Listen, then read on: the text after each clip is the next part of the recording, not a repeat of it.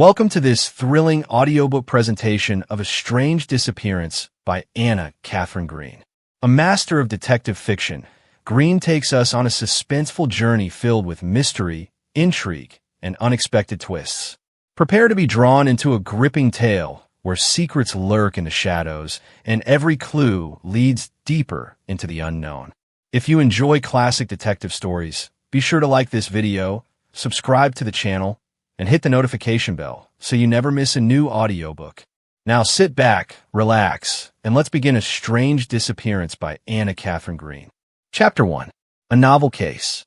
Talking of sudden disappearances, the one you mentioned of Hannah in that Leavenworth case of ours is not the only remarkable one which has come under my direct notice.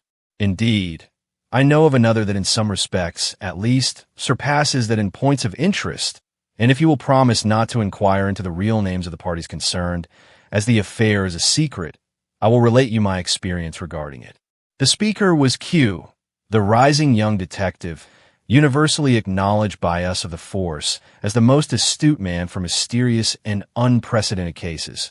Then in the Bureau, always and of course accepting Mr. Gryce, and such a statement from him could not but arouse our deepest curiosity. Drawing up, then, to the stove around which we were sitting in lazy enjoyment of one of those off hours so dear to a detective's heart, we gave with alacrity the required promise.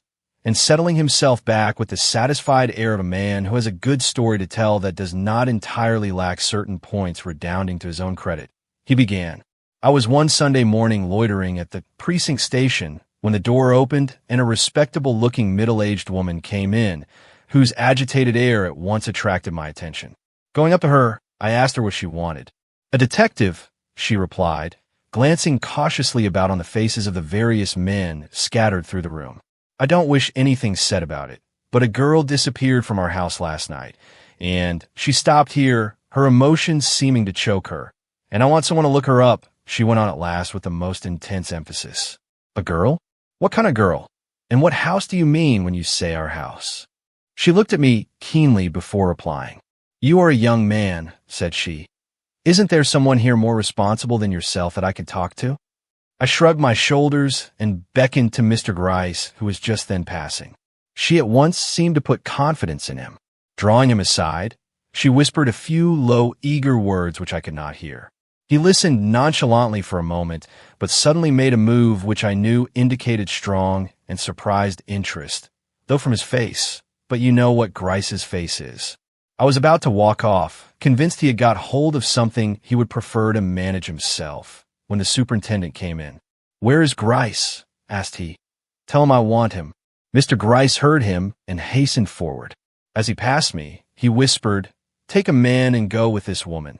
Look into matters and send me word if you want me. I will be here for 2 hours. I did not need a second permission.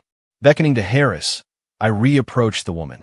Where do you come from? Said I. I'm to go back with you and investigate the affair, it seems. Did he say so? She asked, pointing to Mr. Gryce, who now stood with his back to us busily talking with the superintendent. I nodded, and she at once moved toward the door. I come from No. 2nd Avenue. Mr. Blake's house, she whispered, uttering a name so well known. I at once understood Mr. Gryce's movement of sudden interest. A girl, one who sewed for us, disappeared last night in a way to alarm us very much. She was taken from her room. Yes, she cried vehemently, seeing my look of sarcastic incredulity. Taken from her room. She never went of her own accord, and she must be found if I spend every dollar of the pittance I have laid up in the bank against my old age. Her manner was so intense, her tone so marked, and her words so vehement, I at once and naturally asked if the girl was a relative of hers that she felt her abduction so keenly. No, she replied, not a relative, but, she went on, looking every way but in my face, a very dear friend, a protégé, I think they call it, of mine. She must be found, she again reiterated. We were by this time in the street. Nothing must be said about it, she now whispered, catching me by the arm. I told him so, nodding back to the building from which we had just issued, and he promised secrecy. It can be done without folks knowing anything about it, can't it? What? I asked. Finding the girl. Well, said I, We can tell you better about that when we know a few more of the facts. What's the girl's name, and what makes you think she didn't go out of the house door of her own accord? Why, everything. She wasn't the person to do it. Then the looks of her room, and they all got out of the window, she cried suddenly, and went away by the side gate into street. They? Who do you mean by they? Why, whoever they were who carried her off. I could not suppress the bah that rose to my lips. Mr. Gryce might have been able to, but I'm not Gryce. You don't believe, said she, that she was carried off? Well, no, said I, not in the sense you mean. She gave another nod back to the police station, now a block or so distant. He didn't seem to doubt it at all. I laughed. Did you tell him you thought she had been taken off in this way? Yes, and he said, very likely. And well, he might, for I heard the men talking in her room, and you heard men talking in her room. When? Oh, it must have been as late as 12:30. I had been asleep, and the noise they made whispering woke me. Wait, I said, tell me where her room is, hers and yours. Hers is the third story back, mine the front one on the same floor. Who are you? I now inquired. What position do you occupy in Mr. Blake's house? I am a housekeeper. Mr. Blake was a bachelor, and you were wakened last night by hearing whispering which seemed to come from this girl's room. Yes, I at first thought it was the folks next door. We often hear them when they are unusually noisy, but soon I became assured it came from her room, and more astonished than I could say.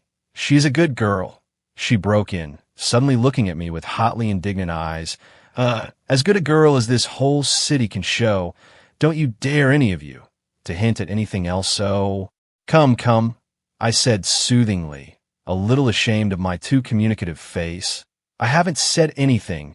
We will take it for granted she is as good as gold. Go on. The woman wiped her forehead with a hand that trembled like a leaf. Where was I? Said she. Oh, I heard voices and was surprised and got up and went to her door. The noise I made, unlocking my own, must have startled her, for all was perfectly quiet when I got there. I waited a moment, then I turned the knob and called her. She did not reply, and I called again. Then she came to the door, but did not unlock it. What is it? She asked. Oh, said I thought I heard talking here and I was frightened. It must have been next door, said she. I begged pardon and went back to my room. There was no more noise, but when in the morning we broke into her room and found her gone, the window open and signs of distress and struggle around, I knew I had not been mistaken, that there were men with her when I went to her door, and that they had carried her off. This time I could not restrain myself. Did they drop her out of the window? I inquired. Oh, said she, we are building an extension, and there's a ladder running up to the third floor, and it was by means of that they took her. Indeed, she seems at least to have been a willing victim, I remarked. The woman clutched my arm with a grip like iron. Don't you believe it? Gasped she, stopping me in the street where we were. I tell you if what I say is true, and these burglars or whatever they were did carry her off. It was an agony to her, an awful, awful thing that will kill her if it has not done so already. You don't know what you're talking about. You never saw her. Was she pretty? I asked, hurrying the woman along, for more than one passerby had turned their heads to look at us. The question seemed in some way to give her a shock. I don't know, she muttered. Some might not think so. I always did. It depended upon the way you looked at her. For the first time, I felt a thrill of anticipation shoot through my veins. Why, I cannot say. Her tone was peculiar, and she spoke in a sort of brooding way as though she were weighing something in her own mind, but then her manner had been peculiar throughout. Whatever it was that aroused my suspicion, I determined henceforth to keep a very sharp eye upon her ladyship. Leveling a straight glance at her face, I asked her how it was that she came to be the one to inform the authorities of the girl's disappearance. Doesn't Mr. Blake know anything about it? The faintest shadow of a change came into her manner. Yes, said she. I told him at breakfast time. But Mr. Blake doesn't take much interest in his servants. He leaves all such matters to me. Then he does not know you have come for the police? No, sir, and oh, if you would be so good as to keep it from him. It is not necessary he should know. I shall let you in the back way. Mr. Blake is a man who never meddles with anything. And what did Mr. Blake say this morning when you told him that this girl, by the way, what is her name? Emily.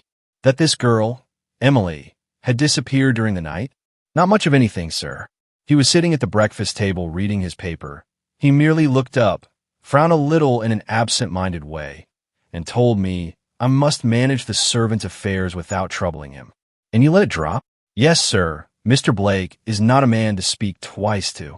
I could easily believe that from what I had seen of him in public, for though by no means a harsh-looking man, he had a reserved air, which if maintained in private must have made him very difficult of approach. We were now within a half-block or so of the old-fashioned mansion, regarded by this scion of New York's aristocracy as one of the most desirable residences in the city. So motioning to the man who had accompanied me to take a stand in a doorway nearby and watch for the signal I would give him in case I wanted Mr. Gryce, I turned to the woman, who was now all in a flutter, and asked her how she proposed to get me into the house without the knowledge of Mr. Blake. "Oh, sir, all you have got to do is to follow me right up the back stairs. He won't notice, or if he does will not ask any questions." And having by this time reached the basement door, she took out a key from her pocket and, inserting it in the lock, at once admitted us into the dwelling. Chapter 2. A few points. Mrs. Daniels, for that was her name, took me at once upstairs to the third-story back room.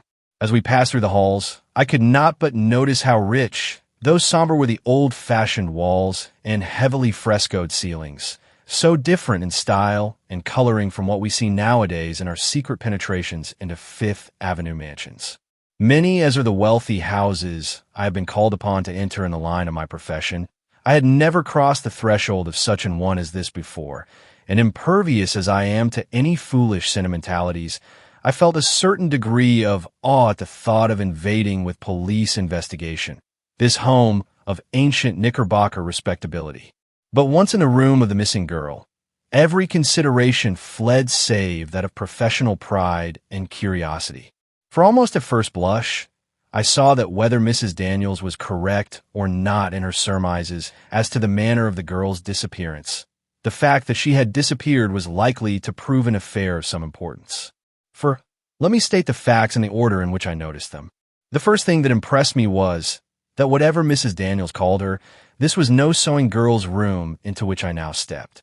Plain as was the furniture in comparison with the elaborate richness of the walls and ceiling, there were still scattered through the room, which was large even for a 30-foot house, articles of sufficient elegance to make the supposition that it was the abode of an ordinary seamstress open to suspicion, if no more. Mrs. Daniels, seeing my look of surprise, hastened to provide some explanation. "It is the room which has always been devoted to sewing," said she, "and when Emily came, I thought it would be easier to put up a bed here than to send her upstairs." She was a very nice girl and disarranged nothing. I glanced around on the writing case lying open on a small table in the center of the room, on the vase half full of partly withered roses, on the mantelpiece, the Shakespeare, and Macaulay's History lying on the stand at my right, thought my own thoughts, but said nothing. "You found the door locked this morning?" asked I, after a moment's scrutiny of the room in which three facts had become manifest. First, that the girl had not occupied the bed the night before. Second, that there had been some sort of struggle or surprise, one of the curtains being violently torn as if grasped by an agitated hand, to say nothing of a chair lying upset on the floor with one of its legs broken. Third, that the departure, strange as it may seem, had been by the window. "Yes," returned she, "but there's a passageway leading from my room to hers, and it was by that means we entered. There was a chair placed against the door on this side, but we easily pushed it away." I stepped to the window and looked out.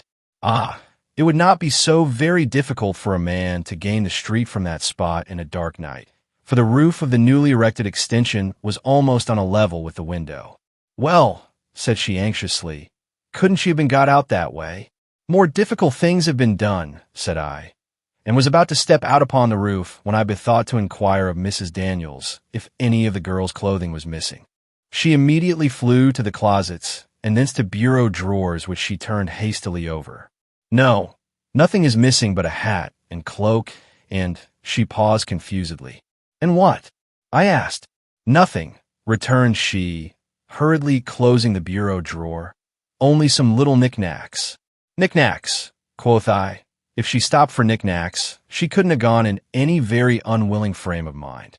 and somewhat disgusted, I was about to throw up the whole affair and leave the room. But the indecision in Mrs. Daniels' own face deterred me. "I don't understand it," murmured she, drawing her hand across her eyes. "I don't understand it." But she went on with even an increase in her old tone of heartfelt conviction. "No matter whether we understand it or not, the case is serious. I tell you so, and she must be found." I resolved to know the nature of that must, used as few women in her position would use it even under circumstances to all appearance more aggravated than these. "Why must?" said I. "If the girl went of her own accord, as some things seem to show, why should you, no relative as you acknowledge, take the matter so to heart as to insist she shall be followed and brought back?" She turned away, uneasily taking up and putting down some little matters on the table before her. "Is it not enough that I promise to pay for all expenses which a search will occasion, without my being forced to declare just why I should be willing to do so? Am I bound to tell you I love the girl, that I believe she has been taken away by foul means, and that to her great suffering and distress? That being fond of her and believing this, I am conscientious enough to put every means I possess at the command of those who will recover her?" I was not satisfied with this, but on that very account felt my enthusiasm revive. "But Mr. Blake? Surely he is the one to take this interest, if anybody." "I have before said," returned she, paling however as she spoke, "that Mr. Blake takes very little interest in his servants." I cast another glance about the room. "How long have you been in this house?" asked I. "I was in the service of Mr. Blake's father, and he died a year ago." "Since when you have remained with Mr. Blake himself?" "Yes, sir." "And this Emily, when did she come here?" "Oh, must be 11 months or so ago." "An Irish girl?" "Oh, no, American. She is not a common person, sir." "What do you mean by that? That she was educated, ladylike, pretty, or what?" "I don't know what to say. She was educated, yes, but not as you would call a lady educated. Yet she knew a great many things the rest of us didn't. She liked to read, you see, and, oh, sir, ask the girls about her. I never know what to say when I am questioned." I scanned the gray-haired woman still more intently than I had yet done. Was she the weak, commonplace creature she seemed, or had she really some cause other than appeared for these her numerous breaks and hesitations? "Where did you get this girl?" I inquired. "Where did she live before coming here?" "I cannot say. I never asked her to talk about herself. She came to me for work, and I liked her and took her without recommendation." "And she has served you well?" "Excellently." "Been out much? Had any visitors?" She shook her head. "Never went out, and never had any visitors." I own I was nonplussed. "Well," said I, "no more of this at present. I must first find out if she left this house alone or in company with others." And without further parley, I stepped out upon the roof of the extension. As I did so, I debated with myself whether the case warranted me or not in sending for Mr. Gryce. As yet there was nothing to show that the girl had come to any harm. A mere elopement with or without a lover to help her was not such a serious matter that the whole police force need be stirred up on the subject. And if the woman had money, as she said, ready to give the man who should discover the whereabouts of this girl, why need that money be divided up any more than was necessary? Yet Gryce was not one to be dallied with. He had said, send for him if the affair seemed to call for his judgment, and somehow the affair did promise to be a trifle complicated. I was yet undetermined when I reached the edge of the roof. It was a dizzy descent, but once made, escape from the yard beneath would be easy. A man could take that road without difficulty, but a woman, baffled at the idea, I turned thoughtfully back, when I beheld something on the roof before me that caused me to pause and ask myself if this was going to turn out to be a tragedy after all. It was a drop of congealed blood. Further on towards the window was another, and yes, further still, another and another. I even found one upon the very window ledge itself. Bounding into the room, I searched the carpet for further traces. It was the worst one in the world to find anything upon of the nature of which I was seeking, being a confused pattern of mingled drab and red, and in my difficulty I had to stoop very low. "What are you looking for?" cried Mrs. Daniels. I pointed to the drop on the window sill. "Do you see that?" I asked. She uttered an exclamation and bent nearer. "Blood!" cried she, and stood staring, with rapidly paling cheeks and trembling form. "They have killed her, and he will never." As she did not finish, I looked up.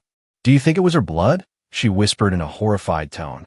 "There is every reason to believe so," rejoined I, pointing to a spot where I had at last discovered not only one crimson drop, but many, scattered over the scarcely redder roses under my feet. "Ah, it is worse than I thought," murmured she. "What are you going to do?" "What do we do?" "I'm going to send for another detective," returned I, and stepping to the window, I telegraphed at once to the man Harris to go for Mr. Gryce. "The one we saw at the station?" I bowed assent. Her face lost something of its drawn expression. "Oh, I am glad. He will do something."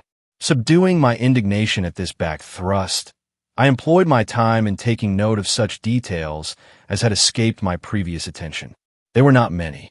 The open writing desk, in which, however, I found no letters or written documents of any kind, only a few sheets of paper, with pen, ink, etc., the brush and hairpins scattered on the bureau, as though the girl had been interrupted while arranging her hair, if she had been interrupted, and the absence of any great pile of work such as one would expect to see in a room set apart for sewing, were all I could discover.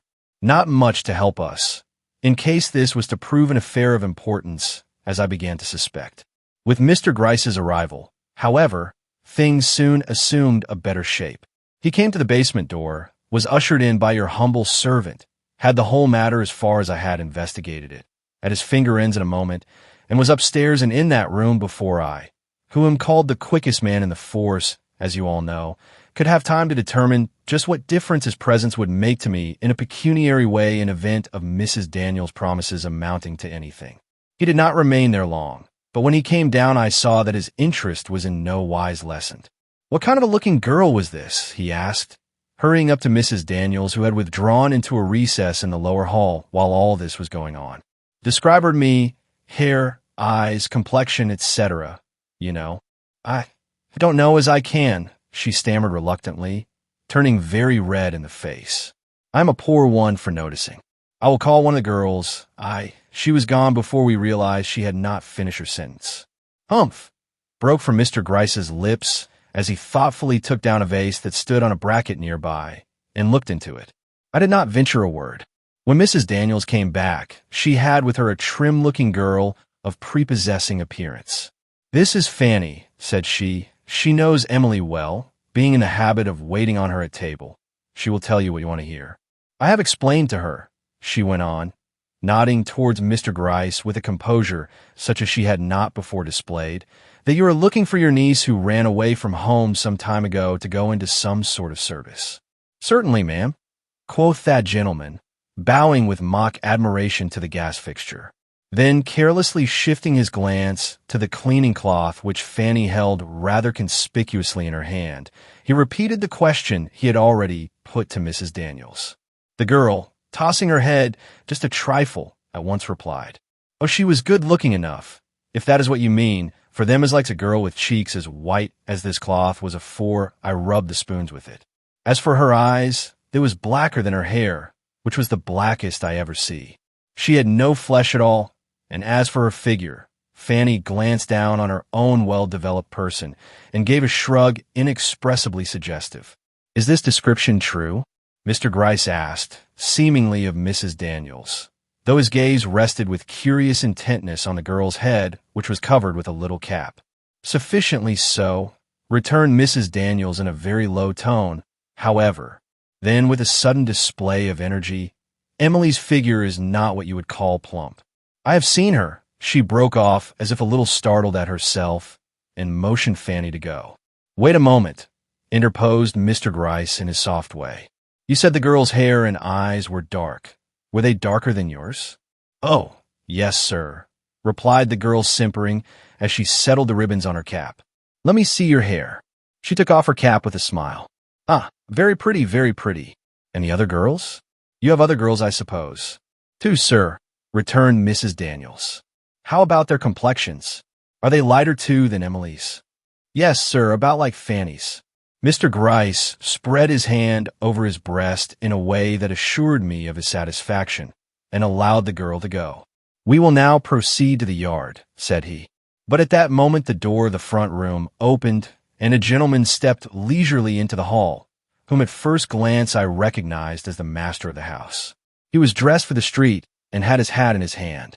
At the sight, we all stood silent, Mrs. Daniels flushing up to the roots of her gray hair. Mr. Blake is an elegant-looking man, as you perhaps know, proud, reserved, and a trifle somber.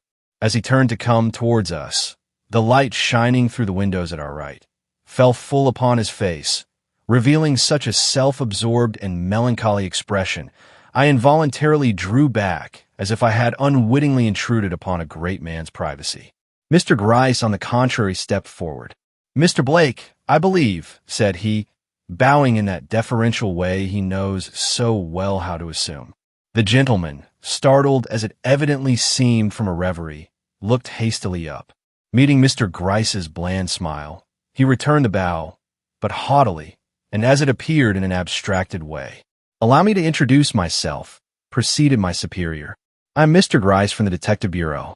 We were notified this morning that a girl in your employ had disappeared from your house last night in a somewhat strange and unusual way, and I just stepped over with my man here to see if the matter is of sufficient importance to inquire into. With many apologies for the intrusion, I stand obedient to your orders." With a frown expressive of annoyance, Mr. Blake glanced around and, detecting Mrs. Daniels, said, "Did you consider the affair so serious as that?" She nodded, seeming to find it difficult to speak. He remained looking at her with an expression of some doubt. "I can hardly think," said he, "such extreme measures were necessary. The girl will doubtless come back, or if not." His shoulders gave a slight shrug, and he took out his gloves. "The difficulty seems to be," quoth Mr. Gryce, eyeing those gloves with his most intent and concentrated look, "that the girl did not go alone, but was helped away, or forced away, by parties who had previously broken into your house." "That is a strange circumstance," remarked Mr. Blake, but still without any appearance of interest, "and if you are sure of what you say, demands, perhaps, some inquiry. I would not wish to put anything in the way of justice, succoring the injured.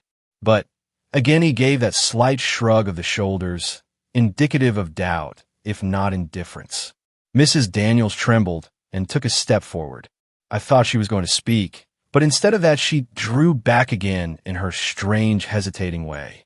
Mr. Gryce did not seem to notice. "Perhaps, sir," said he, "if you will step upstairs with me to the room occupied by this girl, I may be able to show you certain evidences which will convince you that our errand here is not one of presumption. I am ready to concede that without troubling myself with proof, observe the master of the house with the faintest show of asperity. Yet if there is anything to see of a startling nature, perhaps I had best yield to your wishes. Whereabouts in the house is this girl's room, Mrs. Daniels?" "It is. I gave her the third story back, Mr. Blake," replied that woman, nervously eyeing his face. "It was large and light for sewing, and she was so nice." He impatiently waved his hand, on which he had by this time fitted his glove to a nicety, as if these details were an unnecessary bore to him, and motioned her to show the way.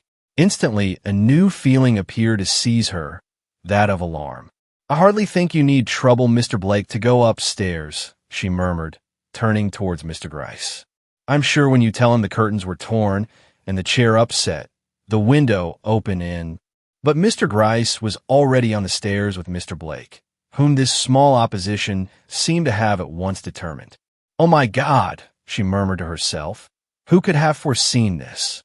And ignoring my presence with all the egotism of extreme agitation, she hurried past me to the room above, where I speedily joined her.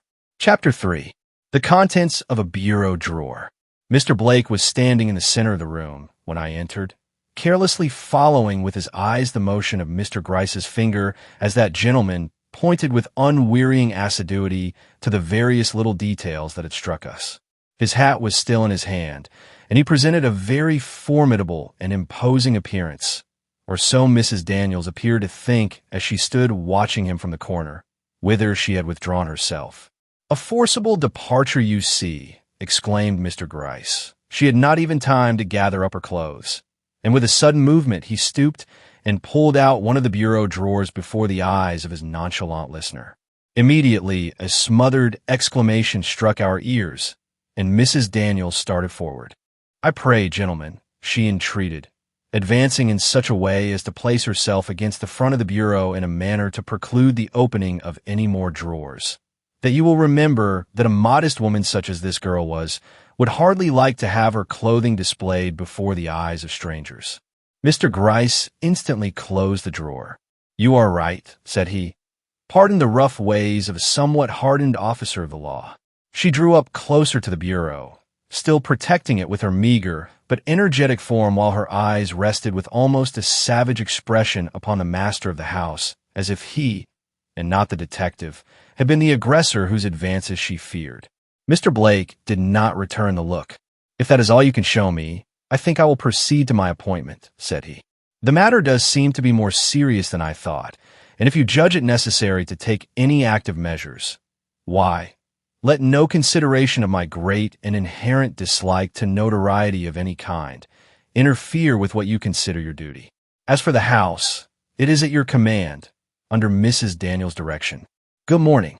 And returning our bows with one singularly impressive for all its elegant carelessness, he at once withdrew. Mrs. Daniels took one long, deep breath and came from the bureau. Instantly Mr. Gryce stooped and pulled out the drawer she had so visibly protected. A white towel met our eyes, spread neatly out at its full length. Lifting it, we looked beneath. A carefully folded dress of dark blue silk, to all appearance elegantly made, confronted our rather eager eyes. Beside it, a collar of exquisite lace. I know enough of such matters to be a judge, pricked through by a gold breastpin of strange and unique pattern. A withered bunch of what appeared to have been a bouquet of red roses surmounted the whole, giving to the otherwise commonplace collection the appearance of a relic from the tomb. We both drew back in some amazement, involuntarily glancing up at Mrs. Daniels. "I have no explanation to give," said that woman, with a calmness strangely in contrast to the agitation she had displayed while Mr. Blake had remained in the room. "That those things, rich as they are, really belong to the girl, I have no doubt. She brought them when she came, and they only confirm what I have before intimated, that she was no ordinary sewing girl, but a woman who had seen better days." With a low humph and another glance at the dark blue dress and delicate collar, Mr. Gryce carefully replaced the cloth he had taken from them, and softly closed the drawer without either of us having laid a finger upon a single article. 5 minutes later, he disappeared from the room. I did not see him again till occasion took me below, when I beheld him softly issue from Mr. Blake's private apartment.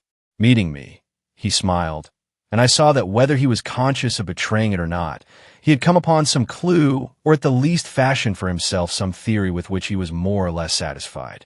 "An elegant apartment, that," whispered he, nodding sideways toward the room he had just left. "Pity you haven't time to examine it."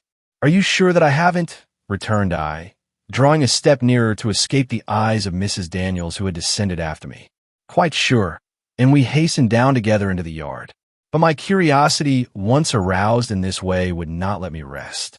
Taking an opportunity when Mr. Gryce was engaged in banter with the girls below, and in this way learning more in a minute of what he wanted to know than some men would gather in an hour by that or any other method, I stole lightly back and entered this room. I almost started in my surprise. Instead of the luxurious apartment I had prepared myself to behold, a plain, scantily furnished room opened before me, of a nature between a library and a studio.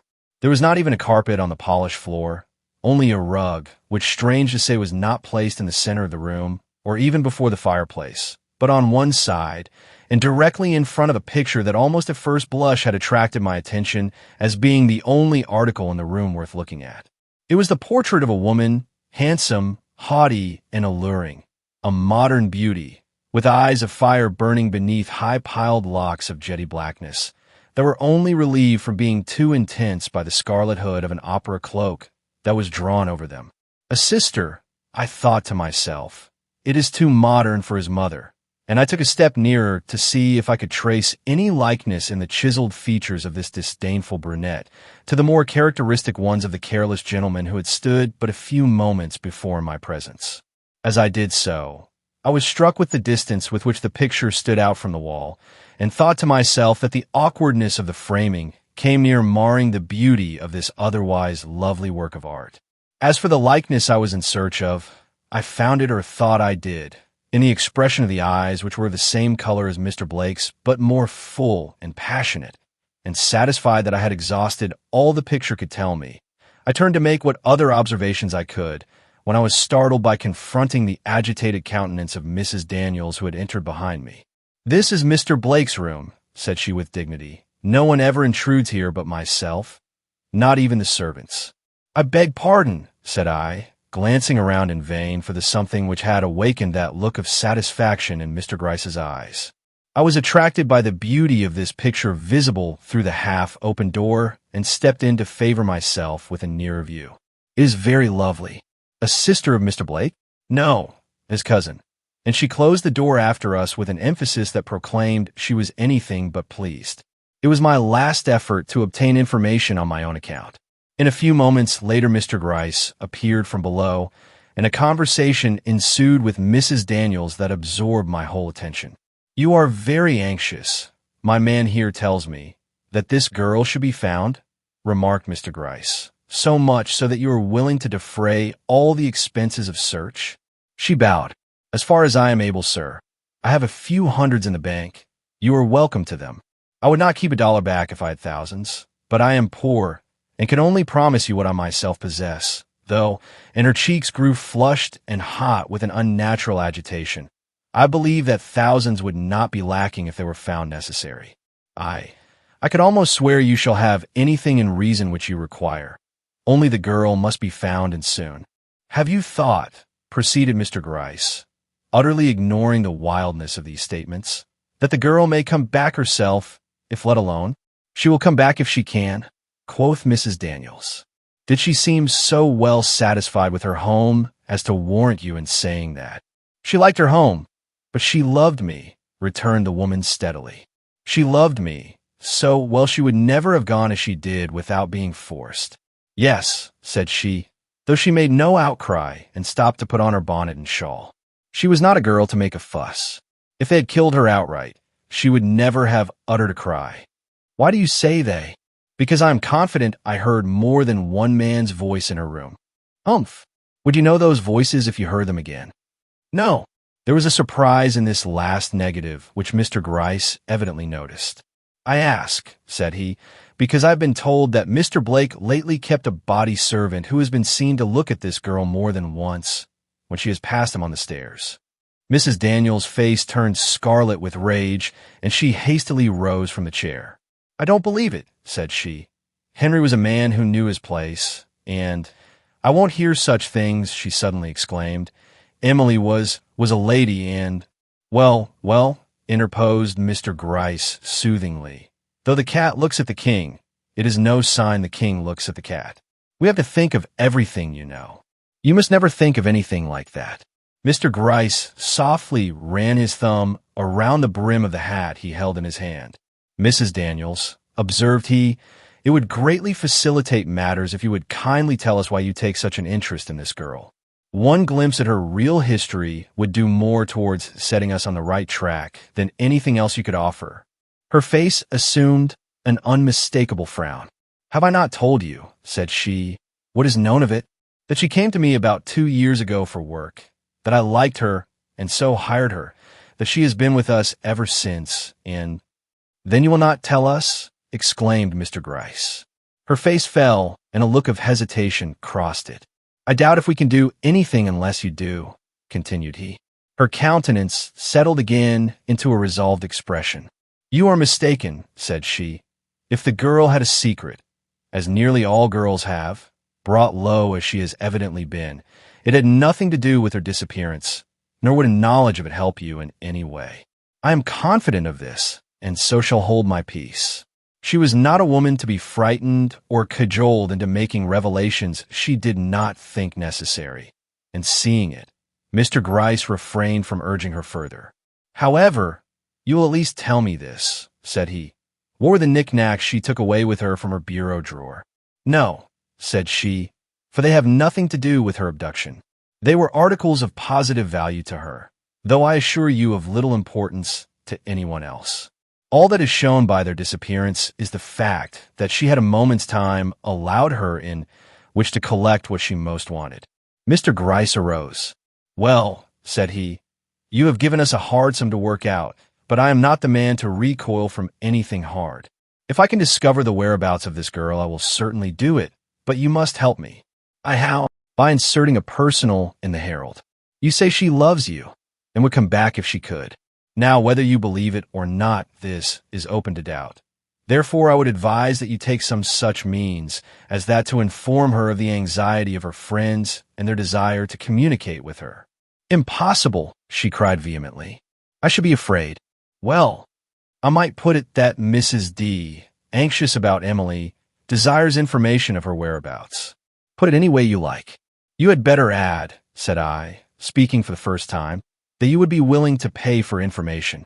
"Yes," said Mr. Gryce, "add that." Mrs. Daniels frowned, but made no objection, and after getting as minute a description as possible of the clothing worn by the girl the night before, we left the house. Chapter 4. Thompson's Story.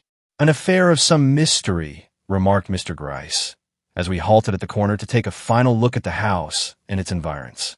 "Why a girl should choose such a method of descent as that." And he pointed to the ladder down which we believed her to have come, to leave a house of which she had been an inmate for a year, baffles me, I can tell you. If it were not for those marks of blood which betray her track, I would be disinclined to believe any such harebrained adventure was ever perpetrated by a woman. As it is, what whodunit I give for her photograph? Black hair, black eyes, white face, and thin figure. What a description whereby to find a girl in this great city of New York. "Ah," said he with sudden gratification, "here is Mr. Blake again. His appointment must have been a failure. Let us see if his description will be any more definite." And hurrying towards the advancing figure of that gentleman, he put some questions to him. Instantly Mr. Blake stopped, looked at him blankly for a moment, then replied in a tone sufficiently loud for me to hear. "I'm sorry, sir, if my description could have done you any good, but I have not the remotest idea how the girl looked. I did not know till this morning even that there was such a person in my house as a sewing woman. I leave all such domestic concerns entirely with Mrs. Daniels." Mr. Gryce again bowed low and ventured another question. The answer came as before, distinctly to my ears. "Oh, I may have seen her. I cannot say about that. I've very often run across the servants in the hall. But whether she is tall or short, light or dark, pretty or ugly, I know no more than you do, sir."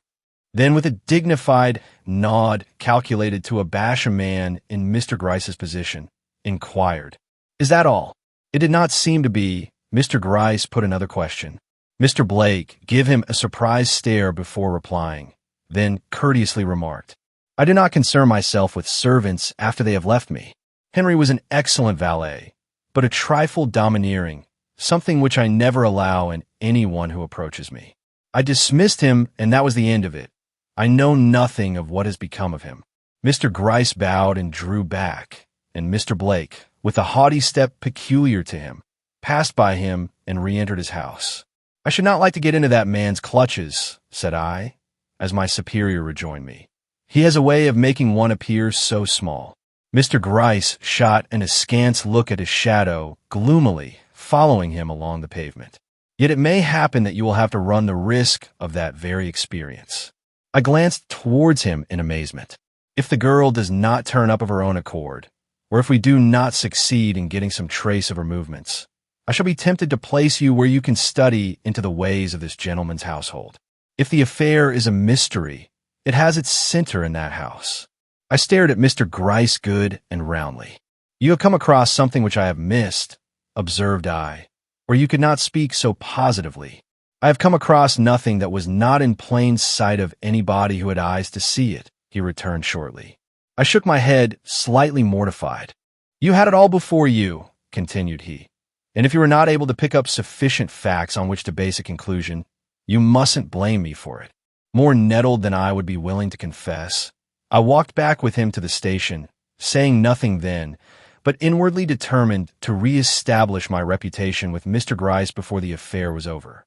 Accordingly, hunting up the man who had patrolled the district the night before, I inquired if he had seen anyone go in or out of the side gate of Mr. Blake's house on street between the hours of 11 and 1. "No," said he, "but I heard Thompson tell a curious story this morning about someone he had seen." "What was it?" "He said he was passing that way last night about 12 o'clock when he remarked standing under the lamp on the corner of 2nd Avenue, a group consisting of 2 men and a woman, who no sooner beheld him than they separated, the men drawing back into 2nd Avenue and the woman coming hastily towards him. Not understanding the move, he stood waiting her approach, when instead of advancing to where he was, she paused at the gate of Mr. Blake's house and lifted her hand as if to open it, when with a wild and terrified gesture she started back, covering her face with her hands, and before he knew it, had actually fled in the direction from which she had come. A little startled, Thompson advanced and looked through the gate before him to see, if possible, what had alarmed her, when to his great surprise, he beheld the pale face of the master of the house, Mr. Blake himself, looking through the bars from the other side of the gate. He in his turn started back, and before he could recover himself, Mr. Blake had disappeared. He says he tried the gate after that, but found it locked. Thompson tells you this story, does he? Yes. Well, said I, it's a pretty wild kind of tale, and all I have got to say is that neither you nor Thompson had better go blabbing it around too much. Mum is the word where such men as Mr. Blake are concerned. And I departed to hunt up Thompson. But he had nothing to add to his statement, except that the girl appeared to be tall and thin, and was closely wrapped about in a shawl. My next move was to make such inquiries as I could with safety into the private concerns of Mr. Blake and his family, and discovered, well, such facts as these. That Mr. Blake was a man who, if he paid but little attention to domestic affairs, was yet rarely seen out of his own house, except upon occasions of great political importance, when he was always to be found on the platform at meetings of his constituents. Though to the ordinary observer a man eminently calculated, from his good looks, fine position, and solid wealth, to enjoy society, he not only manifested a distaste for it, but even went so far as to refuse to participate in the social dinners of his most intimate friends, the only table to which he would sit down being that of some public caterer, where he was sure of finding none but his political associates assembled. To all appearance he wished to avoid the ladies, a theory borne out by the fact that never, even in church, on the street, or at any place of amusement, was he observed with one at his side. This fact in a man, young, he was not far from 35 at that time, rich and marriageable, would, however, have been more noteworthy than it was if he had not been known to belong to a family eminent for their eccentricities. Not a man of all his race, but had possessed some marked peculiarity. His father, bibliomaniac though he was, would never treat a man or a woman with decency who mentioned Shakespeare to him, nor would he acknowledge to his dying day any excellence in that divine poet beyond a happy way of putting words together. Mr. Blake's uncle hated all members of the legal profession, and as for his grandfather, but you have heard what a mania of dislike he had against that simple article of diet, fish, how his friends were obliged to omit it from their bills of fare whenever they expected him to dinner. If then Mr. Blake chose to have any pet antipathy, as for women for instance, he surely had precedent enough in his own family to back him. However, it was whispered in my ear by one gentleman, a former political colleague of his who had been with him in Washington, that he was known at one time to show considerable attention to Miss Evelyn Blake, that cousin of his who has since made such a brilliant thing of it by marrying, and straightway losing by death, a wealthy old scapegrace of a French noble, the Count de Mirac. But that was not a matter to be talked about, Madame the Countess being free at present, and in New York, though to all appearance upon anything but pleasant terms with her quondam admirer. Remembering the picture I had seen in Mr. Blake's private apartment, I asked if this lady was a brunette, and being told she was, and of the most pronounced type, felt for the moment I had stumbled upon something in the shape of a clue, but upon resorting to Mr. Gryce with my information, he shook his head with a short laugh and told me I would have to dive deeper than that if I wanted to fish up the truth lying at the bottom of this well. Chapter 5. A New York Belle. Meanwhile, all our efforts to obtain information in regard to the fate or whereabouts of the missing girl had so far proved utterly futile. Even the advertisements inserted by Mrs. Daniels had produced no effect, and frustrated in my scheme, I began to despair when the accounts of that same Mrs. Daniel's strange and unaccountable behavior during these days of suspense, which came to me through Fanny, the pretty housemaid at Mr. Blake's, whose acquaintance I had lately taken to cultivating, aroused once more my dormant energies and led me to ask myself if the affair was quite as hopeless as it seemed. If she was a ghost, was her final expression on the subject, she couldn't go perambulating this house more than she does. It seems as if she couldn't keep still a minute. Upstairs and down till we're most wild. And so white as she is, and so trembling. Why her hands shake so all the time she never dares lift a dish off the table. And then the way she hangs about Mr. Blake's door when he's at home. She never goes in, that's the oddest part of it, but walks up and down before it, wringing her hands and talking to herself just like a madwoman. Why, I have seen her almost put her hand on the knob twice in an afternoon perhaps, then draw back as if she was afraid it would burn her. And if by any chance the door opened and Mr. Blake came out, you ought to have seen how she run. What it all means I don't know, but I have my imaginings, and if she isn't crazy, why, etc., etc. In face of facts like these, I felt it would be pure insanity to despair. Let there be but a mystery, though it involve a man of the position of Mr. Blake, and I was safe. My only apprehension had been that the whole affair would dissolve itself into an ordinary elopement or some such commonplace matter. When, therefore, a few minutes later, Fanny announced that Mr. Blake had ordered a carriage to take him to the charity ball that evening, I determined to follow him and learn if possible what change had taken place in himself or his circumstances to lead him into such an innovation upon his usual habits. Though the hour was late, I had but little difficulty in carrying out my plan, arriving at the academy something less than an hour after the opening dance. The crowd was great, and I circulated the floor 3 times before I came upon him.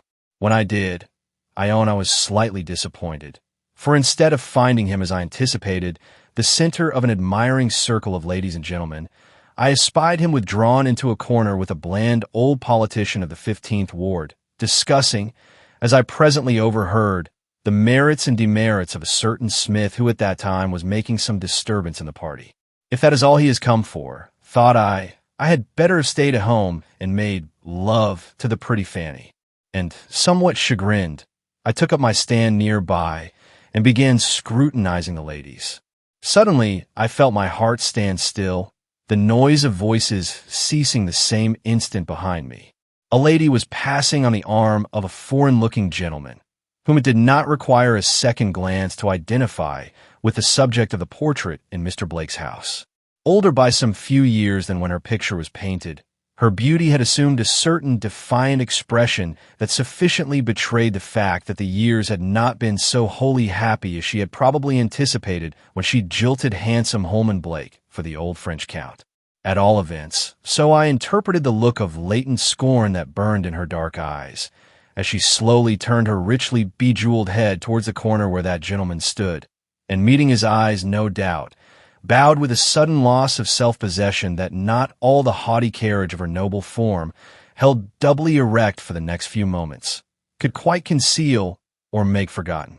She still loves him, I inwardly commented, and turned to see if the surprise had awakened any expression on his uncommunicative countenance. Evidently not, for the tough old politician of the 15th Ward was laughing, at one of his own jokes probably, and looking up in the face of Mr. Blake, whose back was turned to me, in a way that entirely precluded all thought of any tragic expression in that quarter. Somewhat disgusted, I withdrew and followed the lady. I could not get very near. By this time the presence of a live countess in the assembly had become known, and I found her surrounded by a swarm of half-fledged youths. But I cared little for this. All I wanted to know was whether Mr. Blake would approach her or not during the evening. Tediously the moments passed, but a detective on duty, or on fancied duty, succumbs to no weariness. I had a woman before me worth studying, and the time could not be thrown away. I learned to know her beauty, the poise of her head, the flush of her cheek, the curl of her lip, the glance. Yes, the glance of her eye, though that was more difficult to understand, for she had a way of drooping her lids at times that, while exceedingly effective upon the poor wretch toward whom she might be directing that half-veiled shaft of light, was anything but conducive to my purposes.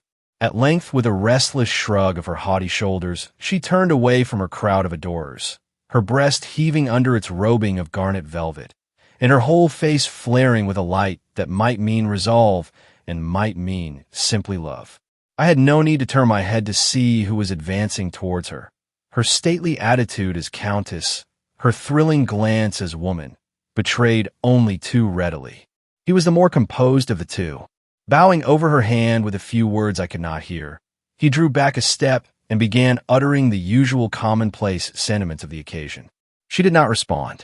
With a splendor of indifference not often seen even in the manner of our grandest ladies, she waited, opening and shutting her richly feathered fan, as one who would say, "I know all this has to be gone through with, therefore I will be patient." But as the moments passed, and his tone remained unchanged, I could detect a slight gleam of impatience flash in the depths of her dark eyes, and a change come into the conventional smile that had hitherto lighted, without illuminating her countenance. Drawing still further back from the crowd that was not to be awed from pressing upon her, she looked around as if seeking a refuge. Her glance fell upon a certain window with a gleam of satisfaction. Seeing they would straightway withdraw there, I took advantage of the moment and made haste to conceal myself behind a curtain as near that vicinity as possible. In another instant, I heard them approaching. "You seem to be rather overwhelmed with attention tonight," were the first words I caught, uttered in Mr. Blake's calmest and most courteous tones. "Do you think so?" was the slightly sarcastic reply. "I was just deciding to the contrary when you came up." There was a pause. Taking out my knife, I ripped open a seam in the curtain hanging before me and looked through. He was eyeing her intently, a firm look upon his face that made its reserve more marked than common. I saw him gaze at her handsome head piled with its midnight tresses amid which the jewels, doubtless of her dead lord, burned with a fierce and ominous glare, at her smooth olive brow, her partly veiled eyes with a fire passionately blazed, at her scarlet lips trembling with an emotion her rapidly flushing cheeks would not allow her to conceal. I saw his glances fall and embrace her whole elegant form with its casing of ruby velvet and ornamentation of lace and diamonds, and an expectant thrill passed through me almost as if I already beheld the mask of his reserve falling, and the true man flash out in response to the wooing beauty of this full-blown rose, evidently in waiting for him.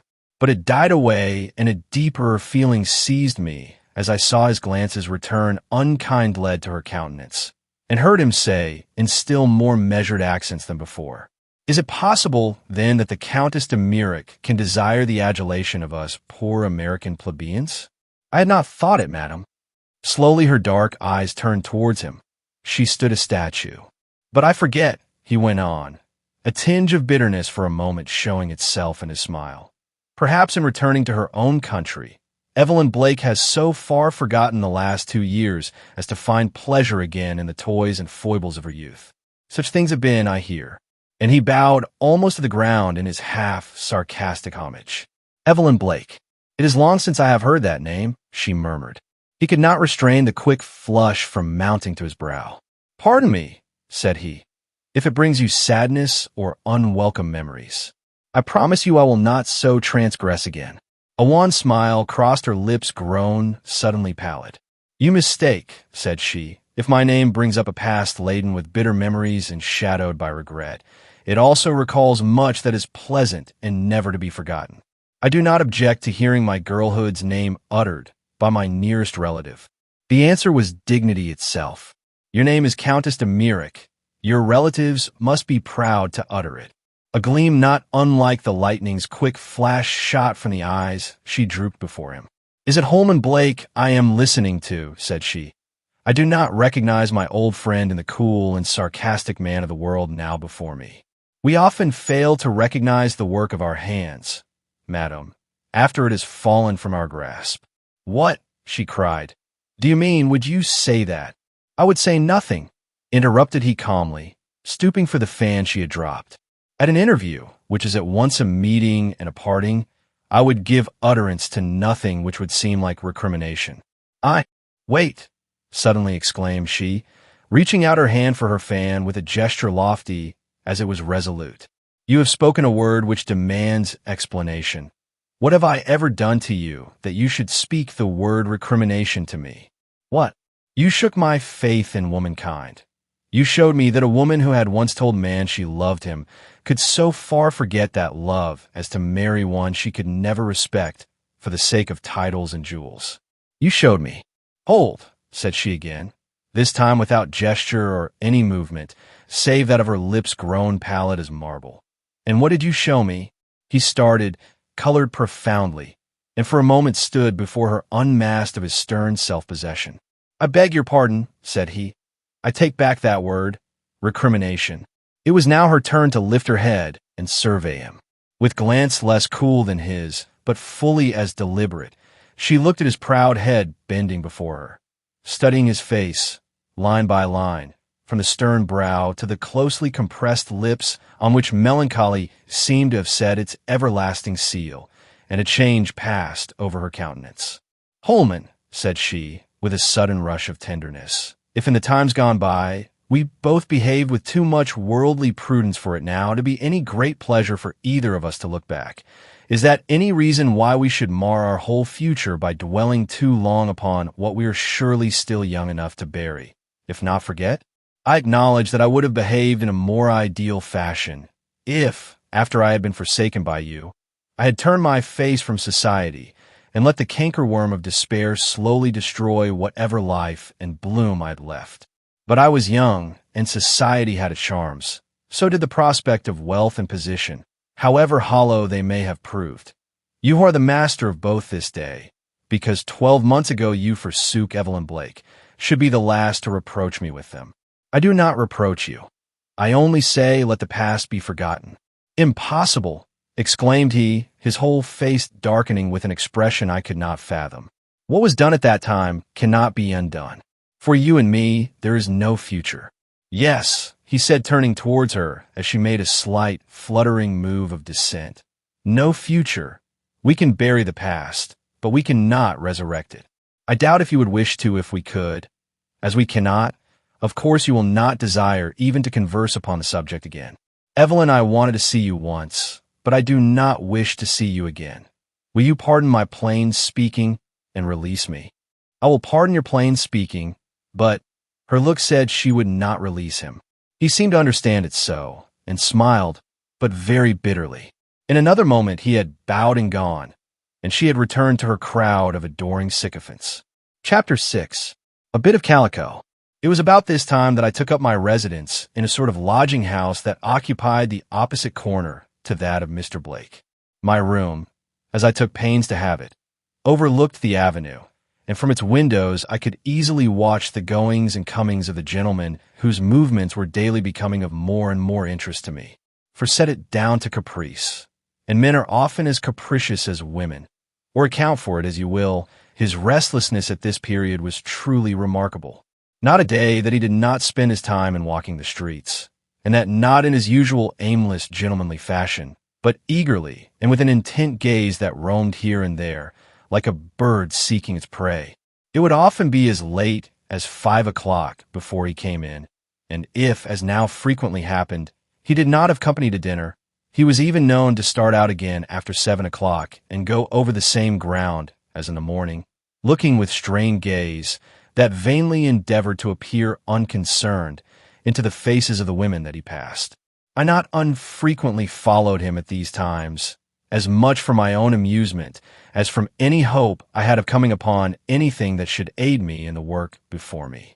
But when he suddenly changed his route of travel from a promenade in the fashionable thoroughfares of Broadway and 14th Street to a walk through Chatham Square and the dark, narrow streets of the East Side, I began to scent whom the prey might be that he was seeking, and putting every other consideration aside, regularly set myself to dog his steps, as only I, with my innumerable disguises, knew how to do.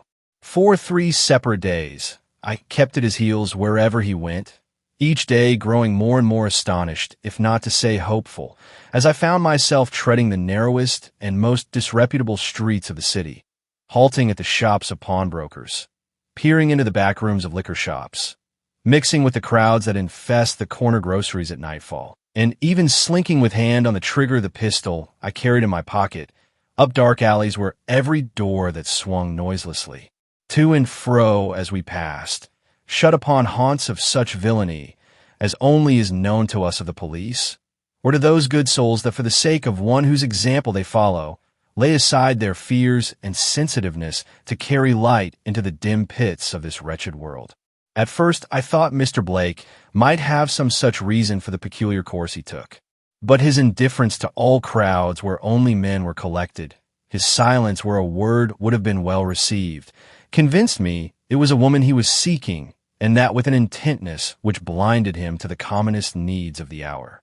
I even saw him once in his hurry and abstraction step across the body of a child who had fallen face downward on the stones, and that with an expression showing he was utterly unconscious of anything but an obstacle in his path. The strangest part of it all was that he seemed to have no fear. To be sure, he took pains to leave his watch at home, but with such a figure and carriage as he possessed, the absence of jewelry could never deceive the eye for a moment as to the fact of his being a man of wealth, and those he went among would do anything for money. Perhaps, like me, he carried a pistol.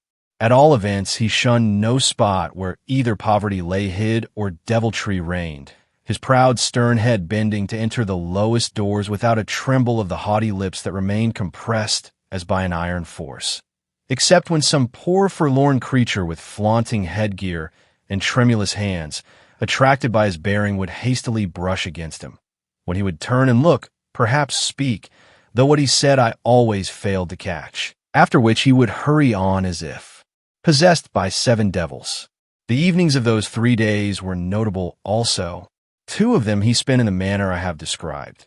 The third, he went to the Windsor house, where the Countess de Mirac had taken rooms, going up to the ladies' entrance and actually ringing the bell, only to start back and walk up and down on the opposite side of the way, with his hand behind his back and his head bent, evidently deliberating as to whether he should or should not carry out his original intention of entering. The arrival of a carriage with the stately subject of his deliberations, who from her elaborate costume had seemingly been to some kettledrum or private reception, speedily put an end to his doubts.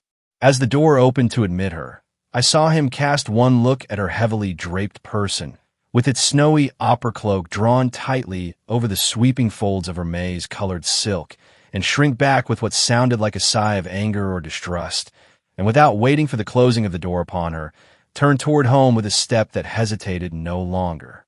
The 4th day, to my infinite chagrin, I was sick and could not go with him. All I could do was to wrap myself in blankets and sit in my window, from which I had the satisfaction of viewing him start, as I supposed, upon his usual course.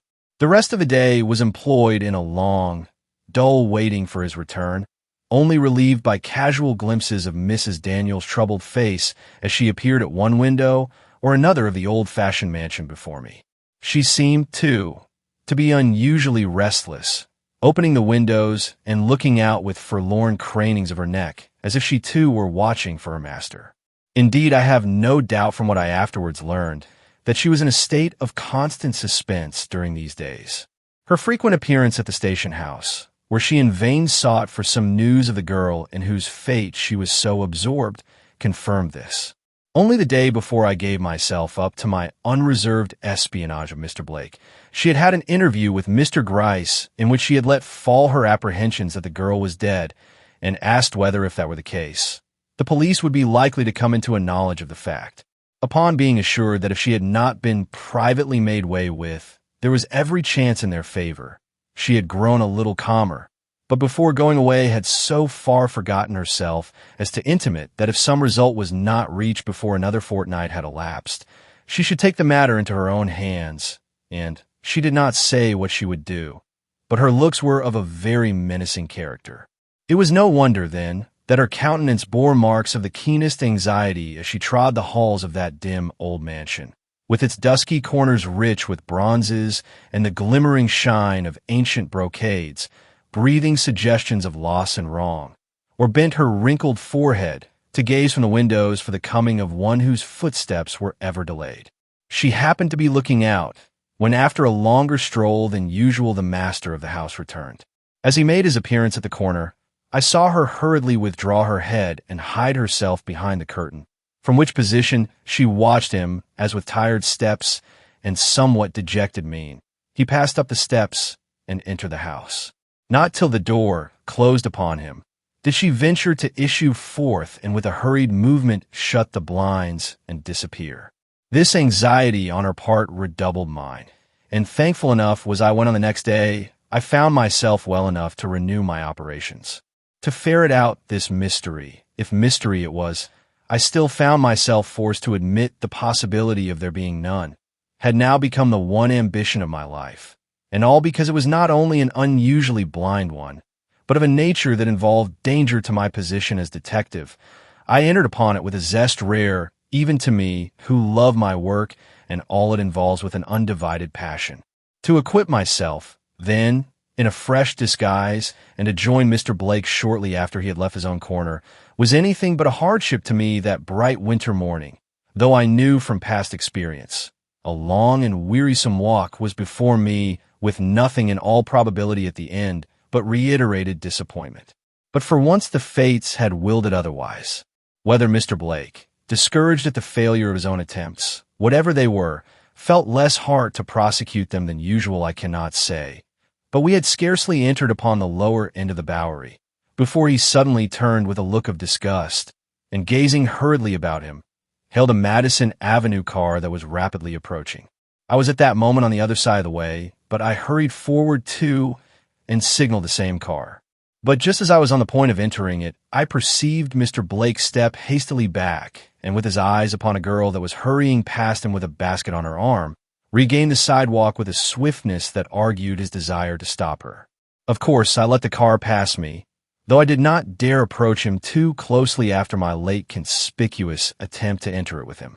But from my stand on the opposite curbstone, I saw him draw aside the girl, who from her garments might have been the daughter or wife of any one of the shiftless, drinking wretches lounging about on the four corners within my view, and after talking earnestly with her for a few moments, saunter at her side down Broome Street, still talking. Reckless at this sight of the consequences which might follow his detection of the part one was playing, I hasted after them, when I was suddenly disconcerted by observing him hurriedly separate from the girl and turn towards me with intention, as it were to regain the corner he had left. Weighing in an instant the probable good to be obtained by following either party, I determined to leave Mr. Blake for one day to himself, and turn my attention to the girl he had addressed, especially as she was tall and thin and bore herself with something like grace. Barely bestowing a glance upon him, then, as he passed, in a vain attempt to read the somber expression of his inscrutable face, grown 5 years older in the last 5 days, I shuffled after the girl now flitting before me down Broome Street. As I did so, I noticed her dress to its minutest details, somewhat surprised to find how ragged and uncouth it was. That Mr. Blake should stop a girl wherever seen, clad in a black alpaca frock, a striped shawl, and a Bowery hat trimmed with feathers, I could easily understand, but that this creature with her faded calico dress, dingy cape thrown carelessly over her head, and ragged basket, should arrest his attention, was a riddle to me. I hastened forward with intent to catch a glimpse of her countenance, if possible, but she seemed to have acquired wings to her feet since her interview with Mr. Blake. Darting into a crowd of hooting urchins that were rushing from Center Street after a broken wagon and runaway horse, she sped from my sight with such rapidity, I soon saw that my only hope of overtaking her lay in running. I accordingly quickened my steps when those same hooting youngsters getting in the way of my feet, I tripped up and, well, I own I retired from that field baffled. Not entirely so, however. Just as I was going down, I caught sight of the girl tearing away from a box of garbage on the curbstone. And when order having been restored, by which lofty statement, I mean to say, when your humble servant had regained his equilibrium, I awoke to the fact that she had effectually disappeared. I hurried to that box and succeeded in finding hanging to it a bit of rag easily recognized as a piece of the old calico frock of nameless color which I had been following a moment before. Regarding it as the sole spoils of a very unsatisfactory day's work, I put it carefully away in my pocketbook, where it lay till, but with all my zeal for compression, I must not anticipate. When I came home that afternoon, I found myself unexpectedly involved in a matter that for the remainder of the day at least prevented me from further attending to the affair I had in hand. The next morning, Mr. Blake did not start out as usual, and at noon I received intimation from Fanny that he was preparing to take a journey, where she could not inform me, nor when, though she thought it probable he would take an early train. Mrs. Daniels was feeling dreadfully, she informed me, and the house was like a grave. Greatly excited at this unexpected move on Mr. Blake's part, I went home and packed my valise with something of the spirit of her who once said, under somewhat different circumstances I allow, "Whither thou goest, I will go." The truth was, I had traveled so far and learned so little that my professional pride was piqued. That expression of Mr. Gryce still rankled, and nothing could soothe my injured spirit now but success. Accordingly, when Mr. Blake stepped up to the ticket office of the Hudson River Railroad next morning to buy a ticket for Putney, a small town in the northern part of Vermont, he found beside him a spruce young drummer, or what certainly appeared such, who by some strange coincidence wanted a ticket for the same place. The fact did not seem in the least to surprise him, nor did he cast me a look beyond the ordinary glance of one stranger at another. Indeed, Mr. Blake had no appearance of being a suspicious man, nor do I think at this time he had the remotest idea that he was either watched or followed, an ignorance of the truth which I took care to preserve by taking my seat in a different car from him and not showing myself again during the whole ride from New York to Putney. Chapter 7. The House at the Granby Crossroads.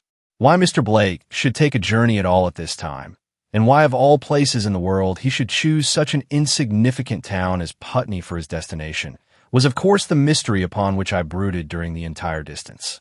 But when somewhere near 5 in the afternoon, I stepped from the cars onto the platform at Putney Station only to hear Mr. Blake making inquiries in regard to a certain stage running between that town and a still smaller village further east, I own I was not only surprised, but well-nigh nonplussed, especially as he seemed greatly disappointed to hear that it only ran once a day, and then for an earlier train in the morning. "You will have to wait till tomorrow, I fear," said the ticket agent, "unless the landlord of the hotel down yonder can harness you up a team. There is a funeral out west today, and—" I did not wait to hear more, but hurried down to the hotel he had pointed out, and hunting up the landlord inquired if for love or money he could get me any sort of a conveyance from Melville that afternoon. He assured me it would be impossible, the livery stable, as well as his own, being entirely empty. "Such a thing don't happen here once in 5 years," said he to me.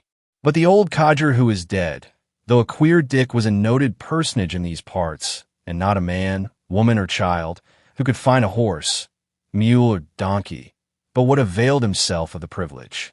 Even the doctor's Spavin mare was pressed in his service, though she halts on one leg and stops to get her breath half a dozen times in going up one short hill. "You will have to wait for the stage, sir." "But I am in a hurry," said I as I saw Mr. Blake enter. "I have business in Melville tonight, and I would pay anything in reason to get there." But the landlord only shook his head, and drawing back with the air of an abused man, I took up my stand in the doorway where I could hear the same colloquy entered into with Mr. Blake, with the same unsatisfactory termination. He did not take it quite as calmly as I did, though he was of too reserved a nature to display much emotion over anything. The prospect of a long, tedious evening spent in a country hotel seemed almost unendurable to him, but he finally succumbed to the force of circumstances, as indeed he seemed obliged to do, and partaking of such refreshment as the rather poorly managed hotel afforded, retired without ceremony to his room, from which he did not emerge again till next morning. In all this he had somehow managed not to give his name, and by means of some inquiries I succeeded in making that evening, I found his person was unknown in the town. By a little management, I secured the next room to his, by which arrangement I succeeded in passing a sleepless night, Mr. Blake spending most of the wee SM hours in pacing the floor of his room, with an unremitting regularity that had anything but a soothing effect upon my nerves. Early the next morning we took the stage, he sitting on a back seat, and I in front with the driver. There were other passengers, but I noticed he never spoke to any of them, nor through all the long drive did he once look up from the corner where he had ensconced himself. It was 12 o'clock when we reached the end of the route, a small town of somewhat less than the usual pretensions of mountain villages. So insignificant indeed, that I found it more and more difficult to imagine what the wealthy ex-congressman could find in such a spot as this, to make amends for a journey of such length and discomfort. When to my increasing wonder, I heard him give orders for a horse to be saddled and brought round to the inn door directly after dinner. This was a move I had not expected, and it threw me a little aback. For although I had thus far managed to hold myself so aloof from Mr. Blake, even while keeping him under my eye, that no suspicion of my interest in his movements had as yet been awakened, how could I thus for the third time follow his order with one precisely similar, without attracting an attention that would be fatal to my plans? Yet to let him ride off alone now would be to drop the trail at the very moment the scent became of importance. The landlord, a bustling, wiry little man, all nervousness and questions, unwittingly helped me at this crisis. "Are you going on to Perry, sir?" inquired he of that gentleman. "I have been expecting a man along these 3 days bound for Perry." "I am that man," I broke in, stepping forward with some appearance of asperity, "and I hope you won't keep me waiting. A horse as soon as dinner is over. Do you hear? I am 2 days late now, and won't stand any nonsense." And to escape the questions sure to follow, I strode into the dining room with a half-fierce, half-sullen countenance that effectually precluded all advances. During the meal, I saw Mr. Blake's eye roam more than once towards my face, but I did not return his gaze or notice him in any way. Hurrying through my dinner and mounting the first horse brought around, as if time were my only consideration.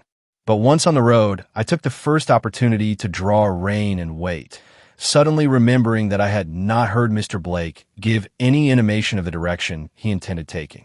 A few minutes revealed to me his elegant form well mounted and showing to perfection in his closely buttoned coat, slowly approaching up the road. Taking advantage of a rise in the ground, I lingered till he was almost upon me, when I cantered quickly on, fearing to arouse his apprehensions if I allowed him to pass me on a road so solitary as that which now stretched out before us. A move provocative of much embarrassment to me, as I dared not turn my head for the same reason, anxious as I was to keep him in sight. The roads dividing before me at length gave me my first opportunity to pause and look back. He was some 50 paces behind. Waiting till he came up, I bowed with the surly courtesy I thought in keeping with the character I had assumed, and asked if he knew which road led towards Perry, saying I had come off in such haste I had forgotten to inquire my way. He returned my bow, pointed toward the left-hand road, and saying, "I know this does not," calmly took it. Now here was a dilemma. If in face of this curt response I proceeded to follow him, my hand was revealed at once. Yet the circumstances would admit of no other course. I determined to compromise matters by pretending to take the right-hand road till he was out of sight, when I would return and follow him swiftly upon the left. Accordingly, I reined my horse to the right, and for some 15 minutes galloped slowly away towards the north. But another 15 saw me facing the west, and riding with a force and fury of which I had not thought the old mare they had given me capable, till I put her to the test. It was not long before I saw my fine gentleman trotting in front of me up a long but gentle slope that rose in the distance, and slackening my own rein, I withdrew into the forest at the side of the road, till he had passed its summit and disappeared, when I again galloped forward. And thus we went on for an hour, over the most uneven country I ever traversed, he always one hill ahead, when suddenly, by what instinct I cannot determine, I felt myself approaching the end, and hastening to the top of the ascent up which I was then laboring, looked down into the shallow valley spread out before me. What a sight met my eyes if I had been intent on anything less practical than the movements of the solitary horseman below. Hills on hills piled about a verdant basin in whose depths nestled a scanty collection of houses, in numbers so small they could be told upon the fingers of the right hand, but which notwithstanding lent an indescribable aspect of comfort to this remote region of hill and forest. But the vision of Mr. Blake pausing halfway down the slope before me, examining a pistol which he held in his hand, soon put an end to all ideas of romance. Somewhat alarmed, I reined back, but his action had evidently no connection with me, for he did not once glance behind him, but kept his eye on the road, which I now observed took a short turn toward the house of so weird and ominous an appearance that I scarcely marveled at his precaution. Situated on a level tract of land at the crossing of 3 roads, its spacious front, rude and unpainted as it was, presented every appearance of an inn, but from its moss-grown chimneys no smoke arose, nor could I detect any sign of life in its shutterless windows and closed doors, across which shivered the dark shadow of the one gaunt and aged pine that stood like a guard beside its tumbled-down porch. Mr. Blake seemed to have been struck by the same fact concerning its loneliness, for hurriedly replacing his pistol in his breast pocket, he rode slowly forward. I instantly conceived the plan of striking across the belt of underbrush that separated me from this old dwelling, and by taking my stand opposite its front, intercept a view of Mr. Blake as he approached. Hastily dismounting, therefore, I led my horse into the bushes and tied her to a tree, proceeding to carry out my plan on foot.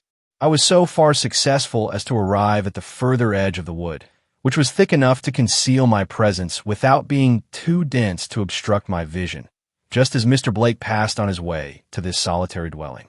He was looking very anxious, but determined. Turning my eyes from him, I took another glance at the house, which by this movement I had brought directly before me.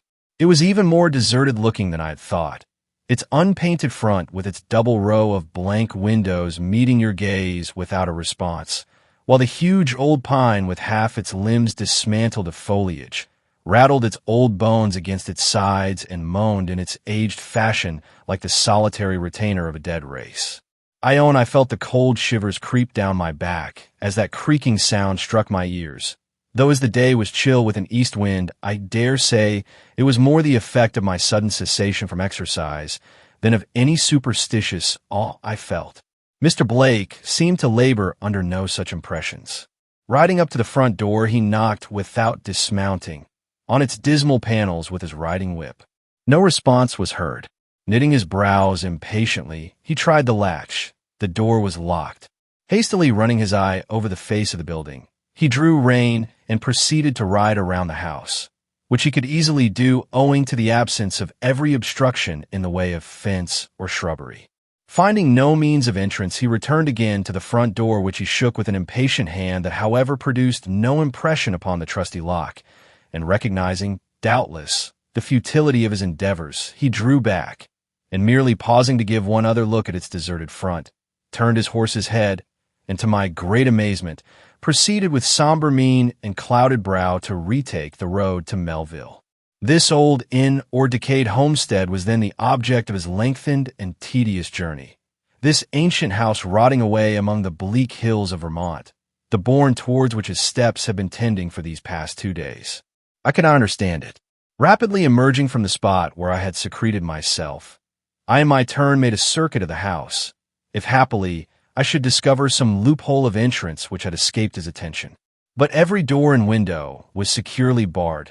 I was about to follow his example and leave the spot when I saw 2 or 3 children advancing towards me down the crossroads, gaily swinging their school books. I noticed they hesitated and huddled together as they approached and saw me, but not heeding this, I accosted them with a pleasant word or so, then pointing over my shoulder to the house behind, asked who lived there. Instantly their already pale faces grew paler. "Why," cried one, "a boy, don't you know? That is where the 2 wicked men lived who stole the money out of the Rutland Bank. They were put in prison, but they got away, and—" Here, the other, a little girl, plucked him by the sleeve with such a fright that he himself took alarm, and just giving me one quick stare out of his wide eyes, grasped his companion by the hand and took to his heels. As for myself, I stood rooted to the ground in my astonishment. This blank, sleepy old house, the home of the notorious schoonmakers, after whom half of the detectives of the country were searching? I could scarcely credit my own ears. True, I now remembered they had come from these parts. Still, turning round, I eyed the house once more. How altered it looked to me! What a murderous aspect it wore! And how dismally secret were the tight-shut windows and closely fastened doors, on one of which a rude cross scrawled in red chalk met the eye with a mysterious significance. Even the old pine had acquired the villainous air of the uncanny repositor of secrets too dreadful to reveal, as it groaned and murmured to itself in the keen east wind. Dark deeds and foul wrong seemed written all over the fearful place, from the long strings of black moss that clung to the worm-eaten eaves to the worn stone with its great blotch of something. Could it have been blood that served as a threshold to the door? Suddenly, with the quickness of lightning, the thought flashed across me. What could Mr. Blake, the aristocratic representative of New York's oldest family, have wanted in this nest of infamy? What errand of hope, fear, despair, avarice, or revenge could have brought this superior gentleman with his refined tastes and proudly reticent manners, so many miles from home, to the forsaken den of a brace of hardy villains whose name for 2 years now had stood as the type of all that was bold, bad, and lawless, and for whom during the last 6 weeks the prison had yawned and the gallows hungered? Contemplation brought no reply, and shocked at my own thoughts, I put the question by for steadier brains than mine, and instead of trying further to solve it, cast about how I was to gain entrance into this deserted building. For to enter it I was more than ever determined, now that I had heard to whom it had once belonged. Examining with a glance the several roads that branched off in every direction from where I stood, I found them all equally deserted. Even the school children had disappeared in some one of the 4 or 5 houses scattered in the remote distance. If I was willing to enter upon any daring exploit, there was no one to observe or interrupt. I resolved to make the attempt with which my mind was full. This was to climb the old tree, and from one of the 2 or 3 branches that brushed against the house, gain entrance at an open garret window that stared at me from amid the pine's dark needles. Taking off my coat with a sigh over the immaculate condition of my new cashmere trousers, I bent my energies to the task. A difficult one, you will say, for a city lad, but thanks to fortune I was not brought up in New York and know how to climb trees with the best. With little more than a scratch or so, I reached the window of which I have spoken, and after a moment spent in regaining my breath, gave one spring and accomplished my purpose. I alighted upon a heap of broken glass in a large bare room. An ominous chill at once struck to my heart.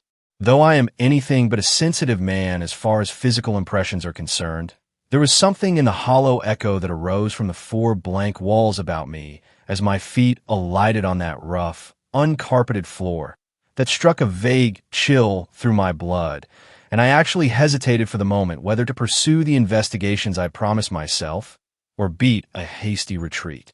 A glance at the huge, distorted limbs swaying across the square of the open window decided me. It was easy to enter by means of that unsteady support, but it would be extremely unsafe to venture forth in that way. If I prized life and limb, I must seek some other method of egress. I at once put my apprehensions in my pocket and entered upon my self-imposed task. A single glance was sufficient to exhaust the resources of the empty garret in which I found myself.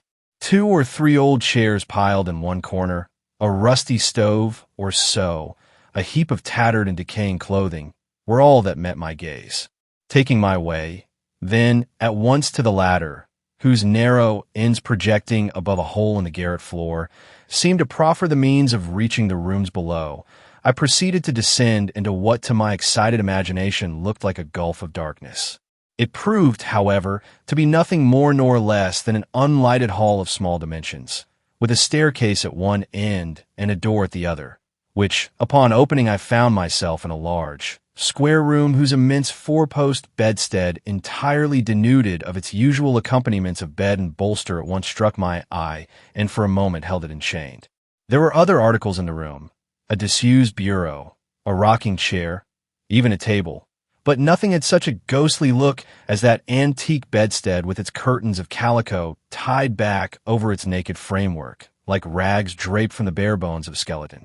Passing hurriedly by, I tried a closet door or so, finding little, however, to reward my search, and eager to be done with what was every moment becoming more and more drearisome, I hastened across the floor to the front of the house, where I found another hall and a row of rooms that, while not entirely stripped of furniture, were yet sufficiently barren to offer little encouragement to my curiosity. One only, a small but not uncomfortable apartment, showed any signs of having been occupied within a reasonable length of time. And as I paused before its hastily spread bed, thrown together as only a man would do it, and wondering why the room was so dark, looked up and saw that the window was entirely covered by an old shawl and a couple of heavy coats that had been hastily nailed across it. I own I felt my hand go to my breast pocket almost as if I expected to see the wild faces of the dreaded schoonmakers start up all aglare from one of the dim corners before me. Rushing to the window, I tore down with one sweep of my arm both coat and shawl, and with a start discovered that the window still possessed its draperies in the shape of a pair of discolored and tattered curtains tied with ribbons that must once have been brilliant and cheery of color. Nor was this the only sign in the room of a bygone presence that had possessed a taste for something beyond the mere necessities of life. On the grim, coarsely papered wall hung more than one picture, cut from pictorial newspapers to be sure, but each and every one, if I may be called a judge of such matters, possessing some quality of expression to commend it to a certain order of taste. They were all strong pictures, vivid faces of men and women in daring positions, a hunter holding back a jaguar from his throat, a soldier protecting his comrade from the stroke, and most striking of all, a woman lissom as she was powerful, starting aghast and horror-stricken from. What? I could not tell. A rough hand had stripped the remainder of the picture from the wall. A bit of candle and a half sheet of a newspaper lay on the floor. I picked up the paper. It was a Rutland Herald and bore the date of 2 days before. As I read, I realized what I had done. If these daring robbers were not at this very moment in the house, they had been there, and that within 2 or 3 days. The broken panes of glass in the garret above were now explained. I was not the first one who had climbed that creaking pine tree this fall. Something like a sensible dread of a very possible danger now seized hold of me. If I had stumbled upon these strangely subtle, yet devilishly bold creatures in their secret lair, the pistol I carried was not going to save me. Shut in like a fox in a hole, I had little to hope for. If they once made their appearance at the stairhead, or came upon me from any of the dim halls of the crazy old dwelling, which I now began to find altogether too large for my comfort. Stealing cautiously forth from the room in which I had found so much to disconcert me, I crept towards the front staircase and listened. All was deathly quiet. The old pine tree moaned and twisted without, and from time to time the wind came sweeping down the chimney with an unearthly shrieking sound that was weirdly in keeping with the place.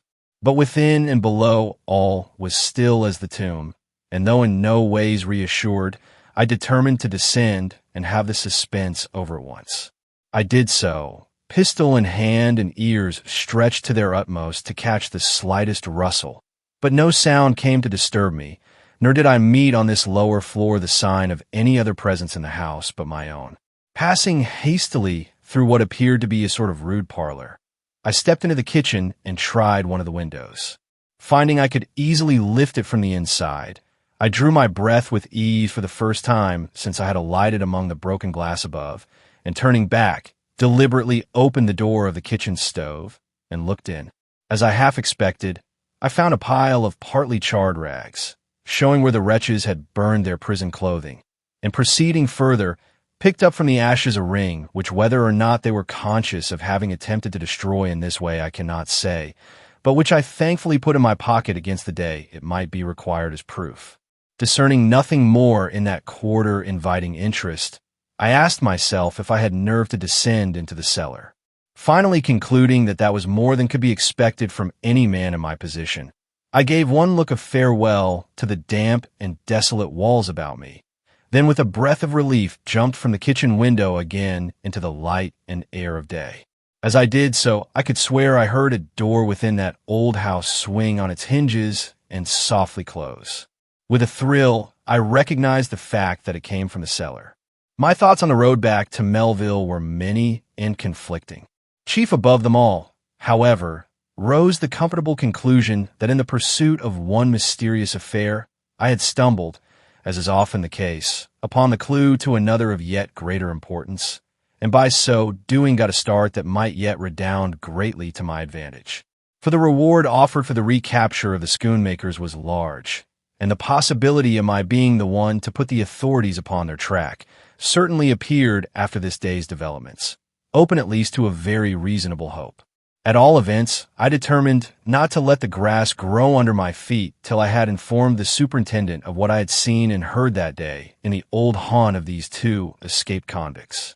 Arrived at the public house in Melville, and learning that Mr. Blake had safely returned there an hour before, I drew the landlord to one side and asked what he could tell me about that old house of the two noted robbers Schoenmaker I had passed on my way back among the hills.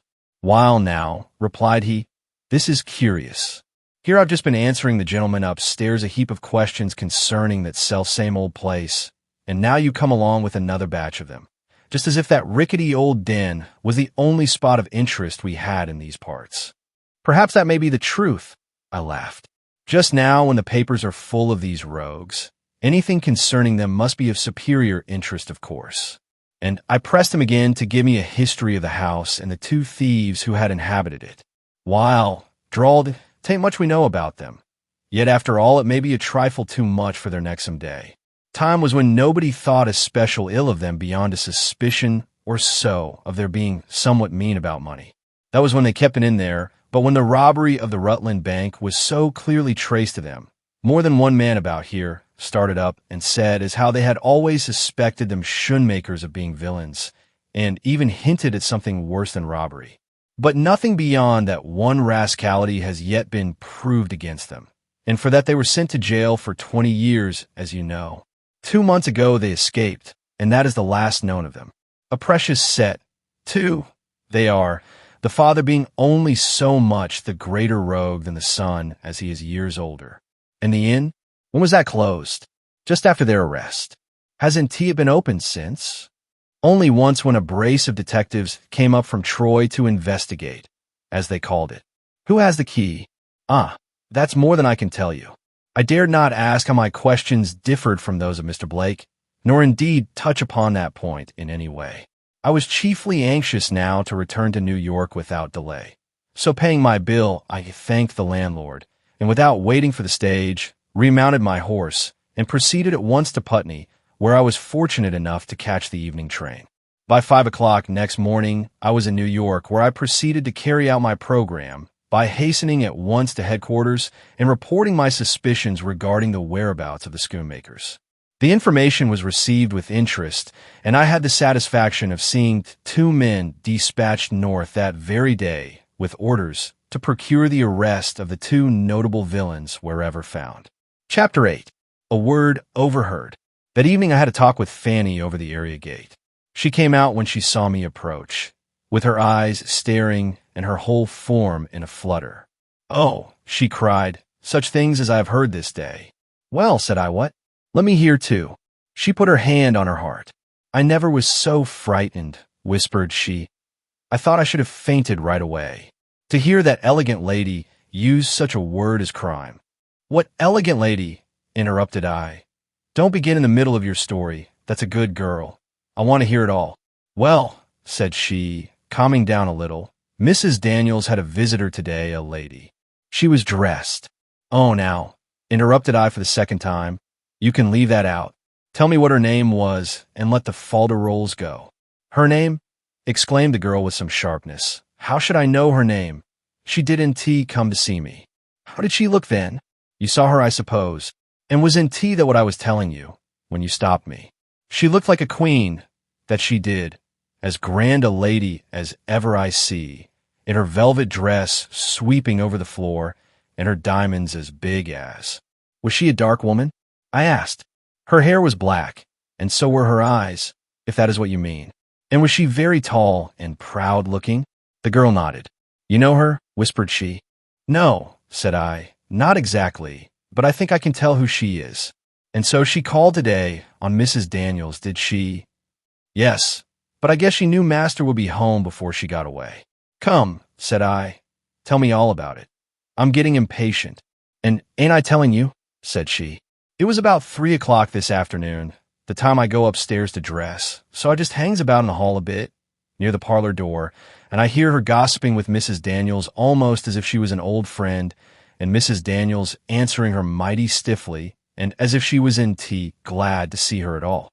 But the lady didn't seem to mind, but went on talking as sweet as honey. And when they came out, you would have thought she loved the old woman like a sister to see her look into her face and say something about knowing how busy she was, but that it would give her so much pleasure if she would come some day to see her and talk over old times. But Mrs. Daniels was in tea pleased a bit and showed plain enough she did in tea like the lady, fine as she was in her ways. She was going to answer her too, but just then the front door opened and Mr. Blake, with his satchel in his hand, came into the house. And how he did start, to be sure, when he saw them, though he tried to say something perlite, which she did in tea seem to take to it all, for after muttering something about not expecting to see him, she put her hand on the knob and was going right out.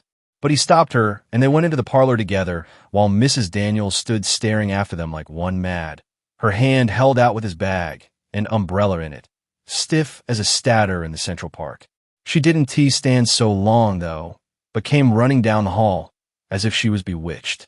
I was dreadful flustered, for though I was hid behind the wall that juts out there by the back stairs, I was afraid she would see me and shame me before Mr. Blake. But she passed right by and never looked up. There is something dreadful mysterious in this, thought I, and I just made up my mind to stay where I was till Mr. Blake and the lady should come out again from the parlor. I didn't have to wait very long. In a few minutes the door opened, and they stepped out, he ahead and she coming after. I thought this was queer. He is always so dreadful perlite in his ways. But I thought it was a deal queerer when I saw him go up the front stairs, she hurrying after, looking I cannot tell you how, but awful troubled and anxious, I should say. They went into that room of his he calls his studio, and though I knew it might cost me my place if I was found out, I couldn't help following and listening at the keyhole. And what did you hear? I asked, for she paused to take breath. Well, the first thing I heard was a cry of pleasure from her, and the words, "You keep that always before you? You cannot dislike me, then, as much as you pretend." I don't know what she meant nor what he did, but he stepped across the room, and I heard her cry out this time as if she was hurt as well as awful surprised. And he talked, and I couldn't catch a word. He spoke so low, and by she sobbed just a little, and I got scared and would have run away, but she cried out with a kind of shriek, "Oh, don't say any more. To think that crime should come into our family, the proudest in the land. How could you, Holman? How could you?" "Yes," the girl went on, flushing in her excitement till she was as red as the cherry ribbons in her cap. Those were the very words she used. To think that crime should come into our family, the proudest one in the land. And she called him by his first name and asked him how he could do it. "And what did Mr. Blake say?" returned I, a little taken back myself at this result of my efforts with Fanny. Oh, I didn't wait to hear. I didn't wait for anything.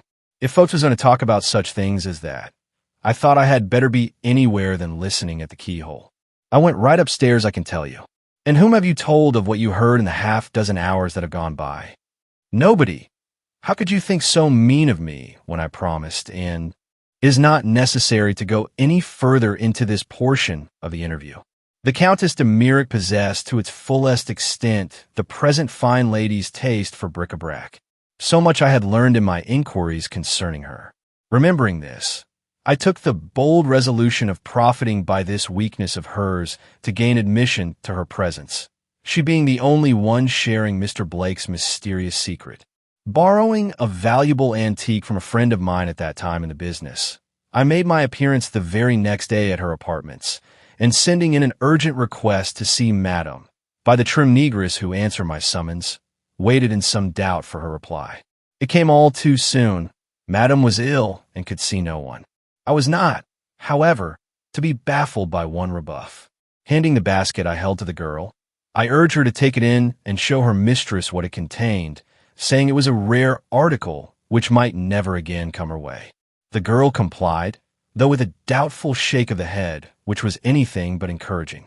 Her incredulity, however, must have been speedily rebuked, for she almost immediately returned without the basket, saying Madame would see me.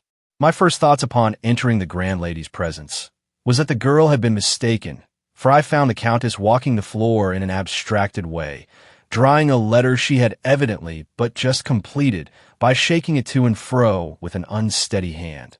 The plaque I had brought, lying neglected on the table. But at sight of my respectful form, standing with bent head in the doorway.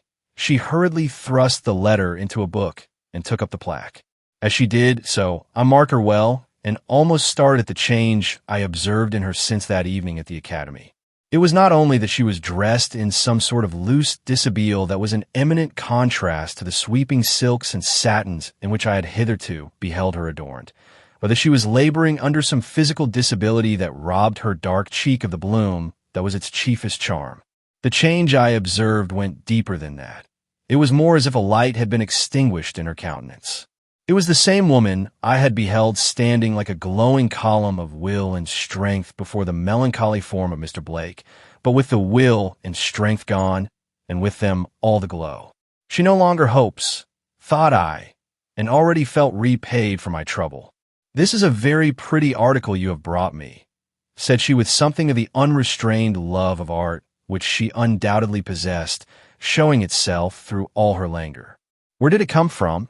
And what recommendations have you, to prove it is an honest sale you offer me?"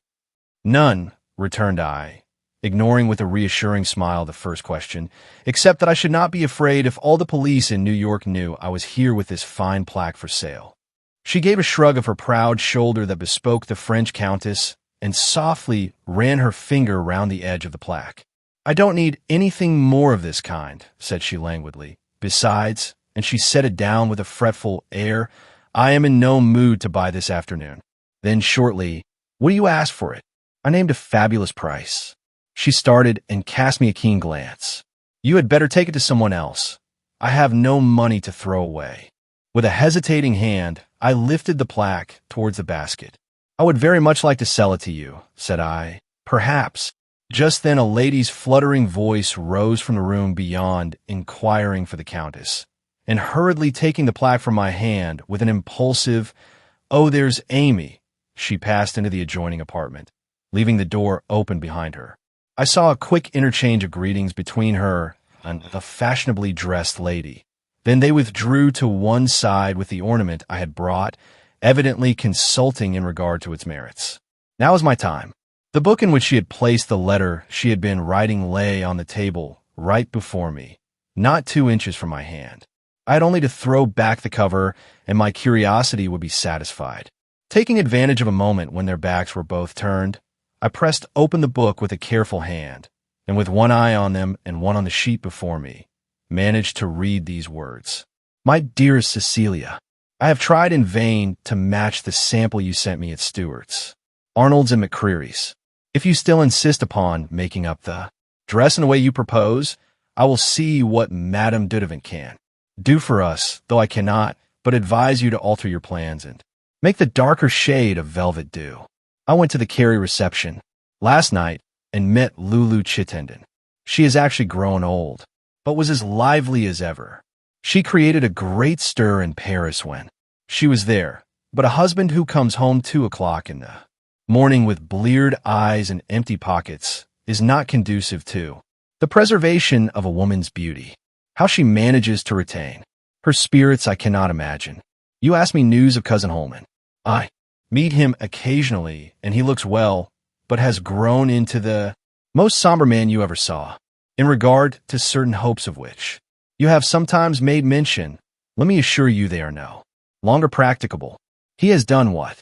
Here the conversation ceased in the other room. The Countess made a movement of advance, and I closed the book with an inward groan over my ill luck. "It is very pretty," said she with a weary air, "but as I remarked before, I am not in the buying mood. If you will take half you mention, I may consider the subject, but—" "Pardon me, madam," I interrupted, being in no wise anxious to leave the plaque behind me. "I have been considering the matter, and I hold to my original price. Mr. Blake of 2nd Avenue may give it to me if you do not." "Mr. Blake?" She eyed me suspiciously. "Do you sell to him?" "I sell to anyone I can," replied I, "and as he has an artist's eye for such things." Her brows knitted, and she turned away. "I do not want it," said she. "Sell it to whom you please." I took up the plaque and left the room. Chapter 9. A Few Golden Hairs. When a few days from it I made my appearance before Mr. Gryce, it was to find him looking somewhat sober. "Those schoonmakers," said he, "are making a deal of trouble. It seems they escaped the fellows up north, and are now somewhere in this city. But where? An expressive gesture finished the sentence. Is that so? Exclaimed I. Then we're sure to nab them. Given time and a pair of low, restless German thieves, I will wager anything. Our hands will be upon them before the month is over. I only hope, when we do come across them, it will not be to find their betters too much mixed up with their devilish practices. And I related to him what Fanny had told me a few evenings before. The coil is tightening, said he. What the end will be I don't know. Crime, said she. I wish I knew in what blind hole of the earth that girl we are after lies hidden. As if in answer to this, wish the door opened, and one of our men came in with a letter in his hand. Ah, exclaimed Mr. Gryce, after he had perused it. Look at that. I took the letter from his hand and read. The dead body of a girl, such as you describe, was found in the east. River off 50th Street this morning. From appearance has been. Dead some time. Have telegraphed to police headquarters for orders. Should you wish to see the body before it is removed to the morgue or otherwise disturbed, please hasten to Pier 48 ER. Graham. Come, said I. Let's go and see for ourselves. If it should be the one.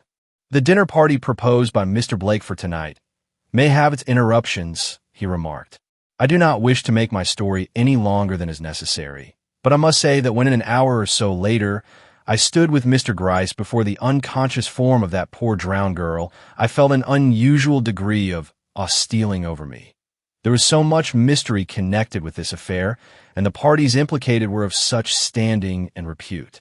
I almost dreaded to see the covering removed from her face, lest I should behold. What?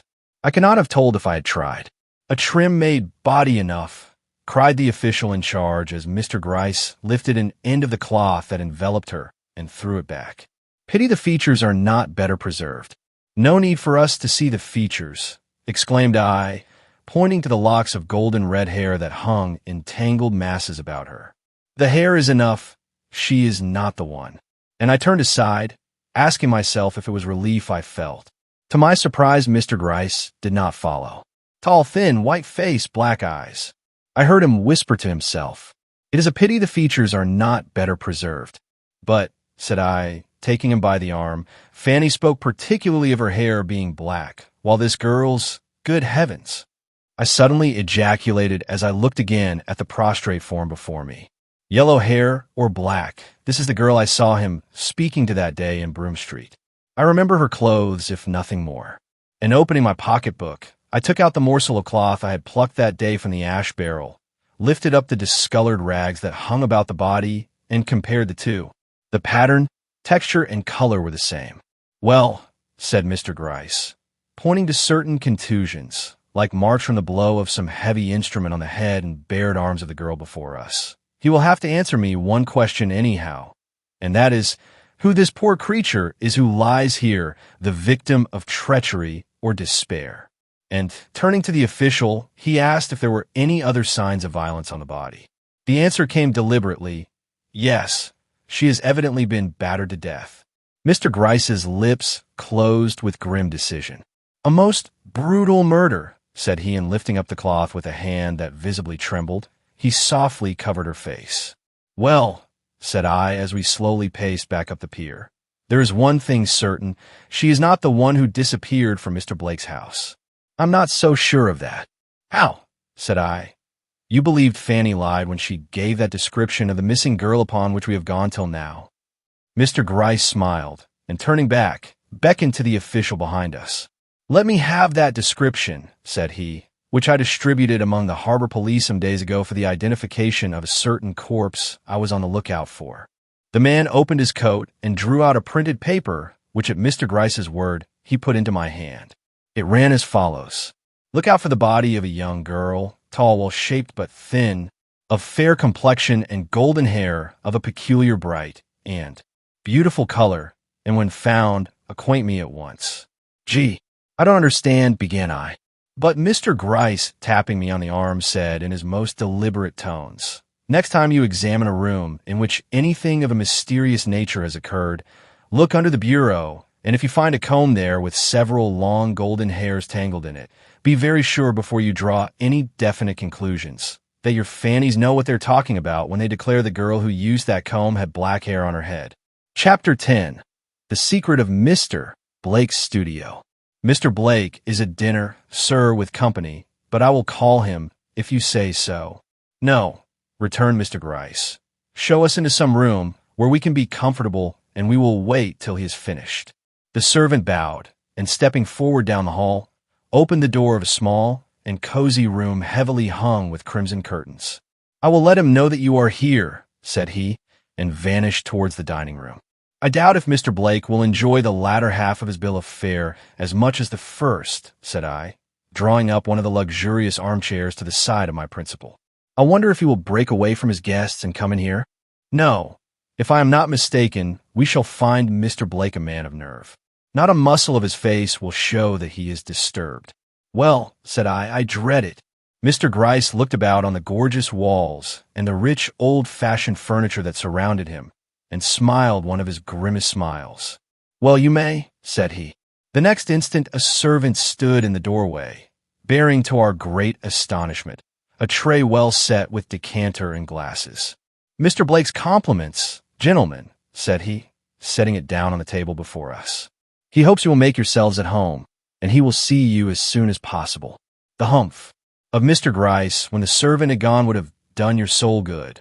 Also the look he cast at the pretty Dresden shepherdess on the mantelpiece, as I reached out my hand towards the decanter. Somehow it made me draw back. I think we had better leave his wine alone, said he. And for half an hour we sat there, the wine untouched between us, listening alternately to the sound of speech-making and laughter that came from the dining room, and the solemn ticking of the clock as it counted out the seconds on the mantelpiece. Then the guests came in from the table, filing before us past the open door on their way to the parlors. They were all gentlemen, of course. Mr. Blake never invited ladies to his house, and gentlemen of well-known repute. The dinner had been given in honor of a certain celebrated statesman, and the character of his guests was in keeping with that of the one thus complimented. As they went by us gaily indulging in the jokes and light banter with which such men season a social dinner, I saw Mr. Gryce's face grow sober by many a shade, and when in the midst of it all, we heard the voice of Mr. Blake rise in that courteous and measured tone for which it is distinguished, I saw him reach forward and grasp his cane with an uneasiness I had never seen displayed by him before. But when some time later, the guests having departed, the dignified host advanced with some apology to where we were, I never beheld a firmer look on Mr. Gryce's face than that with which he rose and confronted him. Mr. Blake's own had not more character in it. You have called at a rather inauspicious time, Mr. Gryce, said the latter, glancing at the card which he held in his hand. What may your business be? Something to do with politics, I suppose. I surveyed the man in amazement.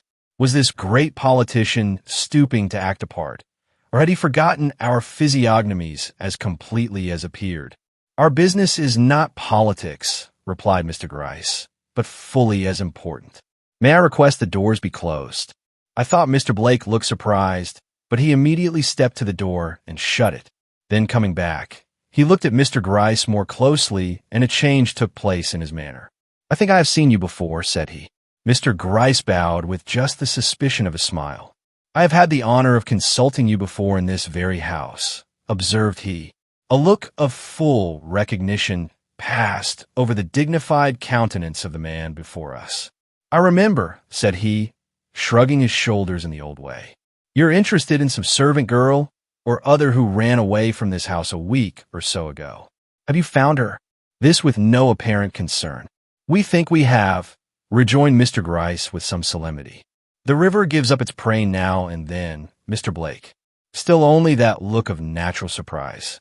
Indeed, you do not mean to say she has drowned herself? I am sorry for that. A girl who had once lived in my house. What trouble could she have had to drive her to such an act? Mr. Gryce advanced a step nearer the gentleman. That is what we have come here to learn, said he with a deliberation that yet was not lacking in the respect due to a man so universally esteemed as Mr. Blake. You who have seen her so lately ought to be able to throw some light upon the subject at least. He again glanced at the card. Mr. Gryce, excuse me. I believe I told you when you were here before that I had no remembrance of this girl at all. that if such a person was in my house, I did not know it, and that all questions put to me on that subject would be so much labor thrown away. Mr. Gryce bowed. I remember, said he. I was not alluding to any connection you may have had with the girl in this house, but to the interview you were seen to have with her on the corner of Broome Street some days ago. You had such an interview, did you not? A flush, deep as it was sudden, swept over Mr. Blake's usually unmoved cheek. You were transgressing, sir, said he and stopped. Though a man of intense personal pride, he had but little of that quality called temper, or perhaps if he had, thought it unwise to display it on this occasion. I saw and spoke to a girl on the corner of that street some days ago. He went on more mildly, but that she was the one who lived here, I neither knew at the time nor feel willing to believe now without positive proof. Then in a deep, ringing tone, the stateliness of which it would be impossible to describe, he inquired, have the city authorities presumed to put a spy on my movements, that the fact of my speaking to a poor forsaken creature on the corner of the street should be not only noted but remembered? Mr. Blake, observed Mr. Gryce, and I declare I was proud of my superior at that moment. No man who is a true citizen and a Christian should object to have his steps followed, when by his own thoughtlessness, perhaps, he has incurred a suspicion which demands it. And do you mean to say that I have been followed? Inquired he, clenching his hand and looking steadily, but with a blanching cheek, first at Mr. Gryce, then at me. It was indispensable, quoth that functionary gently. The outraged gentleman riveted his gaze upon me. In town and out of town? Demanded he. I'll let Mr. Gryce reply.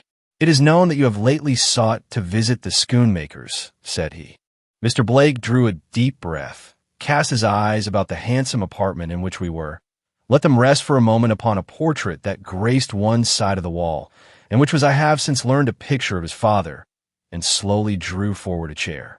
Let me hear what your suspicions are, said he. I noticed Mr. Gryce colored at this. He had evidently been met in a different way for what he expected. Excuse me, said he. I do not say I have any suspicions.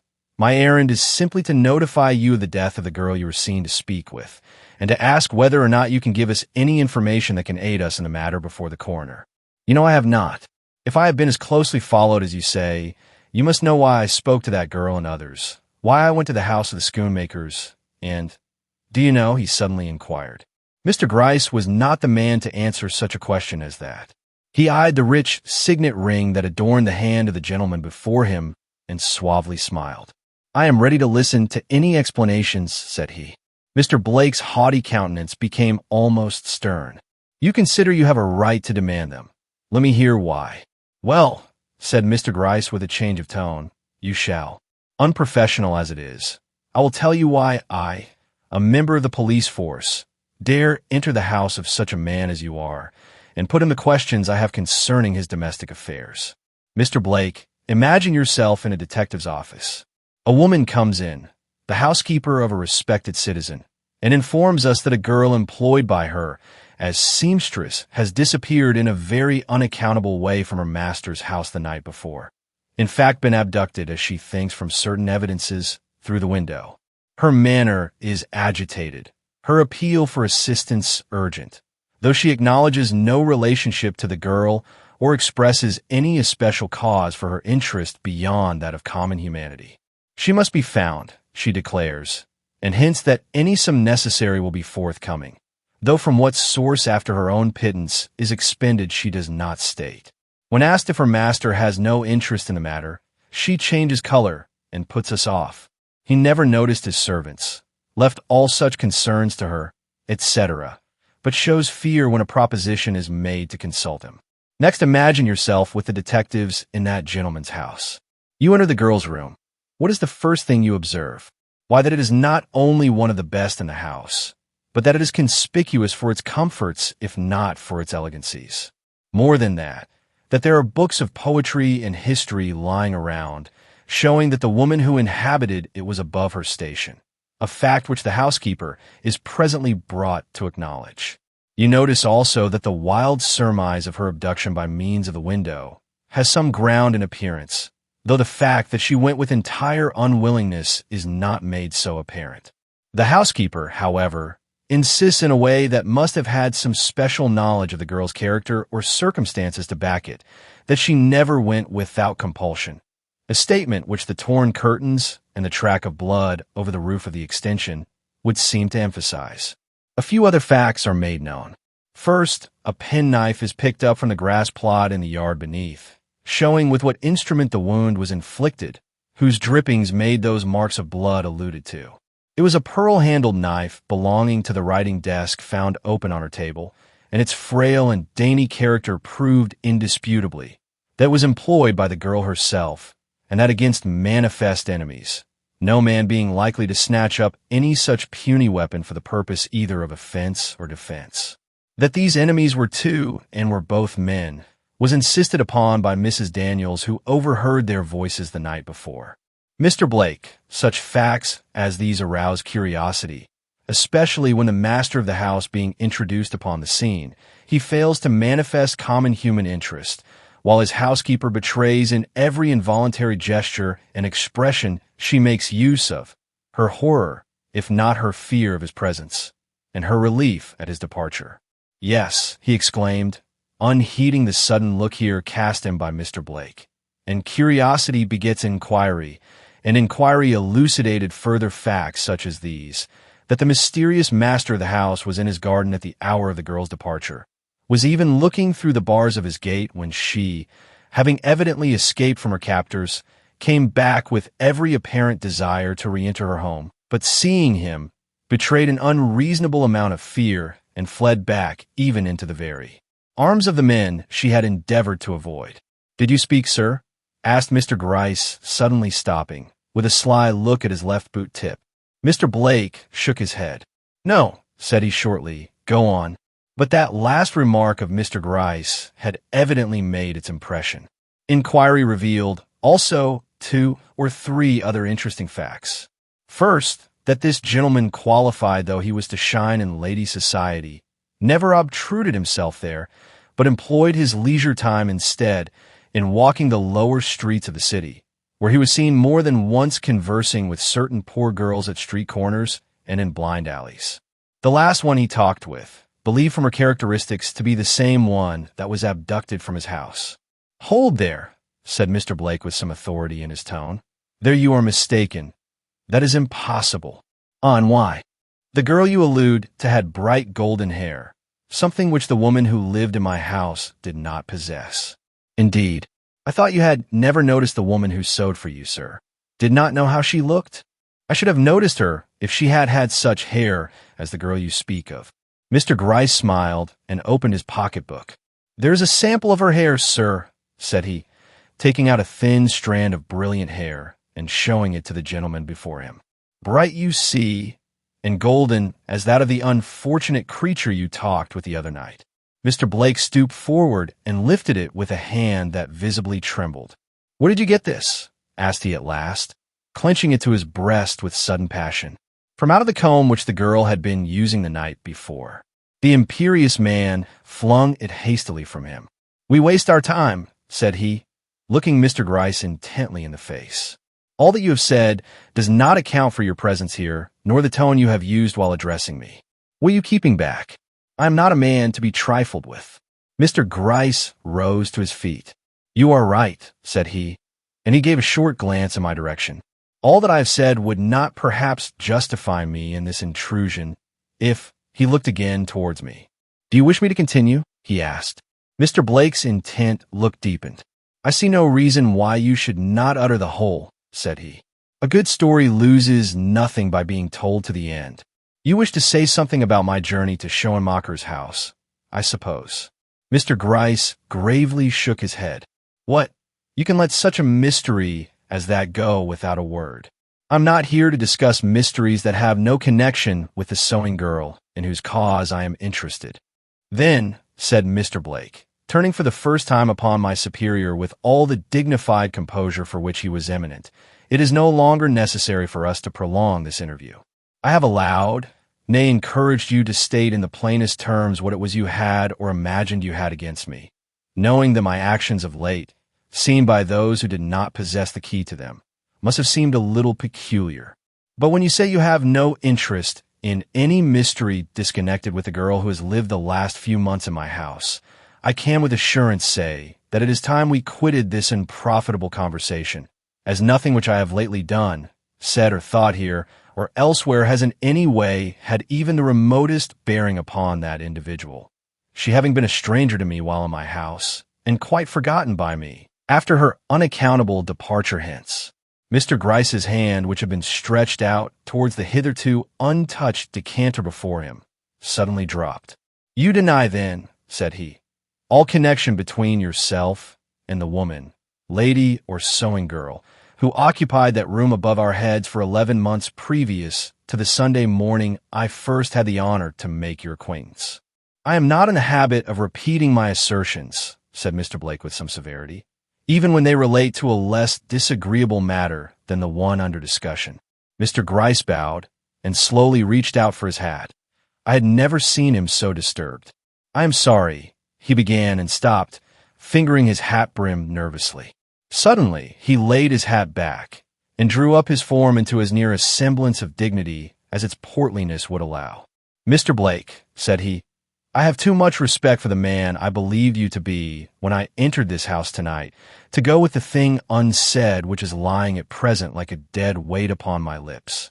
I dare not leave you to the consequence of my silence, for duty will compel me to speak some day and in some presence where you may not have the opportunity which you can have here, to explain yourself with satisfaction.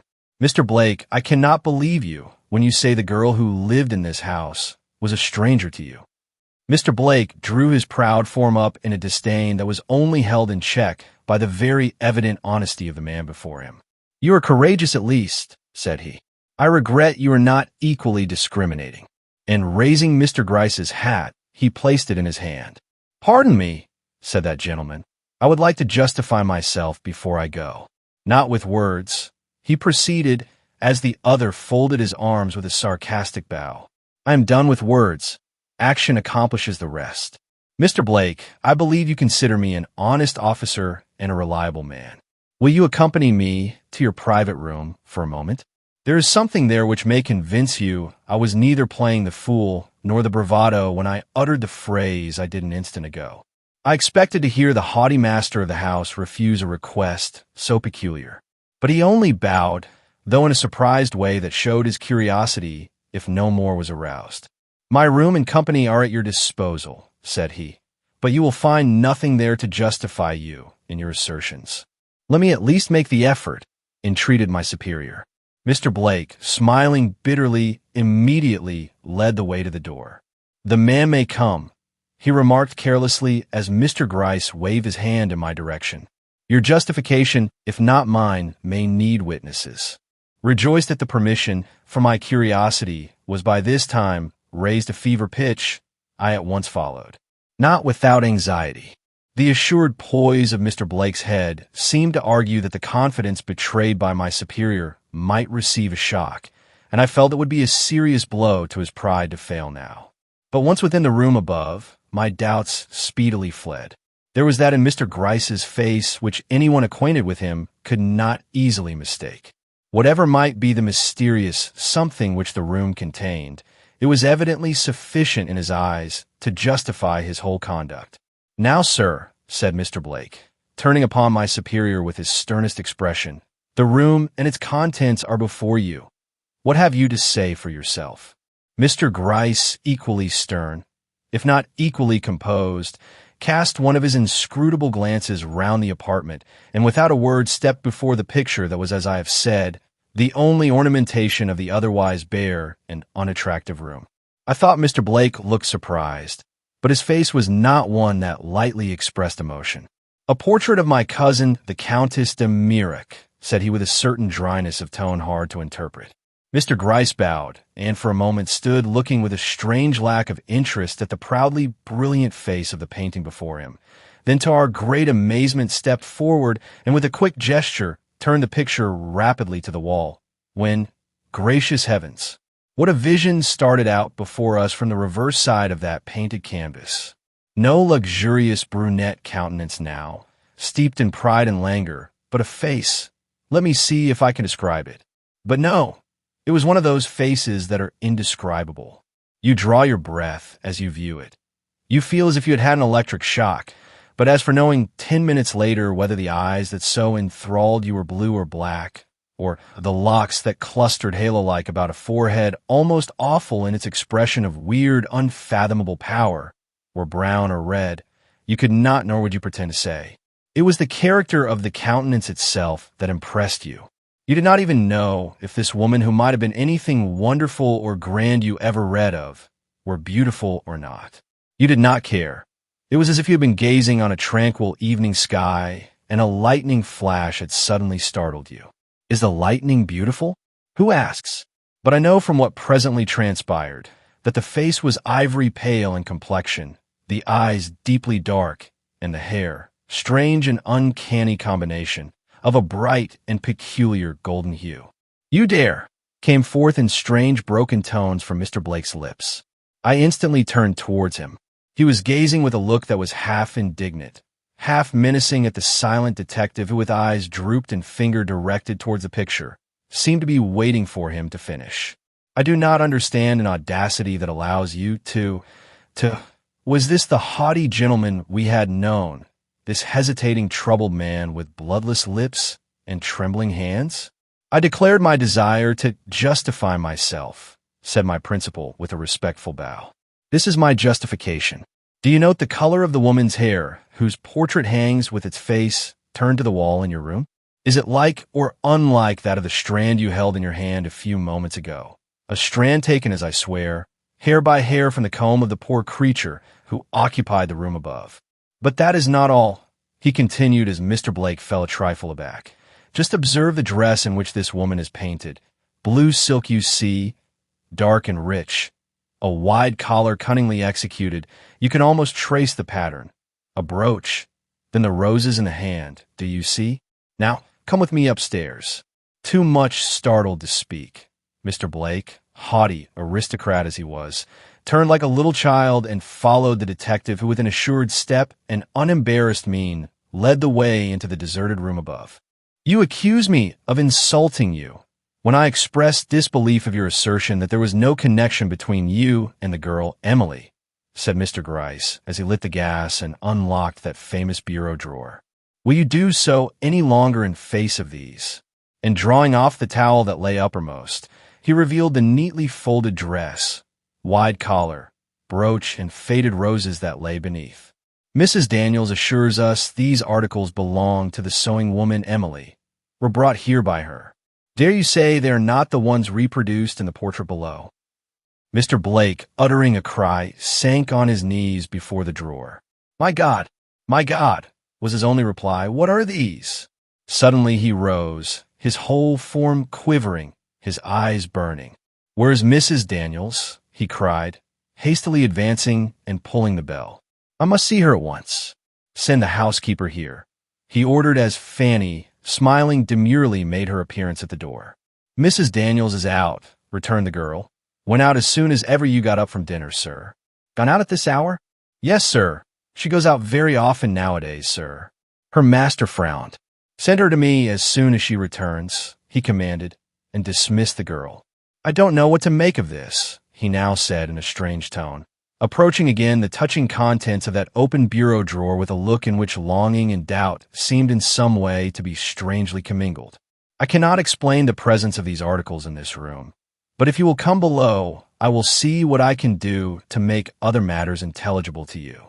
Disagreeable as it is for me to take anyone into my confidence, affairs have gone too far for me to hope any longer to preserve secrecy as to my private concerns." Chapter 11. "Lutra, gentlemen," said he as he ushered us once more into his studio, "you have presumed, and not without reason I should say, to infer that the original of this portrait and the woman who has so long occupied the position of sewing woman in my house are one and the same. You will no longer retain that opinion when I inform you that this picture, strange as it may appear to you, is the likeness of my wife." "Wife!" We both were astonished, as I take it, but it was my voice which spoke. "We were ignorant you ever had a wife." "No doubt," continued our host, smiling bitterly, "that at least has evaded the knowledge even of the detectives. Then, with a return to his naturally courteous manner, she was never acknowledged by me as my wife, nor have we ever lived together.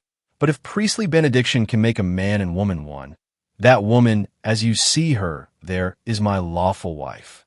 Rising, he softly turned the lovely, potent face back to the wall, leaving us once more confronted by the dark and glowing countenance of his cousin.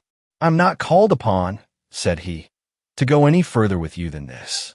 I have told you what no man till this hour has ever heard from my lips, and it should serve to exonerate me from any unjust suspicions you may have entertained. But to one of my temperament, secret scandal and the gossip it engenders is only less painful than open notoriety. If I leave the subject here, 1,000 conjectures will at once seize upon you, and my name, if not hers, will become, before I know it, the football of gossip, if not of worse and deeper suspicion than has yet assailed me. Gentlemen, I take you to be honest men, husbands, perhaps, and fathers, proud, too, in your way and jealous of your own reputation and that of those with whom you are connected. If I succeed in convincing you that my movements of late have been totally disconnected with the girl whose cause you profess solely to be interested in, may I count upon your silence as regards those actions and the real motive that led to them. You may count upon my discretion as regards all matters that do not come under the scope of police duty," returned Mr. Gryce. "I haven't much time for gossip, and your man here, oh, he's safe where it profits him to be. Very well, then, I shall count upon you." And with the knitted brows and clenched hands of a proudly reticent man who, perhaps for the first time in his life, finds himself forced to reveal his inner nature to the world, he began his story in these words. "Difficult as it is for me to introduce into a relation like this the name of my father, I shall be obliged to do so in order to make my conduct at a momentous crisis of my life intelligible to you. My father, then, was a man of strong will and a few but determined prejudices.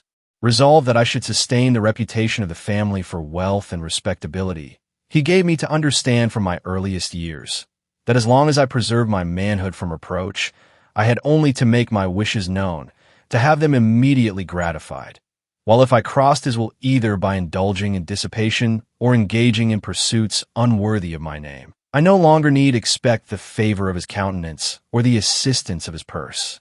When, therefore, at a certain period of my life, I found that the charms of my cousin Evelyn were making rather too strong an impression upon my fancy for a secured peace of mind, I first inquired how such a union would affect my father, and learning that it would be in direct opposition to his views, cast about in my mind what I should do to overcome my passion.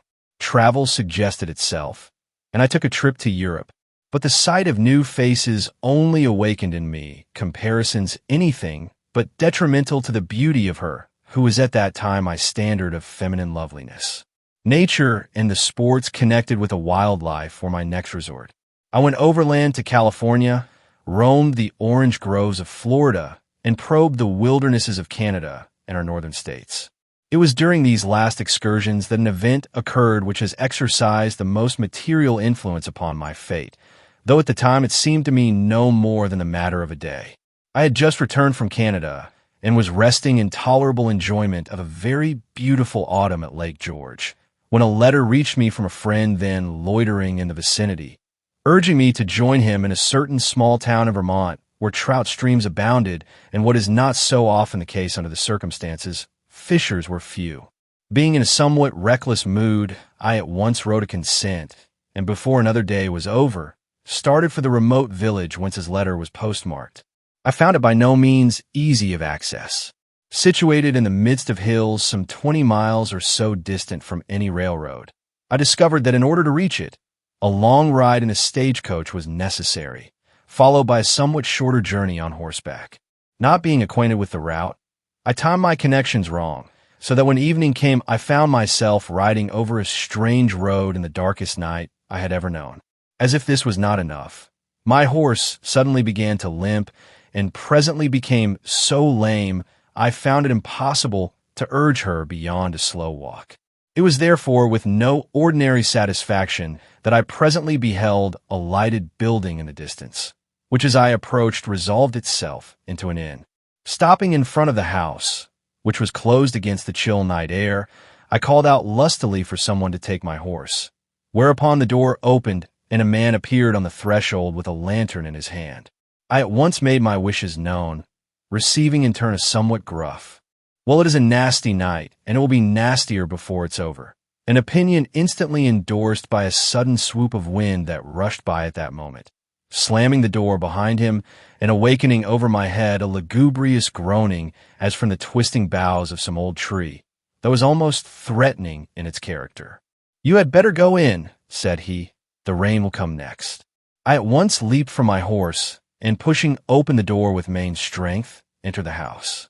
Another man met me on the threshold who, merely pointing over his shoulder to a lighted room in his rear, passed out without a word to help the somewhat younger man, who had first appeared, in putting up my horse. I at once accepted his silent invitation and stepped into the room before me. Instantly, I found myself confronted by the rather startling vision of a young girl of a unique and haunting style of beauty, who, rising at my approach, now stood with her eyes on my face and her hands resting on the deal table before which she had been sitting, in an attitude expressive of mingled surprise and alarm. To see a woman in that place was not so strange, but such a woman. Even in the first casual glance I gave her, I at once acknowledged to myself her extraordinary power. Not the slightness of her form, the pallor of her countenance, or the fairness of the locks of golden red hair that fell in 2 long braids over her bosom, could for a moment counteract the effect of her dark glance or the vivid, almost unearthly force of her expression. It was as if you saw a flame upstarting before you, waving tremulously here and there, but burning and resistless in its white heat. I took off my hat with deference. A shudder passed over her, but she made no effort to return my acknowledgement. As we cast our eyes dilating with horror down some horrible pit upon whose verge we suddenly find ourselves, she allowed her gaze for a moment to dwell upon my face, then with a sudden lifting of her hand, pointed towards the door as if to bid me depart, when it swung open with that shrill rushing of wind that involuntarily awakes a shudder within you, and the 2 men entered and came stamping up to my side. Instantly her hands sunk, not feebly as with fear, but calmly as if at the bidding of her will, and without waiting for them to speak, she turned away and quietly left the room. As the door closed upon her, I noticed that she wore a calico frock and that her face did not own one perfect feature. "Go after Lutra and tell her to make up the bed in the northwest room," said the elder of the 2 in deep guttural tones, unmistakably German in their accent, to the other who stood shaking the wet off his coat into the leaping flames of a small wood fire that burned on the hearth before us. "Oh, she'll do without my bothering," was the sullen return. "I'm wet through." The elder man, a large, powerfully framed fellow of some 50 years or so, frowned. It was an evil frown, and the younger one seemed to feel it. He immediately tossed his coat onto a chair and left the room. "Boys are so obstropolous nowadays," remarked his companion to me with what he evidently intended for a conciliatory nod. "In my time they were broke in, did what they were told, and asked no questions." I smiled to myself at his calling the broad-shouldered 6-footer who had just left us a boy, but merely remarking, "He is your son, is he not?" seated myself before the blaze, which shot up a tongue of white flame at my approach, that irresistibly recalled to my fancy the appearance of the girl who had gone out a moment before. "Oh, yes, he is my son, and that girl you saw here was my daughter. I keep this inn and they help me, but it is a slow way to live, I can tell you. Travel on these roads is slim." "I should think likely," I returned, remembering the half-dozen or so hills up which I had clambered since I took to my horse. "How far are we from Pentonville?" "Oh, 2 or 3 miles, he replied, but in a hurried kind of a way. "Not far in the daytime, but a regular journey in a night like this?" "Yes," said I, as the house shook under a fresh gust. "It is fortunate I have a place in which to put up." He glanced down at my baggage, which consisted of a small handbag, an overcoat, and a fishing pole, with something like a gleam of disappointment. "Going fishing?" he asked. "Yes," I returned.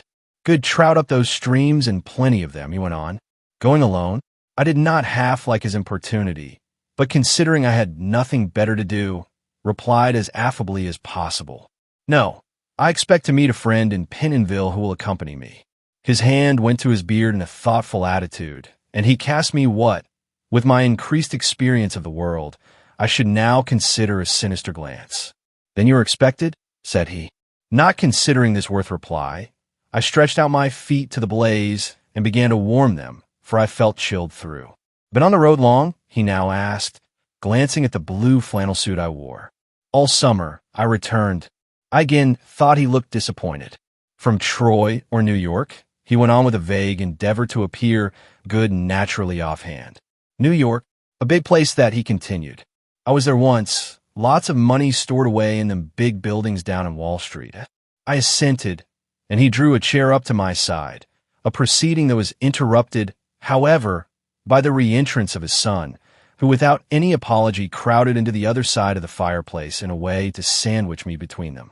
Not fancying this arrangement, which I, however, imputed to ignorance, I drew back and asked if my room was ready. It seemed it was not, and unpleasantly as it promised, I felt forced to reseat myself and join in, if not support, the conversation that followed. A half-hour passed away, during which the wind increased till it almost amounted to a gale.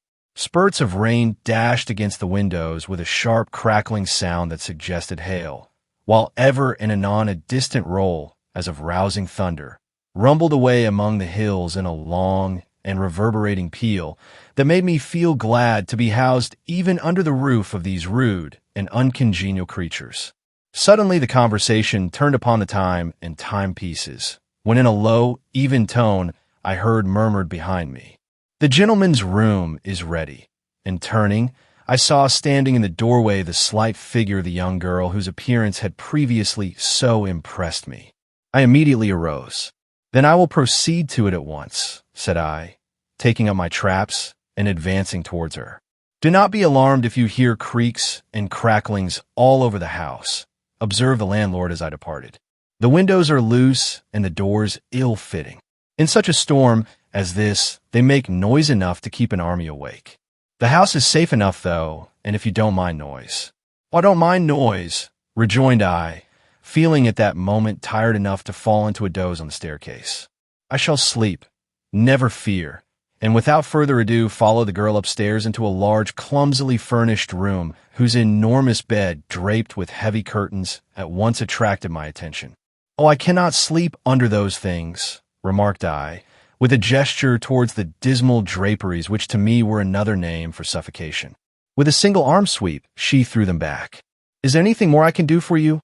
asked she, glancing hastily about the room. I thanked her and said no, at which she at once departed with a look of still determination upon her countenance that I found it hard to explain. Left alone in that large, bare, and dimly lighted room, with the wind shrieking in the chimney and the powerful limbs of some huge tree beating against the walls without, with a heavy thud inexpressibly mournful, I found to my surprise and something like dismay that the sleepiness which had hitherto oppressed me had in some unaccountable way entirely fled. In vain I contemplated the bed, comfortable enough now in its appearance that the stifling curtains were withdrawn. No temptation to invade it came to arouse me from the chair into which I had thrown myself. It was as if I felt myself under the spell of some invisible influence that, like the eye of a basilisk, held me enchained. I remember turning my head toward a certain quarter of the wall, as if I half expected to encounter there the bewildering glance of a serpent. Yet far from being apprehensive of any danger, I only wondered over the weakness of mind that made such fancies possible. An extra loud swirl of the foliage without, accompanied by a quick vibration of the house, aroused me at last. If I was to lose the sense of this furious storm careering over my head, I must court sleep at once. Rising, I drew off my coat, unloosened my vest, and was about to throw it off, when I bethought me of a certain wallet it contained. Going to the door, in some unconscious impulse of precaution, I suppose, I locked myself in, and then drawing out my wallet, took from a roll of bills which I put into a small side pocket, returning the wallet to its old place. Why I did this I can scarcely say. As I have before intimated, I was under no special apprehension. I was at that time anything but a suspicious man, and the manner and appearance of the men below struck me as unpleasantly disagreeable but nothing more. But I not only did what I have related, but allowed the lamp to remain lighted, lying down finally in my clothes. An almost unprecedented act on my part. Warranted, however, as I said to myself, by the fury of the gale which at that time seemed as if it would tumble the roof over our heads. How long I lay listening to the creakings and groanings of the rickety old house, I cannot say, nor how long I remained in the doze which finally seized me as I became accustomed to the sound around and over me. Enough that before the storm had passed its height, I awoke as if at the touch of a hand, and leaping with a bound out of the bed, beheld to my incredible amazement the alert, nervous form of Lutra standing before me. She had my coat in her hand, and it was her touch that had evidently awakened me. "I want you to put this on," said she in a low, thrilling tone totally new in my experience, "and come with me. The house is unsafe for you to remain in. Hear how it cracks and trembles. Another blast like that, and we shall be roofless." She was moving toward the door, which to my amazement stood ajar, but my hesitation stopped her. "Won't you come?" she whispered, turning her face towards me with a look of such potent determination. I followed in spite of myself. "I dare not let you stay here. Your blood will be upon my head." "You exaggerate," I replied, shrinking back with a longing look at the comfortable bed I had just left. "These old houses are always strong. It will take many such a gust as that you hear to overturn it, I assure you." "I exaggerate," she returned with a look of scorn impossible to describe. "Hark," she said, "hear that?" I did hear, and I must acknowledge that it seemed as if we were about to be swept from our foundations. "Yes," said I, "but it is a fearful night to be out in." "I shall go with you," said she. "In that case," I began with an ill-advised attempt at gallantry, which she cut short with a gesture. "Here is your hat," remarked she, "and here is your bag. The fishing pole must remain. You cannot carry it." "But," I expostulated. "Hush," said she with her ear turned towards the depths of the staircase at the top of which we stood. "My father and brother will think as you do that it is folly to leave the shelter of a roof for the uncertainties of the road on such a night as this, but you must not heed them. I tell you shelter this night is danger, and that the only safety to be found is on the stormy highway." And without waiting for my reply, she passed rapidly downstairs, pushed open a door at the bottom, and stepped at once into the room we had left an hour or so before. What was there in that room that for the first time struck an ominous chill as of distinct peril through my veins? Nothing at first sight, everything at the second. The fire, which had not been allowed to die out, still burned brightly on the ruddy hearthstone, but it was not that which awakened my apprehension. Nor was it the loud, ticking clock on the mantelpiece with its hand pointing silently to the hour of 11. Nor yet the heavy quiet of the scantily furnished room with its one lamp burning on the deal table against the side of the wall.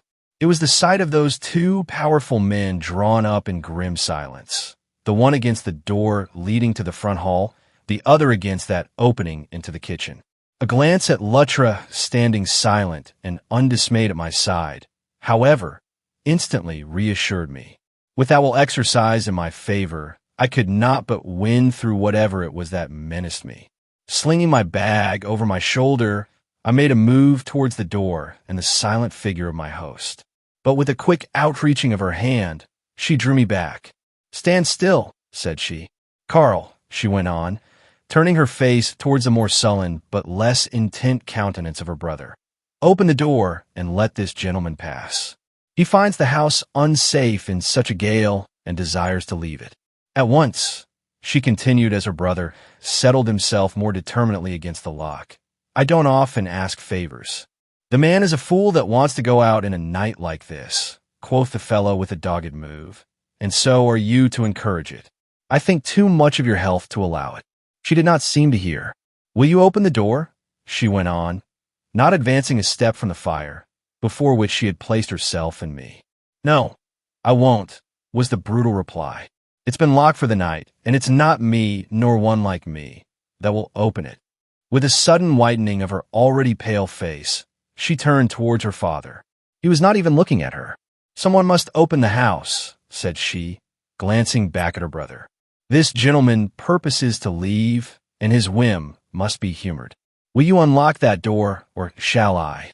An angry snarl interrupted her. Her father had bounded from the door where he stood and was striding hastily towards her.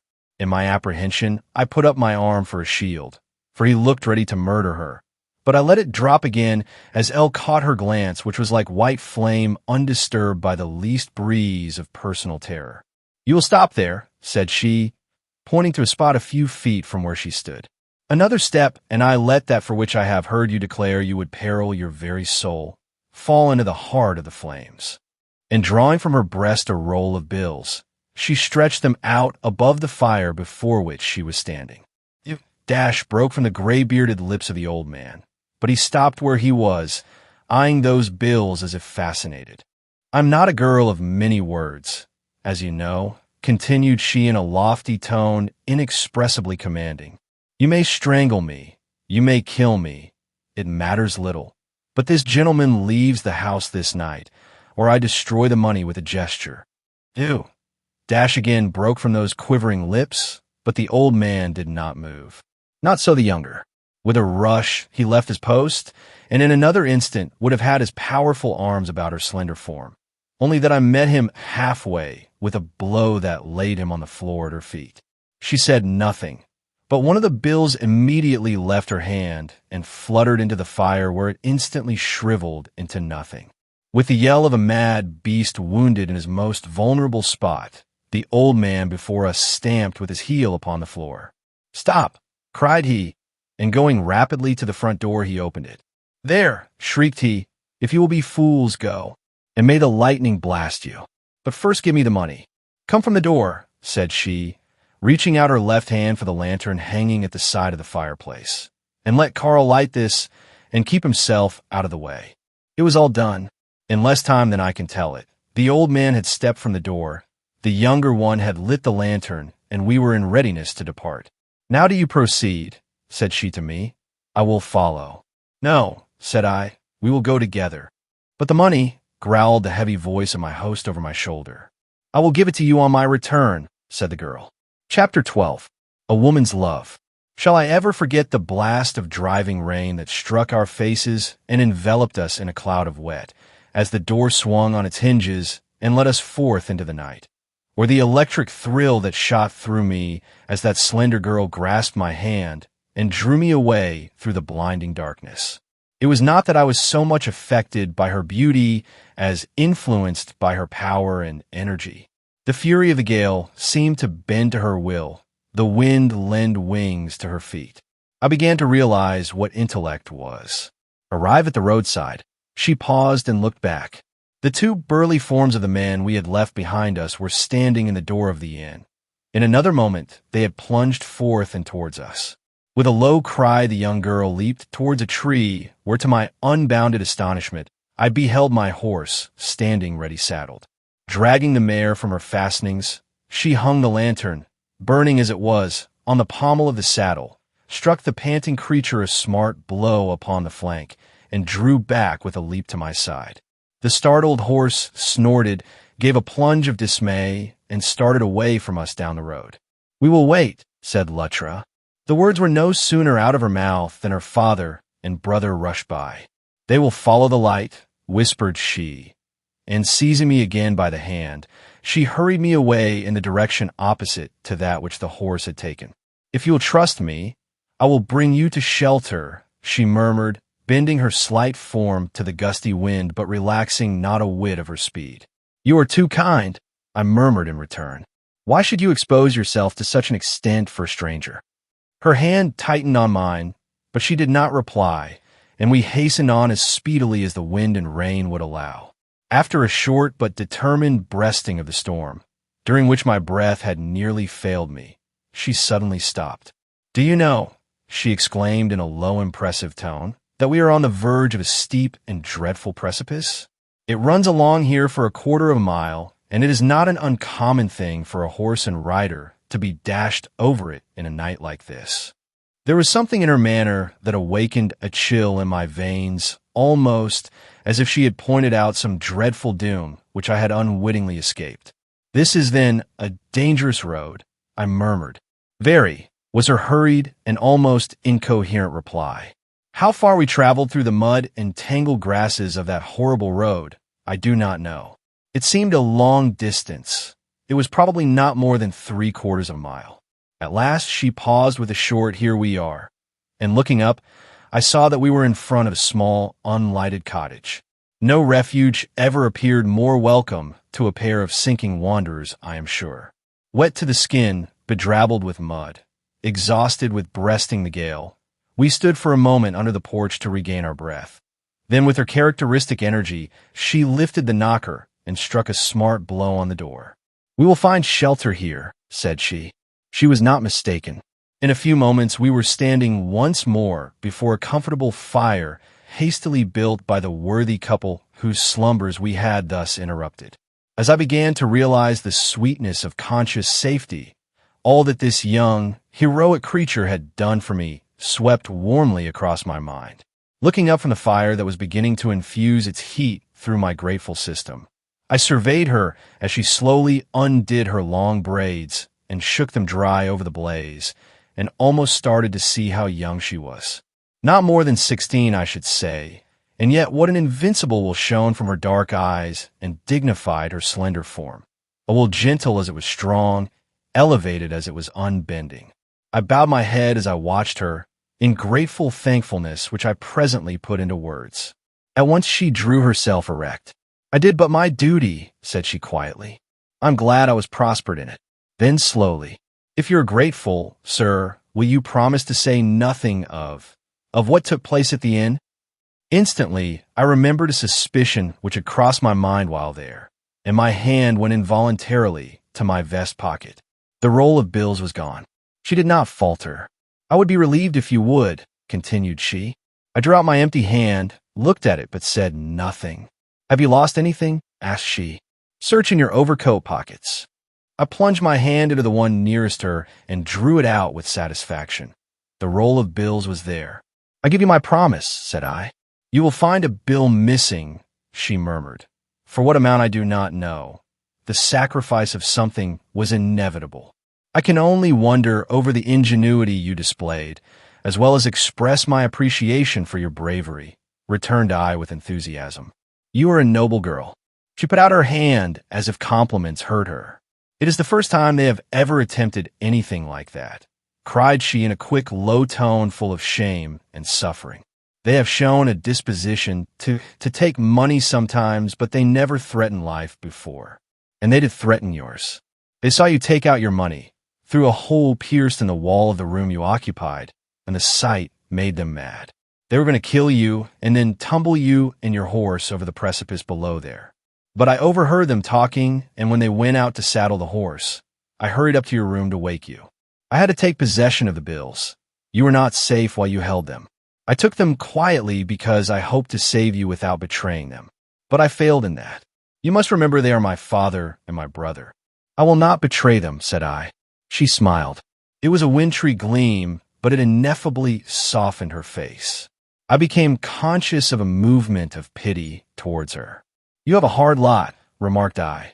"Your life must be a sad one." She flashed upon me one glance of her dark eye. "I was born for hardship," said she, and a sudden wild shudder seized her, "but not for crime." The word fell like a drop of blood wrung from her heart. "Good heavens!" cried I. "And must you—" "No," rang from her lips in a clarion-like peal. "Some things cut the very bonds of nature. I am not called upon to cleave to what will drag me into infamy." Then calmly, as if speaking of the most ordinary matter in the world, "I shall never go back to that house we have left behind us, sir." "But," cried I, glancing at her scanty garments, "where will you go? What will you do? You are young and very strong," she interrupted. "Do not fear for me." And her smile was like a burst of sudden sunshine. I said no more that night. But when in the morning I stumbled upon her sitting in the kitchen, reading a book, not only above her position, but beyond her years, a sudden impulse seized me, and I asked her if she would like to be educated.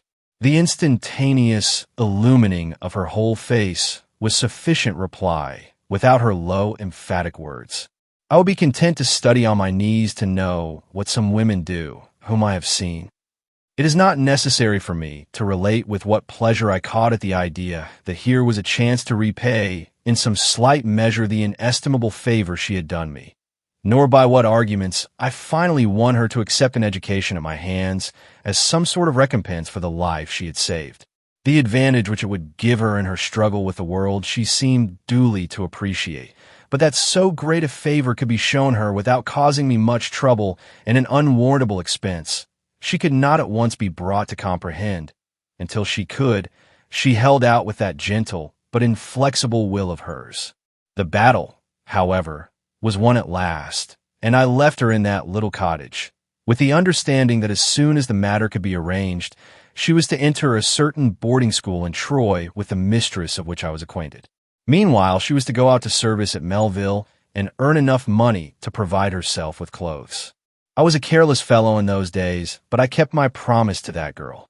I not only entered her into that school for a course of 3 years, but acting through its mistress, who had taken a great fancy to her, supplied her with the necessities her position required. It was so easy, merely the signing of a check from time to time, and it was done. I say this because I really think if it had involved any personal sacrifice on my part, even of an hour of my time, or the labor of a thought, I should not have done it. For with my return to the city, my interest in my cousin revived, absorbing me to such an extent that any matter disconnected with her soon lost all charm for me. 2 years passed. I was the slave of Evelyn Blake, but there was no engagement between us. My father's determined opposition was enough to prevent that. But there was an understanding which I fondly hoped would one day open for me the way of happiness. But I did not know my father. Sick as he was at that time laboring under the disease which in a couple of months later bore him to the tomb. He kept an eye upon my movements and seemed to probe my inmost heart. At last he came to a definite decision and spoke. His words opened a world of dismay before me. I was his only child, as he remarked, and it had been and was the desire of his heart to leave me as rich and independent a man as himself. But I seemed disposed to commit one of those acts against which he had the most determined prejudice, marriage between cousins being in his eyes an unsanctified and dangerous proceeding, liable to consequences the most unhappy. If I persisted, he must will his property elsewhere. The Blake estate should never descend with the seal of his approbation to a race of probable imbeciles. Nor was this enough. He not only robbed me of the woman I loved, but with a clear insight into the future, I presume, insisted upon my marrying some one else of respectability and worth before he died. Anyone whose appearance will do you credit, and whose virtue is beyond reproach, said he. I don't ask her to be rich, or even the offspring of one of our old families. Let her be good and pure and of no connection to us, and I will bless her and you with my dying breath. The idea had seized upon him with great force, and I soon saw he was not to be shaken out of it. To all my objections he returned but the one word. I don't restrict your choice, and I give you a month in which to make it. If at the end of that time you cannot bring your bride to my bedside, I must look around for an heir who will not thwart my dying wishes. A month. I surveyed the fashionable belles that nightly thronged the parlors of my friends and felt my heart sink within me. Take one of them for my wife, loving another woman? Impossible. Women like these demanded something in return for the honor they conferred upon a man by marrying him. Wealth? They had it. Position? That was theirs also. Consideration? Ah, what consideration had I to give? I turned from them with distaste. My cousin Evelyn gave me no help. She was a proud woman and loved my money and my expectations as much as she did me. If you must marry another woman to retain your wealth, marry, said she, but do not marry one of my associates. I will have no rival in my own empire. Your wife must be a plainer and a less aspiring woman than Evelyn Blake. Yet do not discredit your name, which is mine, she would always add. Meanwhile the days flew by. If my own conscience had allowed me to forget the fact, my father's eagerly inquiring, but sternly unrelenting gaze as I came each evening to his bedside would have kept it sufficiently in my mind. I began to feel like one in the power of some huge crushing machine whose slowly descending weight he in vain endeavors to escape. How, or when the thought of Luttra first crossed my mind, I cannot say. At first, I recoiled at the suggestion and put it away from me in disdain. But it ever recurred, and with it so many arguments in her favor that before long, I found myself regarding it as a refuge. To be sure, she was a waif and a stray, but that seemed to be the kind of wife demanded of me. She was allied to rogues, if not villains, I knew. But then had she not cut all connection with them, dropped away from them, planted her feet on new ground which they would never invade? I commenced to cherish the idea. With this friendless, grateful, unassuming protégé of mine for a wife, I would be as little bound as might be.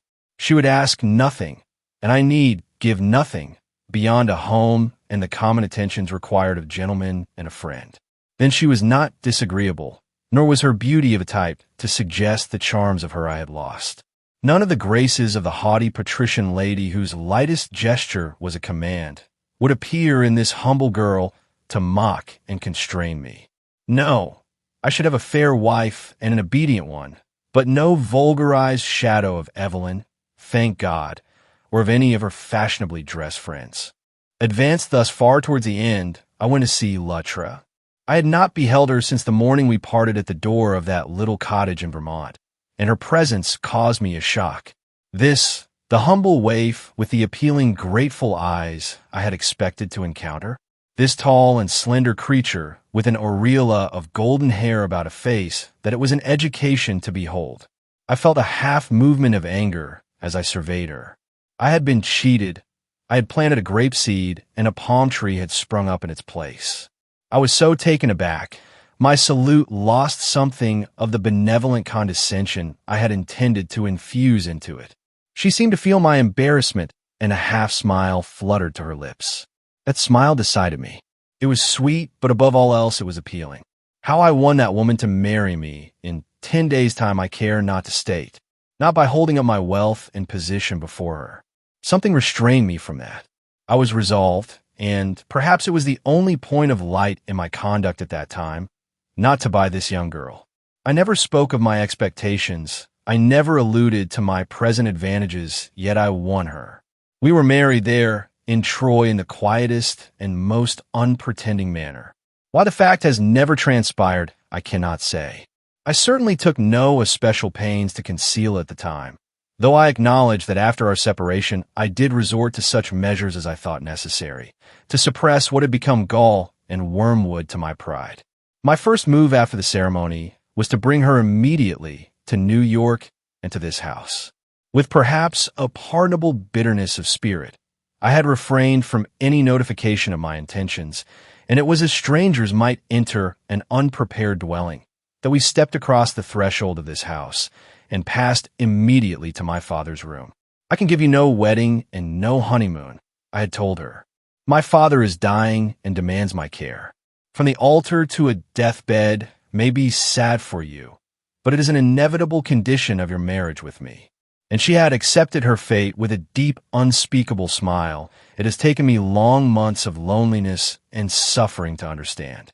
Father, I bring you my bride, were my first words to him as the door closed behind us, shutting us in with the dread, invisible presence that for so long a time had been relentlessly advancing upon our home. I shall never forget how he roused himself in his bed, nor with what eager eyes he read her young face and surveyed her slight form swaying towards him in her sudden emotion like a flame in a breeze. Nor while I live shall I lose sight of the spasm of uncontrollable joy with which he lifted his aged arms towards her, nor the look with which she sprang from my side and nestled, yes, nestled, on the breast that never to my remembrance had opened itself to me even in the years of my earliest childhood.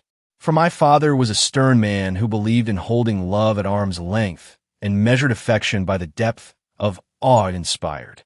My daughter broke from his lips, and he never inquired who she was or what. No, not even when after a moment of silence she raised her head and with a sudden low cry of passionate longing looked in his face and murmured, "I never had a father. Sirs, it is impossible for me to continue without revealing depths of pride and bitterness in my own nature, from which I now shrink with unspeakable pain. So far from being touched by this scene, I felt myself grow hard under it.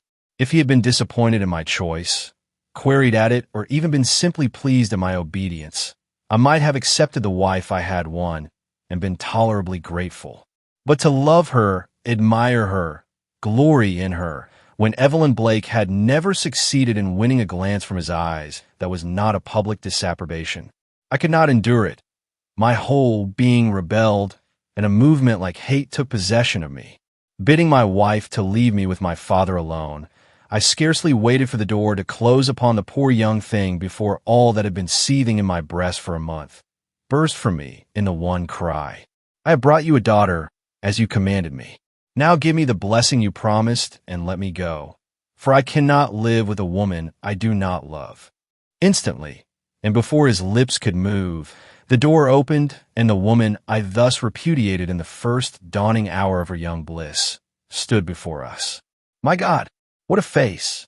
When I think of it now in the night season, when from dreams that gloomy as they are often Elysian to the thoughts which beset me in my waking hours, I suddenly aroused to see starting upon me from the surrounding shadows that young fair brow with its halo of golden tresses, blotted by the agony that turned her that instant into stone. I wonder I did not take out the pistol that lay in the table near which I stood, and shoot her lifeless on the spot as some sort of a compensation for the misery I had caused her. I say I wonder now, then I only thought of braving it out. Straight as a dart, but with that look on her face, she came towards us. Did I hear aright? With the words that came from her lips. Have you married me, a woman beneath your station as I now perceive, because you were commanded to do so? Have you not loved me? Given me that which alone makes marriage a sacrament or even a possibility. And must you leave this house made sacred by the recumbent form of your dying father, if I remain within it?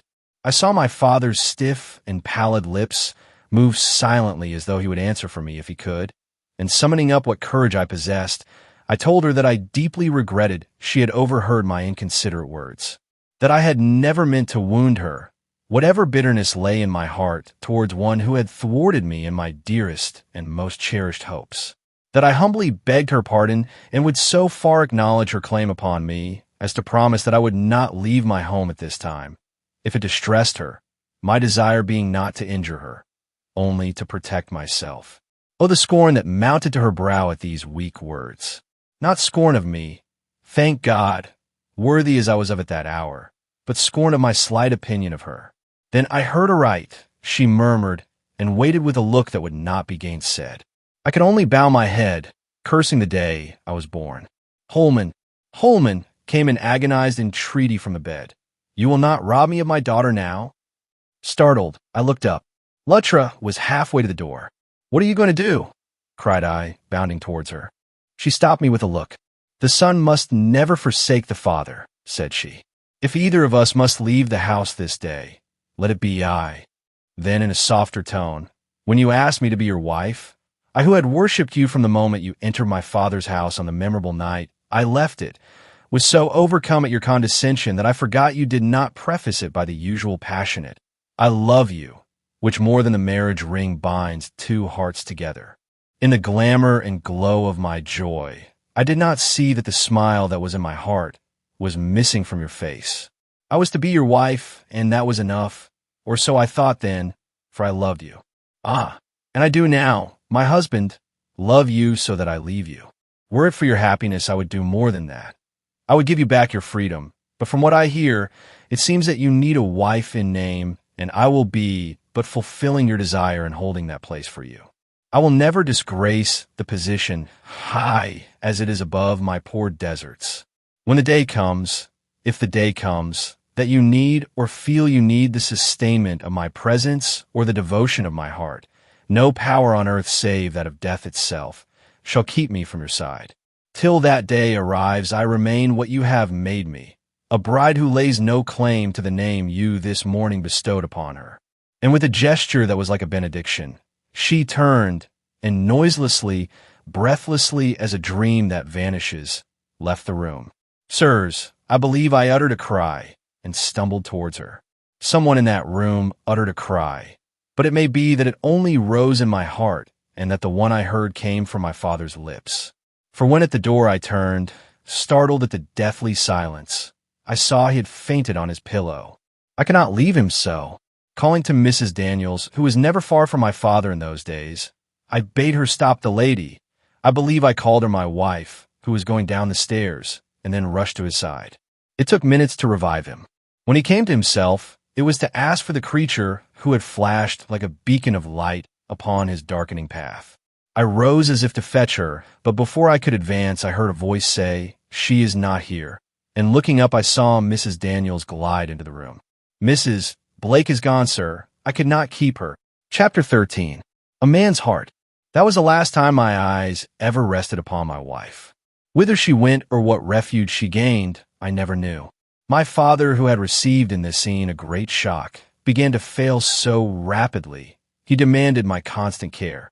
And though from time to time as I ministered to him and noted with what a yearning persistency he would eye the door and then turn and meet my gaze with a look I could not understand, I caught myself asking whether I had done a deed destined to hang forever about me like a pall. It was not till after his death that the despairing image of the bright young creature to whom I had given my name returned with any startling distinctness to my mind, or that I allowed myself to ask whether the heavy gloom which I now felt settling upon me was owing to the sense of shame that overpowered me at the remembrance of the past, or to the possible loss I had sustained in the departure of my young, unloved bride.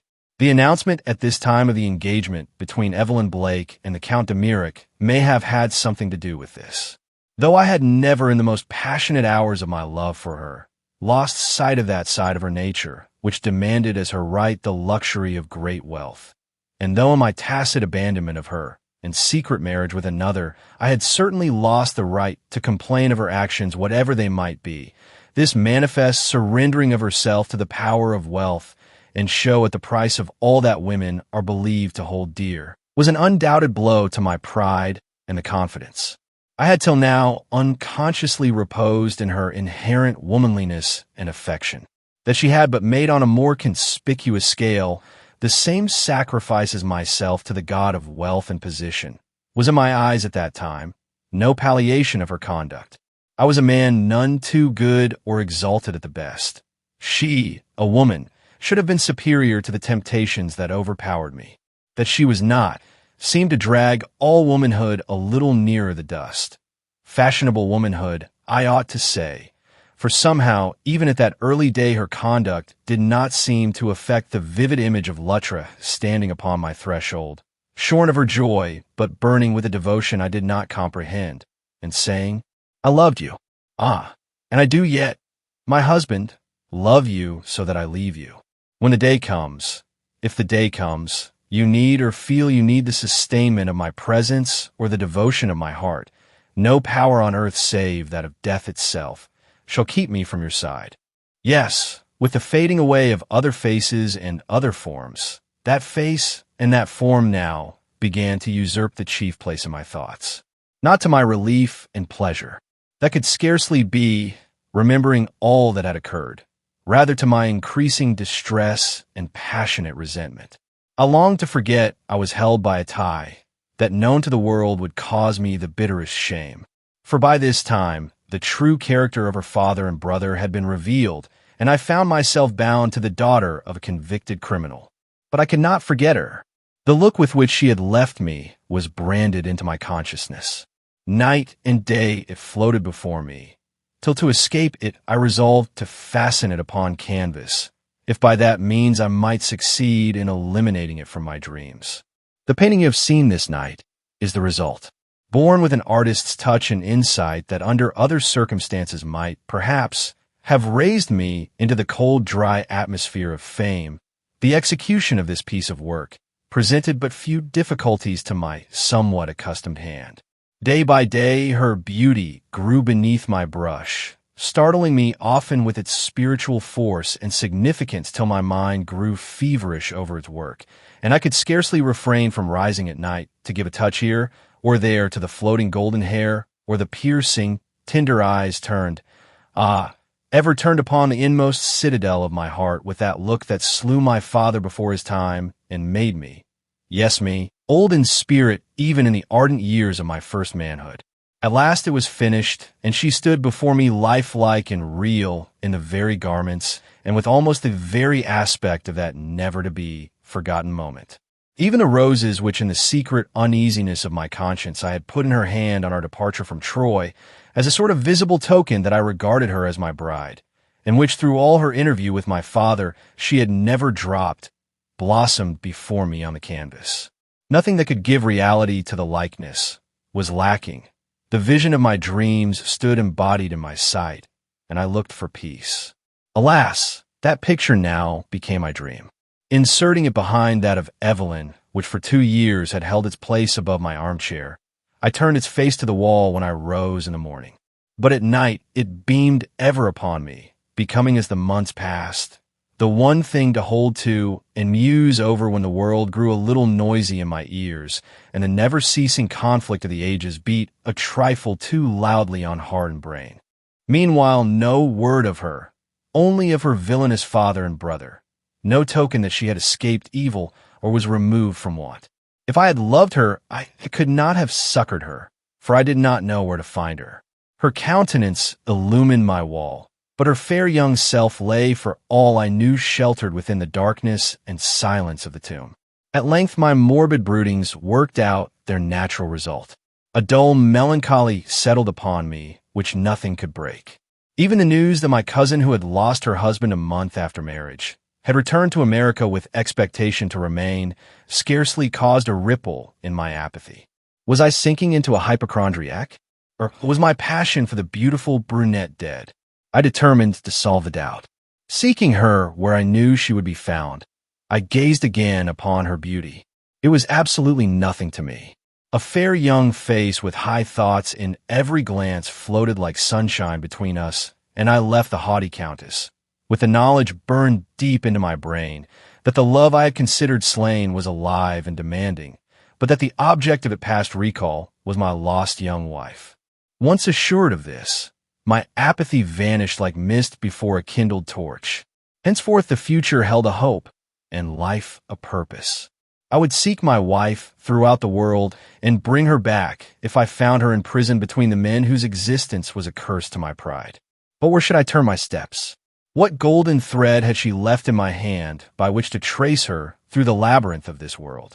I could think of but one, and that was the love which would restrain her from going away from me too far. The Luttra of old would not leave the city where her husband lived. If she was not changed, I ought to be able to find her somewhere within this great Babylon of ours. Wisdom told me to set the police upon her track, but pride bade me try every other means first. So with the feverish energy of one leading a forlorn hope, I began to pace the streets, if haply I might see her face shine upon me from the crowd of passers-by. A foolish fancy, unproductive of result. I not only failed to see her, but anyone like her. In the midst of the despair occasioned by this failure, a thought flashed across me, or rather a remembrance. One night not long since, being uncommonly restless, I had risen from my bed, dressed me and gone out into the yard back of my house for a little air. It was an unusual thing for me to do, but I seemed to be suffocating where I was, and nothing else would satisfy me. As you already surmise, it was the night on which disappeared the sewing girl of which you have so often spoken, but I knew nothing of that. My thoughts were far from my own home and its concerns. You may judge what a state of mind I was in when I tell you that I even thought at one moment while I paused before the gate leading into street that I saw the face of her with whom my thoughts were ever busy, peering upon me through the bars. You tell me that I did see a girl there, and that it was the one who had lived as sewing woman in my house. It may be so, but at the time I considered it a vision of my wife, and the remembrance of it, coming as it did after my repeated failures to encounter her in the street, worked a change in my plans. For regard it as weakness or not, the recollection that the vision I had seen wore the garments of a working woman rather than a lady acted upon me like a warning not to search for her any longer among the resorts of the well-dressed, but in the regions of poverty and toil. I therefore took to wanderings such as I have no heart to describe. Nor do I need to, if, as you have informed me, I have been followed. The result was almost madness. Though deep in my heart, I felt a steadfast trust in the purity of her intentions. The fear of what she might have been driven to by the awful poverty and despair I every day saw seething about me was like hot steel in brain and heart. then her father and her brother. To what might they not have forced her? Innocent and loving soul, though she was. Drinking the dregs of a cup, such as I had never considered it possible for me to taste, I got so far as to believe that her eyes would yet flash upon me from beneath some of the tattered shawls I saw sullying the forms of the young girls upon which I hourly stumbled. Yes, and even made a move to see my cousin, if haply I could so win upon her compassion as to gain her consent to shelter the poor creature of my dreams in case the necessity came. But my heart failed me at the sight of her cold face above the splendor she had bought with her charms, and I was saved a humiliation I might never have risen above. At last, one day I saw a girl. No, it was not she, but her hair was similar to hers in hue, and the impulse to follow her was irresistible. I did more than that. I spoke to her. I asked her if she could tell me anything of one whose locks were golden red like hers. But I need not tell you what I said, nor what she replied with a gentle delicacy that was almost a shock to me, as showing for what heights to what depths a woman can fall. Enough that nothing passed between us beyond what I have intimated, and that in all she said she gave me no news of Luttra. Next day, I started for the rambling old house in Vermont. If haply in the spot where I first saw her, I might come upon some clue to her present whereabouts. But the old inn was deserted, and whatever hope I may have had in that direction perished with the rest. Concerning the contents of that bureau drawer above, I can say nothing. If, as I scarcely dare to hope, they should prove to have been indeed brought here by the girl who has since disappeared so strangely, who knows but what in those folded garments a clue is given which will lead me at last to the knowledge for which I would now barter all I possess. My wife. But I can mention her name no more till the question that now assails us is set at rest. Mrs. Daniels must. But at that moment the door opened, and Mrs. Daniels came in. Chapter 14. Mrs. Daniels. She still wore her bonnet and shawl, and her face was like marble. "You want me?" said she with a hurried look towards Mr. Blake that had as much fear as surprise in it. "Yes," murmured that gentleman, moving towards her with an effort we could very well appreciate. "Mrs. Daniels, who was the girl you harbored in that room above us for so long?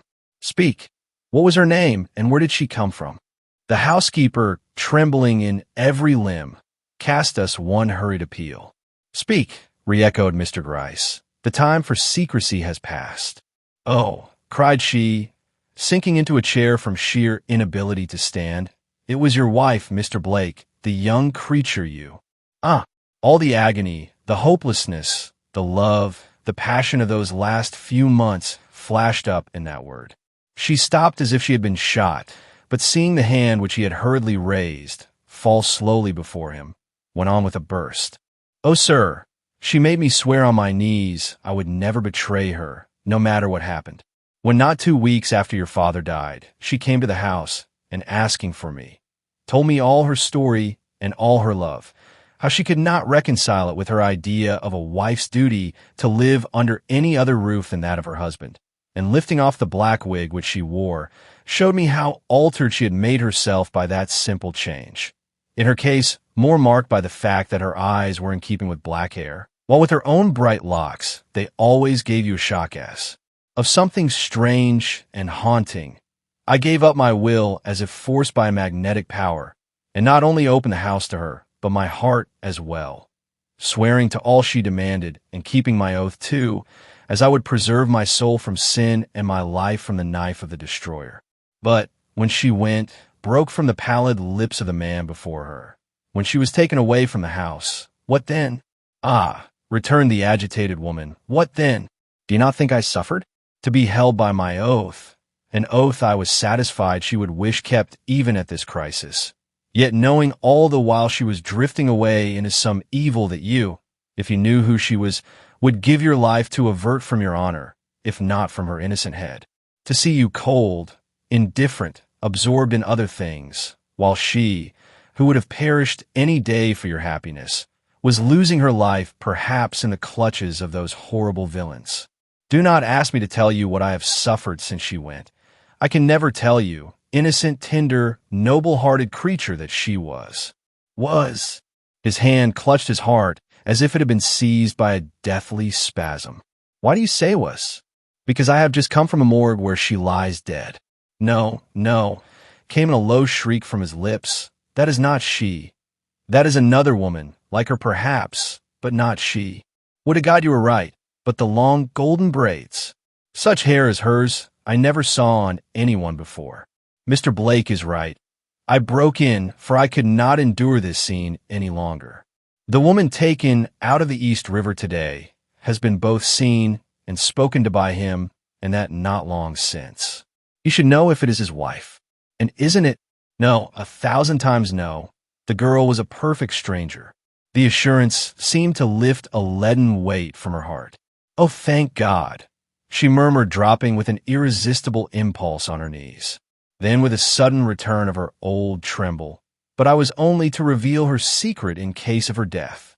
What have I done? What have I done? Her only hope lay in my faithfulness. Mr. Blake, leaning heavily on the table before him, looked in her face. Mrs. Daniels, said he, I love my wife. Her hope now lies in me. She leaped to her feet with a joyous bound. You love her? Oh, thank God, she again reiterated, but this time in a low murmur to herself. Thank God. And weeping with unrestrained joy, she drew back into a corner.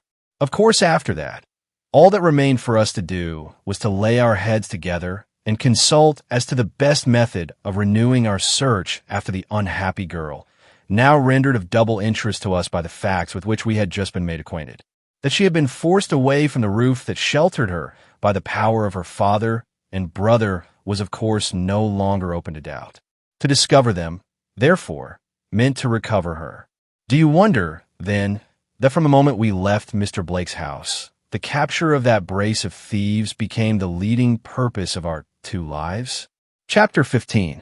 A confab. Next morning, Mr. Gryce and I met in serious consultation.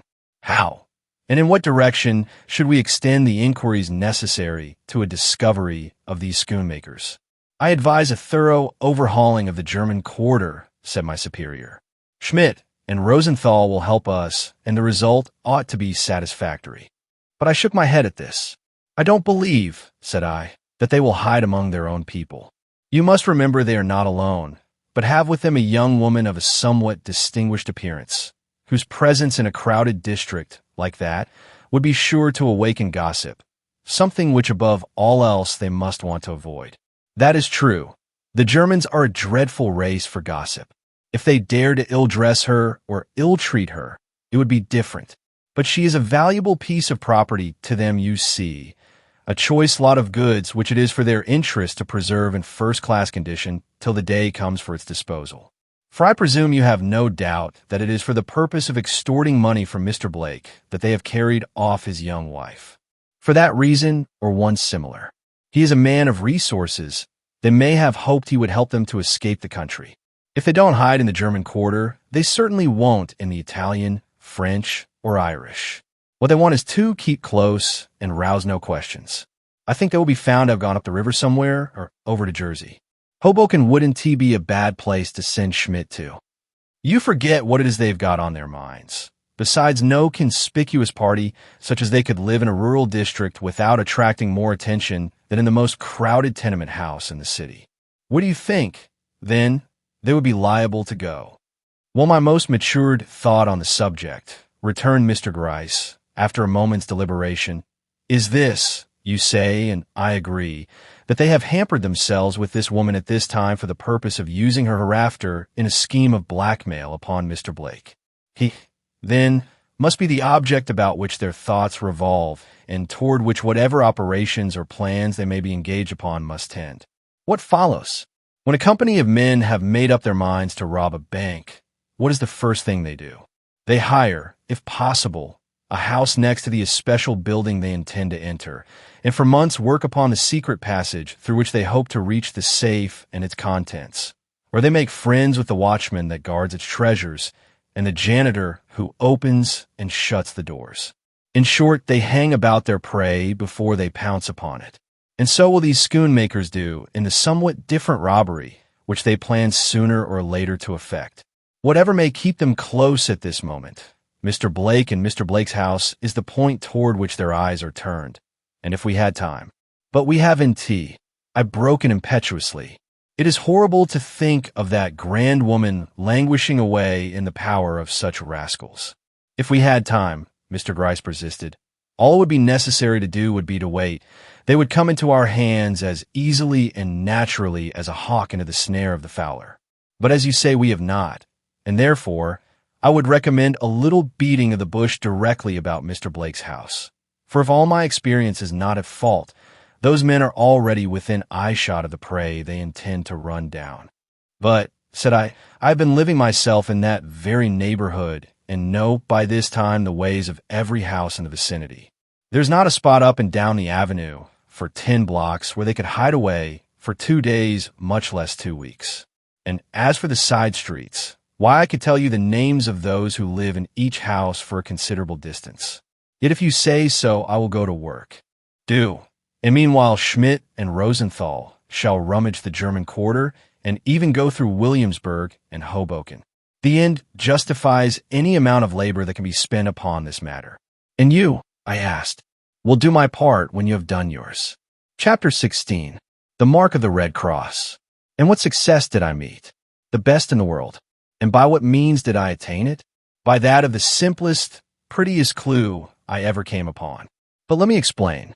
When after a wearisome day spent in an ineffectual search through the neighborhood, I went home to my room, which, as you remember, was a front one in a lodging house on the opposite corner from Mr. Blake, I was so absorbed in mind, and perhaps I may say shaken in nerve, by the strain under which I had been laboring for some time now, that I stumbled up an extra flight of stairs, and without any suspicion of the fact, tried the door of the room directly over mine.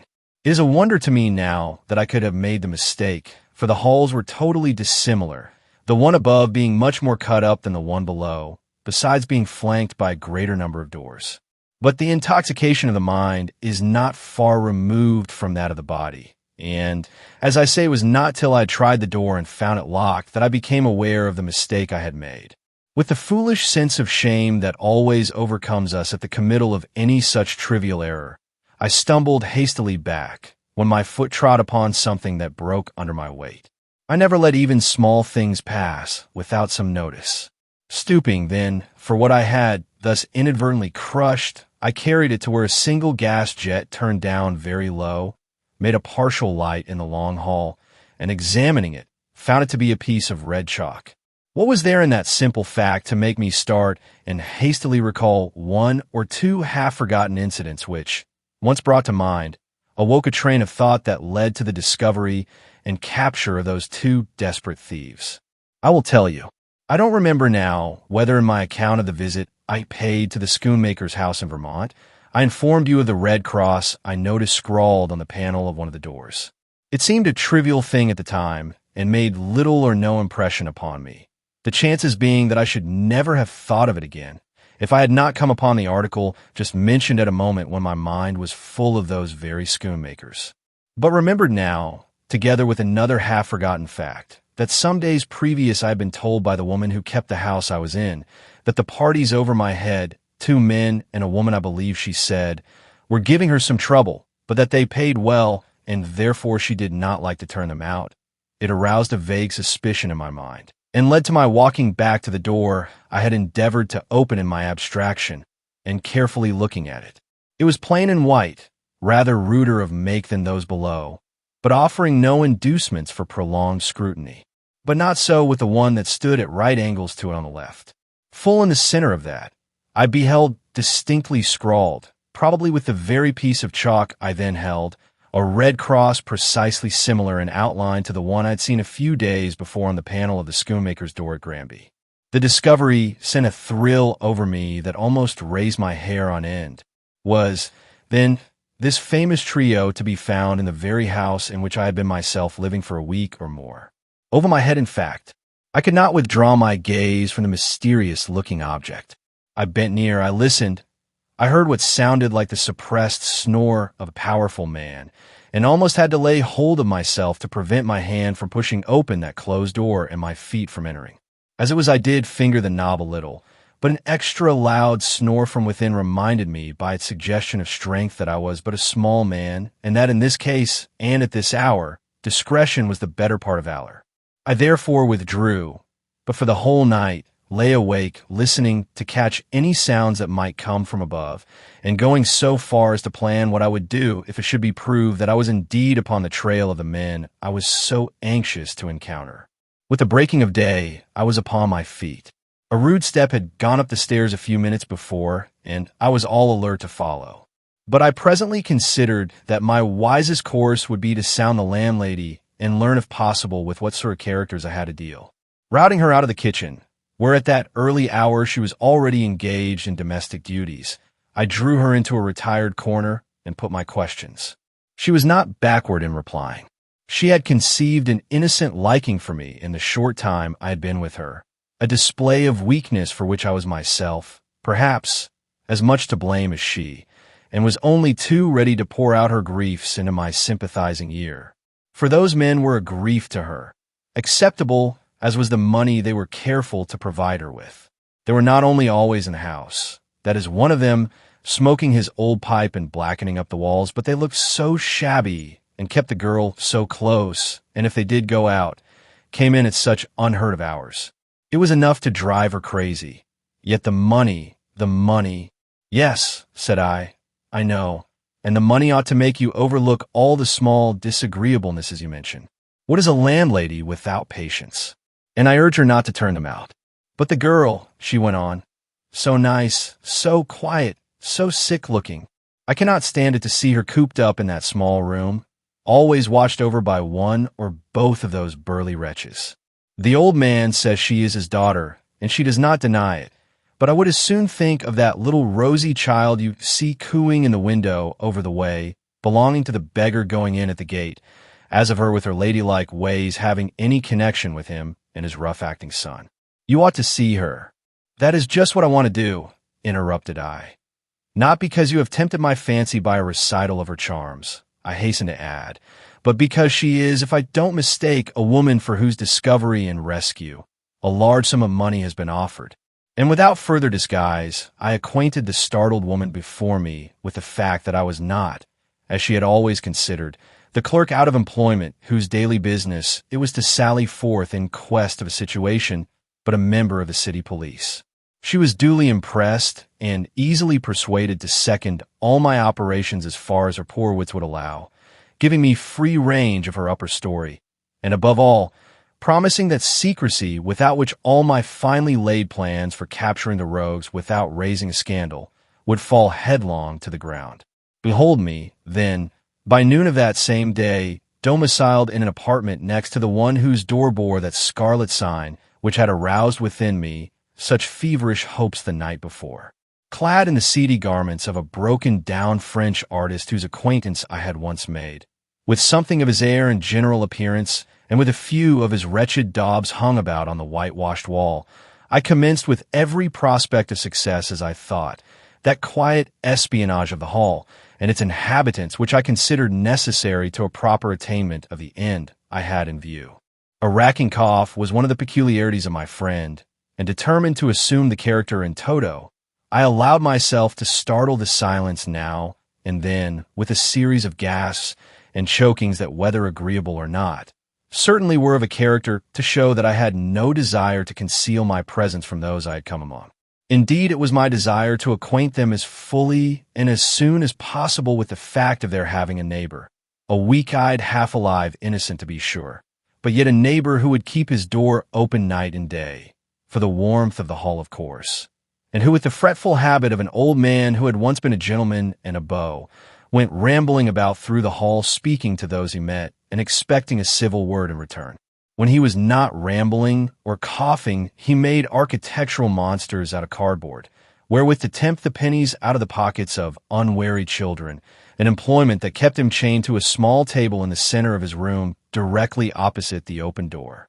As I expected, I had scarcely given way to 3 separate fits of coughing, when the door next me opened with a jerk and a rough voice called out, "Who's that making all that to do about here? If you don't stop that infernal noise in a hurry." A soft voice interrupted him, and he drew back. "I will go see," said those gentle tones, and Luttra Blake, for I knew it was she before the skirt of her robe had advanced beyond the door, stepped out into the hall. I was yet bent over my work when she paused before me. The fact is I did not dare look up. The moment was one of such importance to me. "You have a dreadful cough," said she with that low ring of sympathy in her voice that goes unconsciously to the heart. "Is there no help for it?" I pushed back my work, drew my hand over my eyes. I did not need to make it tremble, and glanced up. "No," said I with a shake of my head, "but it is not always so bad. I beg your pardon, miss, if it disturbs you." She threw back the shawl which she had held drawn tightly over her head, and advanced with an easy gliding step close to my side. "You do not disturb me, but my father is, well, a trifle cross sometimes, and if he should speak up a little harsh now and then, you must not mind. I'm sorry you are so ill. What is there in some women's look, some women's touch that more than all beauty goes to the heart and subdues it?" As she stood there before me, in her dark worsted dress and coarse shawl, with her locks simply braided and her whole person undignified by art and ungraced by ornament, she seemed, just by the power of her expression and the witchery of her manner, the loveliest woman I had ever beheld. "You are very kind, very good," I murmured, half ashamed of my disguise, though it was assumed for the purpose of rescuing her. "Your sympathy goes to my heart." Then, as a deep growl of impatience rose from the room at my side, I motioned her to go and not irritate the man who seemed to have such control over her. "In a minute," answered she. "First tell me what you are making." So I told her, and in the course of telling, let drop such other facts about my fancied life as I wished to have known to her, and through her to her father. She looked sweetly interested, and more than once turned upon me that dark eye, of which I had heard so much, full of tears that were as much for me, scamp that I was, as for her own secret trouble. But the growls becoming more and more impatient, she speedily turned to go, repeating, however, as she did so, "Now remember what I say. You're not to be troubled if they do speak cross to you. They make noise enough themselves sometimes, as you will doubtless be assured of tonight." And the lips which seemed to have grown stiff and cold with her misery actually softened into something like a smile. The nod which I gave her in return had the solemnity of a vow in it. My mind thus assured as to the correctness of my suspicions, and the way thus paved to the carrying out of my plans, I allowed some few days to elapse without further action on my part. My motive was to acquaint myself as fully as possible with the habits and ways of these two desperate men, before making the attempt to capture them upon which so many interests hung. For while I felt it would be highly creditable to my sagacity, as well as valuable to my reputation as a detective, to restore these escaped convicts in any way possible into the hands of justice, my chief ambition, after all, was to so manage the affair as to save the wife of Mr. Blake, not only from the consequences of their despair, but from the publicity and scandal attendant upon the open arrest of two heavily armed men. Strategy, therefore, rather than force was to be employed, and strategy to be successful must be founded upon the most thorough knowledge of the matter with which one has to deal. 3 days, then, did I give to the acquiring of that knowledge, the result of which was the possession of the following facts. 1. That the landlady was right when she told me the girl was never left alone, one of the men, if not the father then the son, always remaining with her. 2. That while thus guarded, she was not so restricted, but that she had the liberty of walking in the hall, though never for any length of time. 3. That the cross on the door seemed to possess some secret meaning connected with their presence in the house, it having been erased one evening when the whole 3 went out on some matter or other, only to be chalked on again when in an hour or so later, father and daughter return alone. For that it was the father and not the son who made such purchases as were needed, while it was the son and not the father who carried on whatever operations they had on hand, nightfall being the favorite hour for the one and midnight for the other, though it not infrequently happened that the latter sauntered out for a short time also in the afternoon, probably for the drink he could not go long without. 5. That they were men of great strength but little alertness, the stray glimpses I had had of them, revealing a breadth of back that was truly formidable, if it had not been joined to a heaviness of motion that proclaimed a certain stolidity of mind that was eminently in our favor. How best to use these facts in the building up of a mature plan of action was then the problem. By noon of a certain day, I believed it to have been solved, and reluctant as I was to leave the spot of my espionage, even for the hour or two necessary to a visit to headquarters, I found myself compelled to do so. Packing up in a small basket I had for the purpose the little articles I'd been engaged during the last few days in making, I gave way to a final fit of coughing so hollow and sepulchral in its tone that it awoke a curse from the next room deep as the growl of a wild beast, and still continuing, finally brought Lutra to the door with that look of compassion on her face that always called up a flush to my cheek whether I wished it or no. "Ah, monsieur, I am afraid your cough is very bad today." "Oh, I see. You have been getting ready to go out. Come back here," broke in a heavy voice from the room she had left. "What do you mean by running off to palaver with that old rascal every time he opens his battery of a cough?" A smile that went through me like the cut of a knife flashed for a moment on her face. "My father is in one of his impatient moods," said she. "You had better go." "I hope you will be successful," she murmured, glancing wistfully at my basket. "What is that?" again came thundering on our ears. "Successful? What are you two up to?" And we heard the rough clatter of advancing steps. "Go," said she. "You are weak and old. And when you come back, try and not cough." And she gave me a gentle push towards the door. "When I come back," I began, but was forced to pause, the elder Schumacher having by this time reached the open doorway where he stood frowning in upon us in a way that made my heart stand still for her. "What are you two talking about?" said he. "And what have you got in your basket there?" He continued with a stride forward that shook the floor. "Only some little toys that he has been making and is now going out to sell," was her low answer, given with a quick deprecatory gesture, such as I doubt if she ever used for herself. "Nothing more?" asked he in German with a red glare in the eye he turned towards her. "Nothing more," replied she in the same tongue. "You may believe me." He gave a deep growl and turned away. "If there was," said he, "you know what would happen." And unheeding the wild, keen shudder that seized her at the word, making her insensible for the moment to all and everything about her, he laid one heavy hand upon her slight shoulder and led her from the room. I waited no longer than was necessary to carry my feeble and faltering steps appropriately down the stairs, to reach the floor below and gain the landlady's presence. "Do you go up," said I, "and sit on those stairs till I come back. If you hear the least cry of pain or sound of struggle from that young girl's room, do you call at once for help. I will have a policeman standing on the corner below." The good woman nodded and proceeded at once to take up her work basket. "Lucky there's a window up there, so I can see," I heard her mutter. "I've no time to throw away, even on deeds of charity." Notwithstanding which precaution, I was in constant anxiety during my absence, an absence necessarily prolonged, as I had to stop and explain matters to the superintendent, as well as hunt up Mr. Gryce and get his consent to assist me in the matter of the impending arrest. I found the latter in his own home and more than enthusiastic upon the subject. "Well," said he after I had informed him of the discoveries I had made, "the fates seem to prosper you in this. I have not received an inkling of light upon the matter since I parted from you at Mr. Blake's house. By the way, I saw that gentleman this morning, and I tell you we will find him a grateful man if this affair can be resolved satisfactorily." "That is good," said I. "Gratitude is what we want."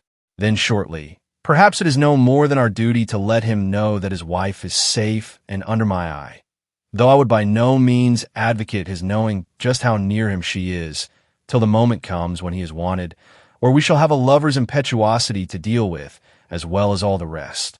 Then, with a hurried remembrance of a possible contingency, went on to say, "But, by the way, in case we should need the cooperation of Mrs. Blake in what we have before us, you had better get a line written in French from Mrs. Daniels, expressive of her belief in Mr. Blake's present affection for his wife.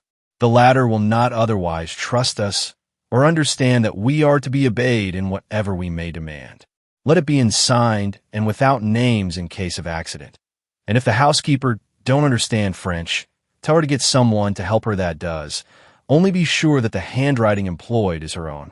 Mr. Gryce seemed to perceive the wisdom of this precaution and promised to procure me such a note by a certain hour, after which I related to him the various other details of the capture, such as I planned it, meeting to my secret gratification and unqualified approval that went far towards alleviating that wound to my pride which I had received from him in the beginning of this affair. Let all things proceed as you have determined, and we shall accomplish something that it will be a lifelong satisfaction to remember, said he.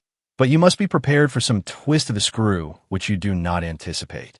I never knew anything to go off just as one prognosticates it must, except once, he added thoughtfully.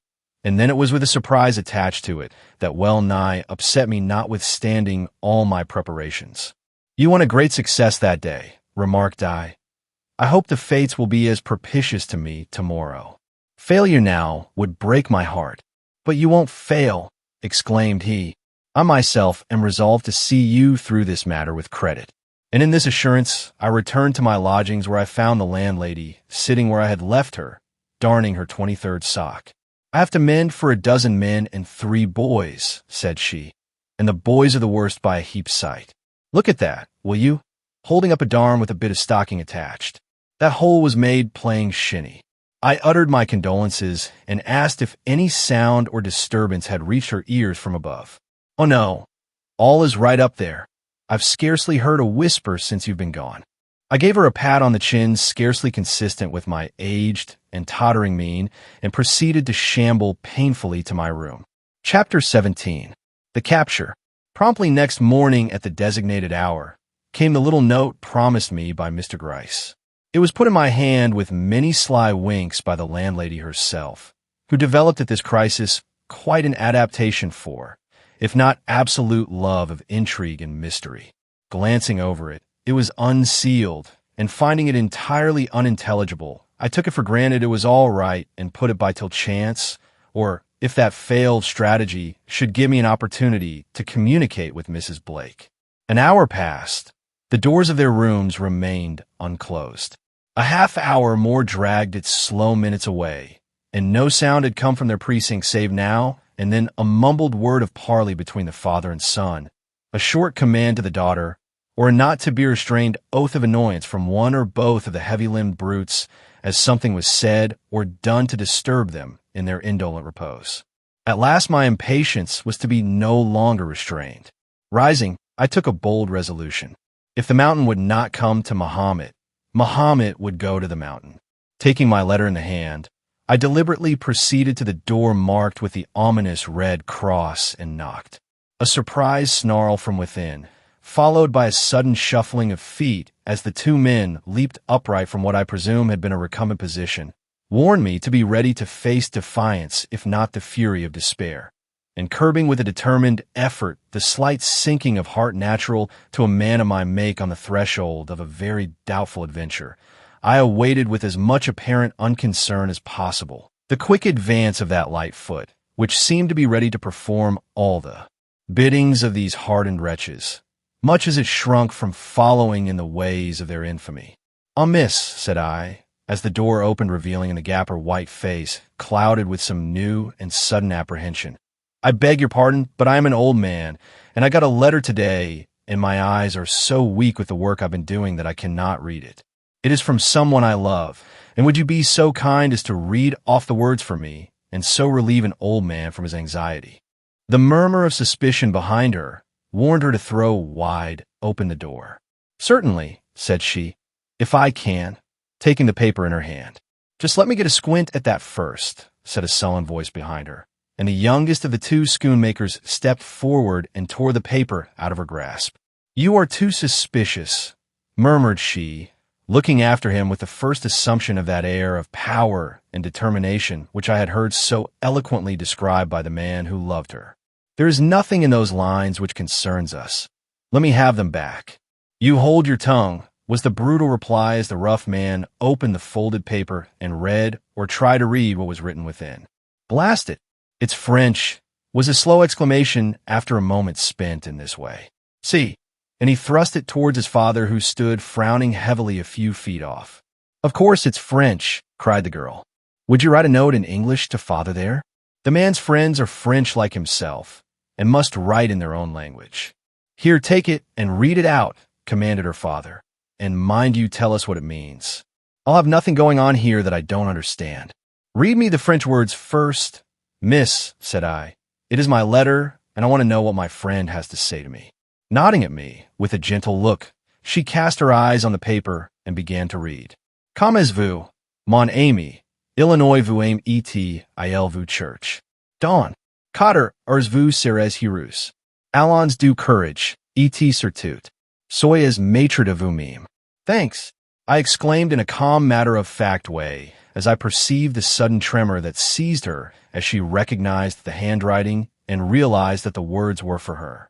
My friend says he will pay my week's rent and bids me be at home to receive him, said I, turning upon the two ferocious faces peering over her shoulder, with a look of meek unsuspiciousness in my eye that in a theater would have brought down the house. Is that what those words say, you? Asked the father, pointing over her shoulder to the paper she held. I will translate for you word by word what it says, replied she, nerving herself for the crisis till her face was like marble, though I could see she could not prevent the gleam of secret rapture that had visited her from flashing fitfully across it. Comment-vous, mon ami? Do not be afraid, my friend. Il vous aime il vous church. He loves you and is hunting for you. Don Cotter, vous serez heureux. In 4 hours you will be happy. Allons du courage, et surtout soyez maître de vous-même. Then take courage, and above all preserve your self-possession. It is the French way of expressing one's self, observed she. I'm glad your friend is disposed to help you, she continued, giving me back the letter with a smile. I'm afraid you needed it. In a sort of maze, I folded up the letter, bowed my very humble thanks to her, and I shuffled slowly back. The fact is I had no words. I was utterly dumbfounded. Halfway through that letter, with whose contents you must remember I was unacquainted, I would have given my whole chance of expected reward to have stopped her. Read out such words as those before these men. Was she crazy? But how naturally at the conclusion did she, with a word, make its language seem consistent with the meaning I had given it.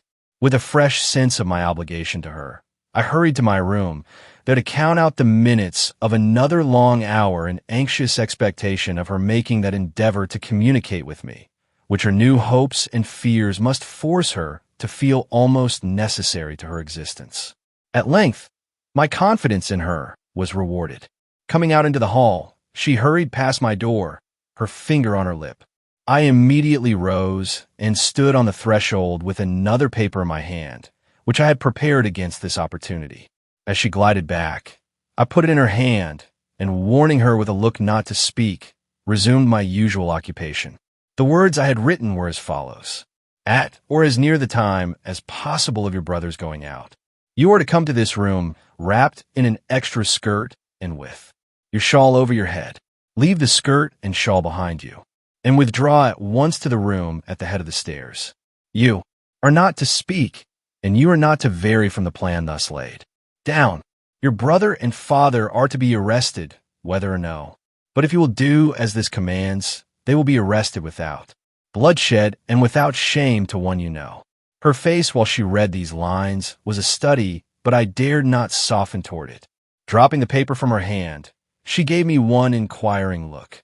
But I pointed determinately to the words lying upward on the floor and would listen to no appeal.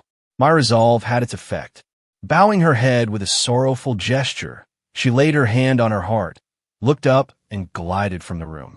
I took up that paper and tore it into bits. And now for the first time since I had been in the house, I closed the door of my room. I had a part to perform that rendered the dropping of my disguise indispensable. The old French artist had finished his work, and henceforth must merge into Q, the detective. Shortly before 2 o'clock, my assistants began to arrive. First, Mr. Gryce appeared on the scene and was stowed away in a large room on the other side of mine. Next, 2 of the most agile, as well as muscular men in the force who, thanks to having taken off their shoes in the lower hall, gained the same refuge without awakening the suspicions of those we were anxious to surprise. Lastly, the landlady who went into the closet to which I had bidden Mrs. Blake retire after leaving in my room the articles I had mentioned. All was now ready and waiting for the departure of the youngest Schoenmacher. Would he disappoint us and remain at home that day? Had any suspicions been awakened in the stolid breasts of these men, that would serve to make them more watchful than usual against running unnecessary risks? No. At or near the time for the clock to strike 2, their door opened and the tread of a lumbering foot was heard in the hall. On it came, passing my room with a rude stamping that gradually grew less distinct as the hearty rough went down the corridor, brushing the wall behind which Mr. Gryce and his men lay concealed with his thick cane, and even stopping to light his pipe in front of the small apartment where cowered our good landlady with her eternal basket of mending in her lap. At length all was quiet, and throwing open my door, I withdrew into a small closet connected with my room, to wait with indescribable impatience the appearance of Mrs. Blake. She came in a very few minutes, remained for an instant, and departed, leaving behind her, as I had requested, the skirt and shawl in which she had left her father's presence. I at once endued myself in these articles of apparel, taking care to draw the shawl well over my head, and with a pocket handkerchief to my face, a proceeding made natural enough by the sneeze which at that very moment I took care should assail me, walked boldly back to the room from which she had just come. The door was of course ajar, and as I swung it open with as near a simulation of her manner as possible, the vision of her powerful father lolling on a bench directly before me offered anything but an encouraging spectacle to my eyes. But doubling myself almost together with as ladylike an atchee as my masculine nostrils would allow, I succeeded in closing the door and reaching a low stool by the window without calling from him anything worse than a fretful, "I hope you are not going to bark too." I did not reply to this, of course, but sat with my face turned towards the street in an attitude which I hoped would awaken his attention sufficiently to cause him to get up and come over to my side. For as he sat face to the door, it would be impossible to take him by surprise, and that, now that I saw what a huge and muscular creature he was, seemed to me to be the only safe method before us. But, whether from the sullenness of his disposition or the very evident laziness of the moment, he manifested no disposition to move, and hearing or thinking I did the stealthy advance of Mr. Gryce and his companions down the hall, I allowed myself to give way to a suppressed exclamation, and leaning forward, pressed my forehead against the pane of glass before me, as if something of absorbing interest had just taken place in the street beneath. His fears at once took alarm. Bounding up with a curse, he strode towards me, muttering, "What's up now? What's it you're looking at?" Reaching my side, just as Mr. Gryce and his 2 men softly opened the door and with a quick leap threw their arms about him, closing upon him with a force he could not resist, desperate as he was and mighty in the huge strength of an unusually developed muscular organization. You girl there, are to blame for this," came mingled with curses from his lips, as with one huge pant he submitted to his captors. "Only let me get my hand well upon you once." "Damn it," he suddenly exclaimed, dragging the whole 3 men forward in his effort to get his mouth down to my ear. "Go and rub that sign out on the door, or you know what I'll do well enough. Do you hear?" Rising, still with face averted, I proceeded to do what he asked. But in another moment, seeing that he had been effectually bound and gagged, I took out the piece of red chalk I had kept in my pocket and deliberately chalked it on again, after which operation I came back and took my seat as before on the low stool by the window. The object now was to secure the second rascal in the same way we had the first, and for this purpose Mr. Gryce ordered the now helpless giant to be dragged into the adjoining small room formerly occupied by Mrs. Blake, where he and his men likewise took up their station, leaving me to confront as best I might the surprise and consternation of the one whose return we now awaited. I did not shrink with that brave woman's garments drawn about me. Something of her dauntless spirit seemed to invade my soul, and though I expected, but let that come in its place, I am not here to interest you in myself or my selfish thoughts. A half hour passed. He had never lingered away so long before, or so it seemed, and I was beginning to wonder if we should have to keep up this strain of nerve for hours, when a heavy tread was again heard in the hall, and with a blow of the fist that argued anger or a brutal impatience, he flung open the door and came in. I did not turn my head. "Where's father?" he growled, stopping where he was a foot or so from the door. I shook my head with a slight gesture and remained looking out. He brought his cane down on the floor with a thump. "What do you mean by sitting there staring out of the window, like mad, and not answering when I ask you a decent question?" Still I made no reply.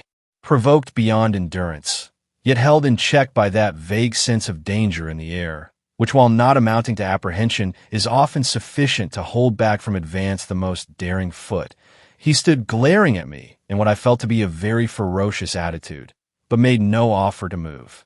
Instantly I rose, and still looking out the window, made with my hand what appeared to be a signal to someone on the opposite side of the way. The ruse was effective. With an oath that rings in my ears yet, he lifted his heavy cane and advanced upon me with a bound, only to meet the same fate as his father at the hands of the watchful detectives. Not, however, before that heavy cane came down upon my head in a way to lay me in a heap at his feet and to sow the seeds of that blinding headache, which has afflicted me by spells ever since.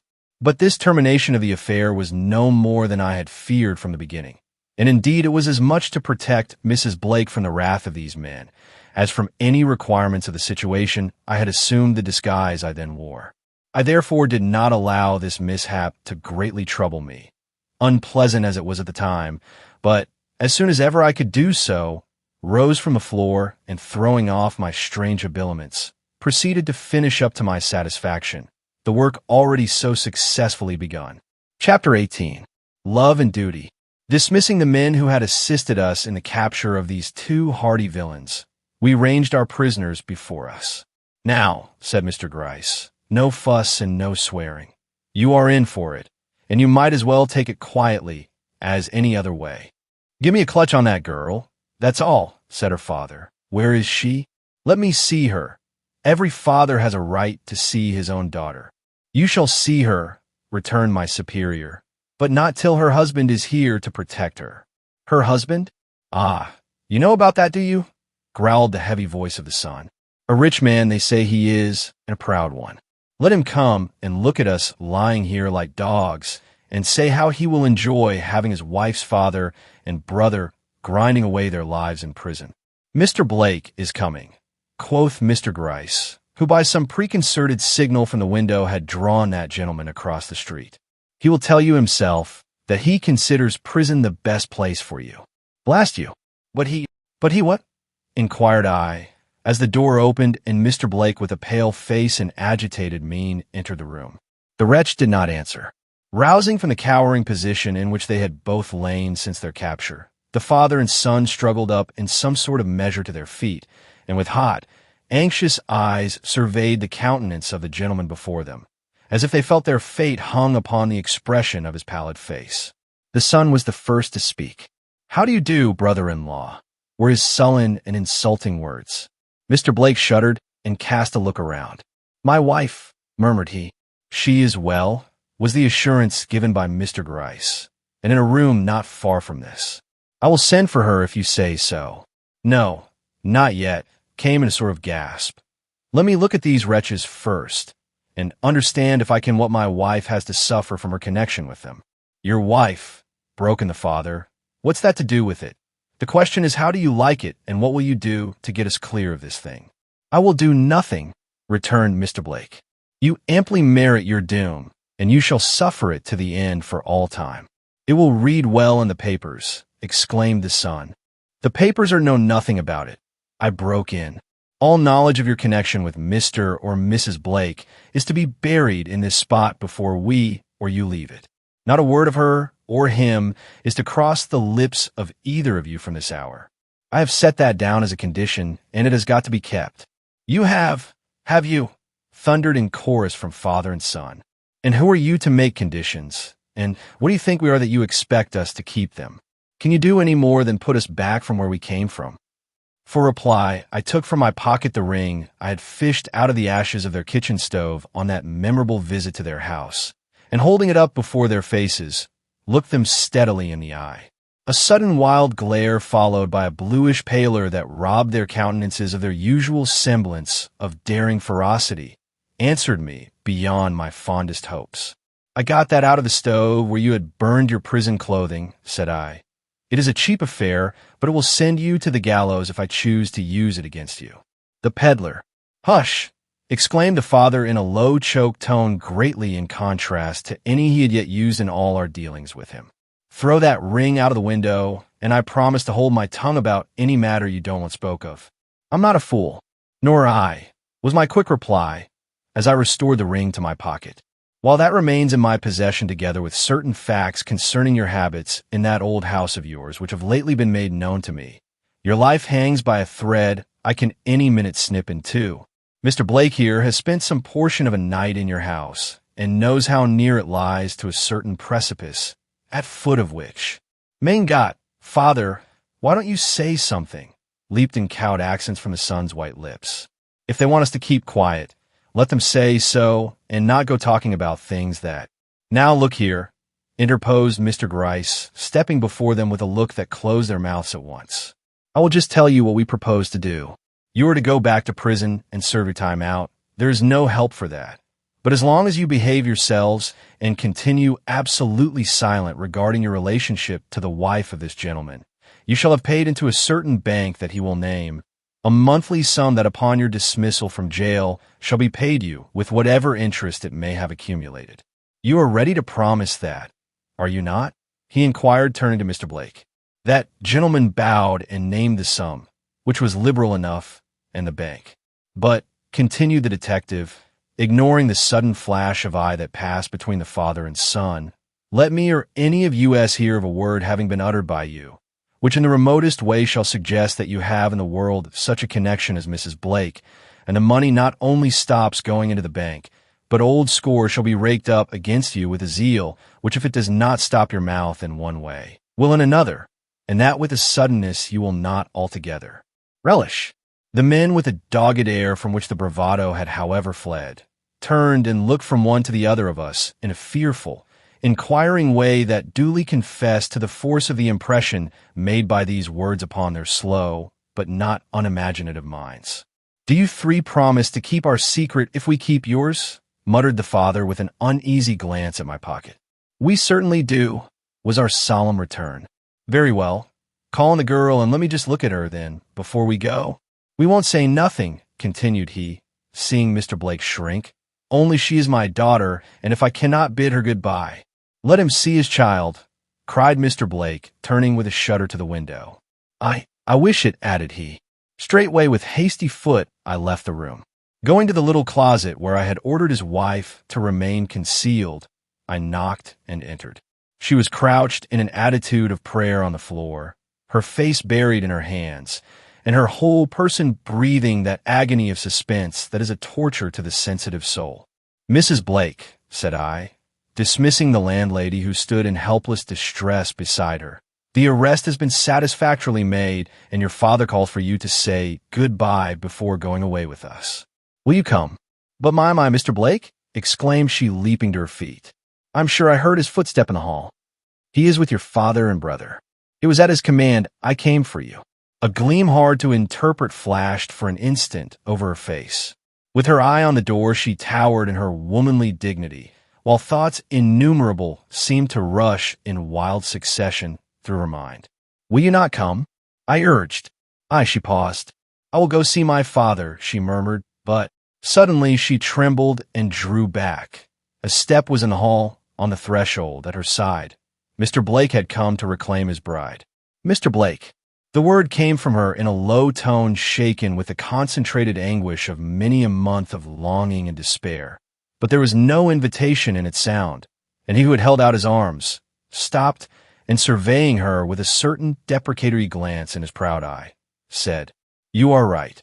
I have first my acknowledgments to make and your forgiveness to ask before I can hope. No, she broke in. Your coming here is enough. I request no more. If you felt unkindly toward me, unkindly, a world of love thrilled in that word. Lutra, I am your husband, and rejoice that I am so. It is to lay the devotion of my heart and life at your feet that I seek your presence this hour. The year has taught me, what has not the year taught me of the worth of her I so recklessly threw from me on my wedding day? Lutra, he held out his hand. Will you crown all your other acts of devotion with a pardon that will restore me to my manhood, and that place in your esteem which I covet above every other earthly good? Her face, which had been raised to his with that earnest look we knew so well, softened with an ineffable smile, but still she did not lay her hand in his. And you say this to me in the very hour of my father's and brother's arrest, with the remembrance in your mind of their bound and abject forms lying before you guarded by police, knowing, too, that they deserve their ignominy and the long imprisonment that awaits them. No, I say it on the day of the discovery and the restoration of that wife for whom I have long searched, and to whom when found I have no word to give but welcome, welcome, welcome. With the same deep smile she bowed her head. Now let come what will, I can never again be unhappy, were the words I caught, uttered in the lowest of undertones. But in another moment her head had regained its steady poise, and a great change had passed over her manner. "Mr. Blake," said she, "you are good. How good! I alone can know and duly appreciate who have lived in your house this last year and seen with eyes that missed nothing, just what your surroundings are and have been from the earliest years of your proud life. But goodness must not lead you into the committal of an act you must and will repent to your dying day. Or if it does, I who have learned my duty in the school of adversity must show the courage of two and forbid what every secret instinct of my soul declares to be only provocative of shame and sorrow. You would take me to your heart as your wife. Do you realize what that means?" "I think I do," was his earnest reply. Relief from heartache, Lutra. Her smooth brow wrinkled with a sudden spasm of pain, but her firm lips did not quiver. "It means," said she, drawing nearer, but not with that approach which indicates yielding, "it means shame to the proudest family that lives in the land. It means silence as regards a past blotted by suggestions of crime, an apprehension concerning a future across which the shadow of prison walls must for so many years lie. It means the hushing of certain words upon beloved lips, the turning of cherished eyes from visions where fathers and daughters eye, brothers and sisters are seen joined together in tender companionship or loving embrace. It means, God help me to speak out, a home without the sanctity of memories, a husband without the honors he has been accustomed to enjoy, a wife with a fear gnawing like a serpent into her breast, and children, yes, perhaps children from whose innocent lips the sacred word of grandfather can never fall without wakening a blush on the cheeks of their parents, which all their lovesome prattle will be helpless to chase away. Lutra, your father and your brother have given their consent to go their dark way alone and trouble you no more. The shadow you speak of may lie on your heart, dear wife, for these men are of your own blood, but it need never invade the hearthstone beside which I ask you to sit. The world will never know, whether you come with me or not, that Lutra Blake was ever Lutra Schoenmaker. Will you not then give me the happiness of striving to make such amends for the past, that you, too, will forget you ever bore any other name than the one you now honor so truly? "Oh, do not," she began, but paused with a sudden control of her emotion that lifted her into an atmosphere almost holy in its significance. "Mr. Blake," said she, "I am a woman and therefore weak to the voice of love pleading in my ear. But in one thing I am strong, and that is in my sense of what is due to the man I have sworn to honor. 11 months ago I left you because your pleasure and my own dignity demanded it. Today I put by all the joy and exultation you offer, because your position as a gentleman and your happiness as a man equally requires it." "My happiness as a man," he broke in. "Ah, Lutra, if you love me, as I do you, I might perhaps yield," she allowed with a faint smile. "But I love you as a girl brought up amid surroundings from which her whole being recoiled, must love the one who first brought light into her darkness and opened up to her longing feet the way to a life of culture, purity, and honor. I were the basest of women could I consent to repay such a boundless favor." "But Lutra," he again broke in, "you marry me knowing what your father and brother were capable of committing." "Yes, yes. I was blinded by passion, a girl's passion, Mr. Blake, born of glamour and gratitude. Not the self-forgetting devotion of a woman who has tasted the bitterness of life and so learned its lesson of sacrifice. I may not have thought, certainly I did not realize what I was doing. Besides, my father and brother were not convicted criminals at that time. However weak, they had proved themselves under temptation. And then I believed I had left them behind me on the road of life, that we were sundered, irrevocably cut loose from all possible connection. But such ties are not to be snapped so easily. They found me, you see, and they will find me again. Never, exclaimed her husband. They are as dead to you as if the grave had swallowed them. I have taken care of that. But the shame, you have not taken care of that. That exists and must. And while it does, I remain where I can meet it alone. I love you. God's Son is not dearer to my eyes. But I will never cross your threshold as your wife till the opprobrium can be cut loose from my skirts, and a shadow uplifted from my brow. A queen with high thoughts in her eyes and brave hopes in her heart were not too good to enter that door with you. Shall a girl who has lived 3 weeks in an atmosphere of such crime and despair, that these rooms have often seemed to me the gateway to hell, carry there, even in secrecy, the effects of that atmosphere? I will cherish your goodness in my heart, but do not ask me to bury that heart in any more exalted spot than some humble country home, where my life may be spent in good deeds and my love and prayer for the man I hold dear. And because I hold dear, leave to his own high path among the straight and unshadowed courses of the world. And with a gesture that inexorably shut him off while it expressed the most touching appeal, she glided by him and took her way to the room where her father and brother awaited her presence. Chapter 19. Explanations. I cannot endure this, came in one burst of feeling from the lips of Mr. Blake. She don't know, she don't realize, sir, cried he, suddenly becoming conscious of my presence in the room. Will you be good enough to see that this note, he hastily scribbled one, is carried across the way to my house and given to Mrs. Daniels? I bowed assent, routed up one of the men in the next room, and dispatched it at once. Perhaps she will listen to the voice of one of her own sex, if not to me, said he, and began pacing the floor of the narrow room in which we were, with a wildness of impatience that showed to what depths had sunk the hope of gaining this lovely woman for his own. Feeling myself no longer necessary in that spot, I followed where my wishes led and entered the room where Luttra was bidding goodbye to her father. I shall never forget, I heard her say as I crossed the floor to where Mr. Gryce stood looking out of the window, that your blood runs in my veins together with that of my gentle-hearted, never-to-be-forgotten mother. Whatever my fate may be, or wherever I may hide the head you have bowed to the dust, be sure I shall always lift up my hands in prayer for your repentance and return to an honest life. God grant that my prayers may be heard, and that I may yet receive at your hands a father's kindly blessing. The only answer to this was a heavily muttered growl that gave but little promise of any such peaceful termination to a deeply vicious life. Hearing it, Mr. Gryce hastened to procure his men and remove the hardened wretches from the spot. All through the preparations for their departure, she stood and watched their sullen faces with a wild yearning in her eye that could scarcely be denied.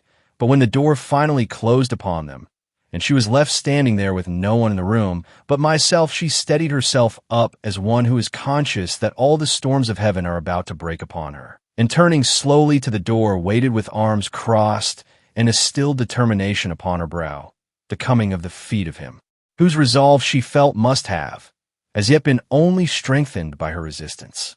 She had not long to wait. Almost with the closing of the street door upon the detectives and their prisoners, Mr. Blake, followed by Mrs. Daniels and another lady whose thick veil and long cloak but illy concealed the patrician features and stately form of the Countess de Murick, entered the room. The surprise had its effect. Luttra was evidently for the moment thrown off her guard. "Mrs. Daniels," she breathed, holding out her hands with a longing gesture. "My dear mistress," returned that good woman, taking those hands in hers, but in a respectful way that proved the constraint imposed upon her by Mr. Blake's presence. "Do I see you again, and safe?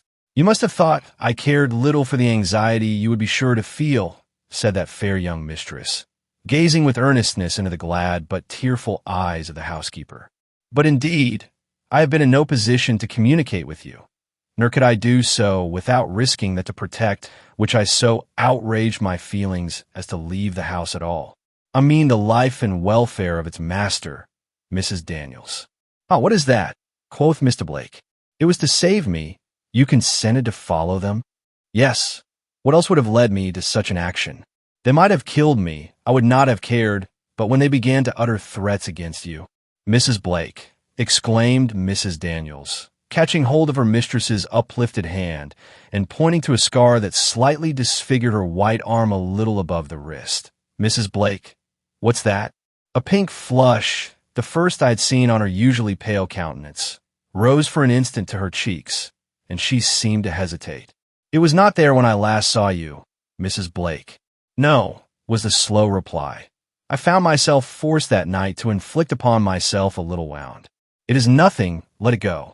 No, Luttra, I cannot let it go, said her husband, advancing towards her with something like gentle command. I must hear not only about this, but all the other occurrences of that night. How came it to find you in the refuge you had attained? I think, said she in a low tone, the underlying suffering of which it would be hard to describe, that it was not to seek me they first invaded your house. They had heard you were a rich man, and the sight of that ladder, running up the side of the new extension, was too much for them. Indeed, I know that it was for purposes of robbery they came, for they had hired this room opposite you some days previous to making the attempt. You see, they were almost destitute of money, and though they had some buried in the cellar of the old house in Vermont, they dared not leave the city to procure it. My brother was obliged to do so later, however. It was a surprise to them seeing me in your house.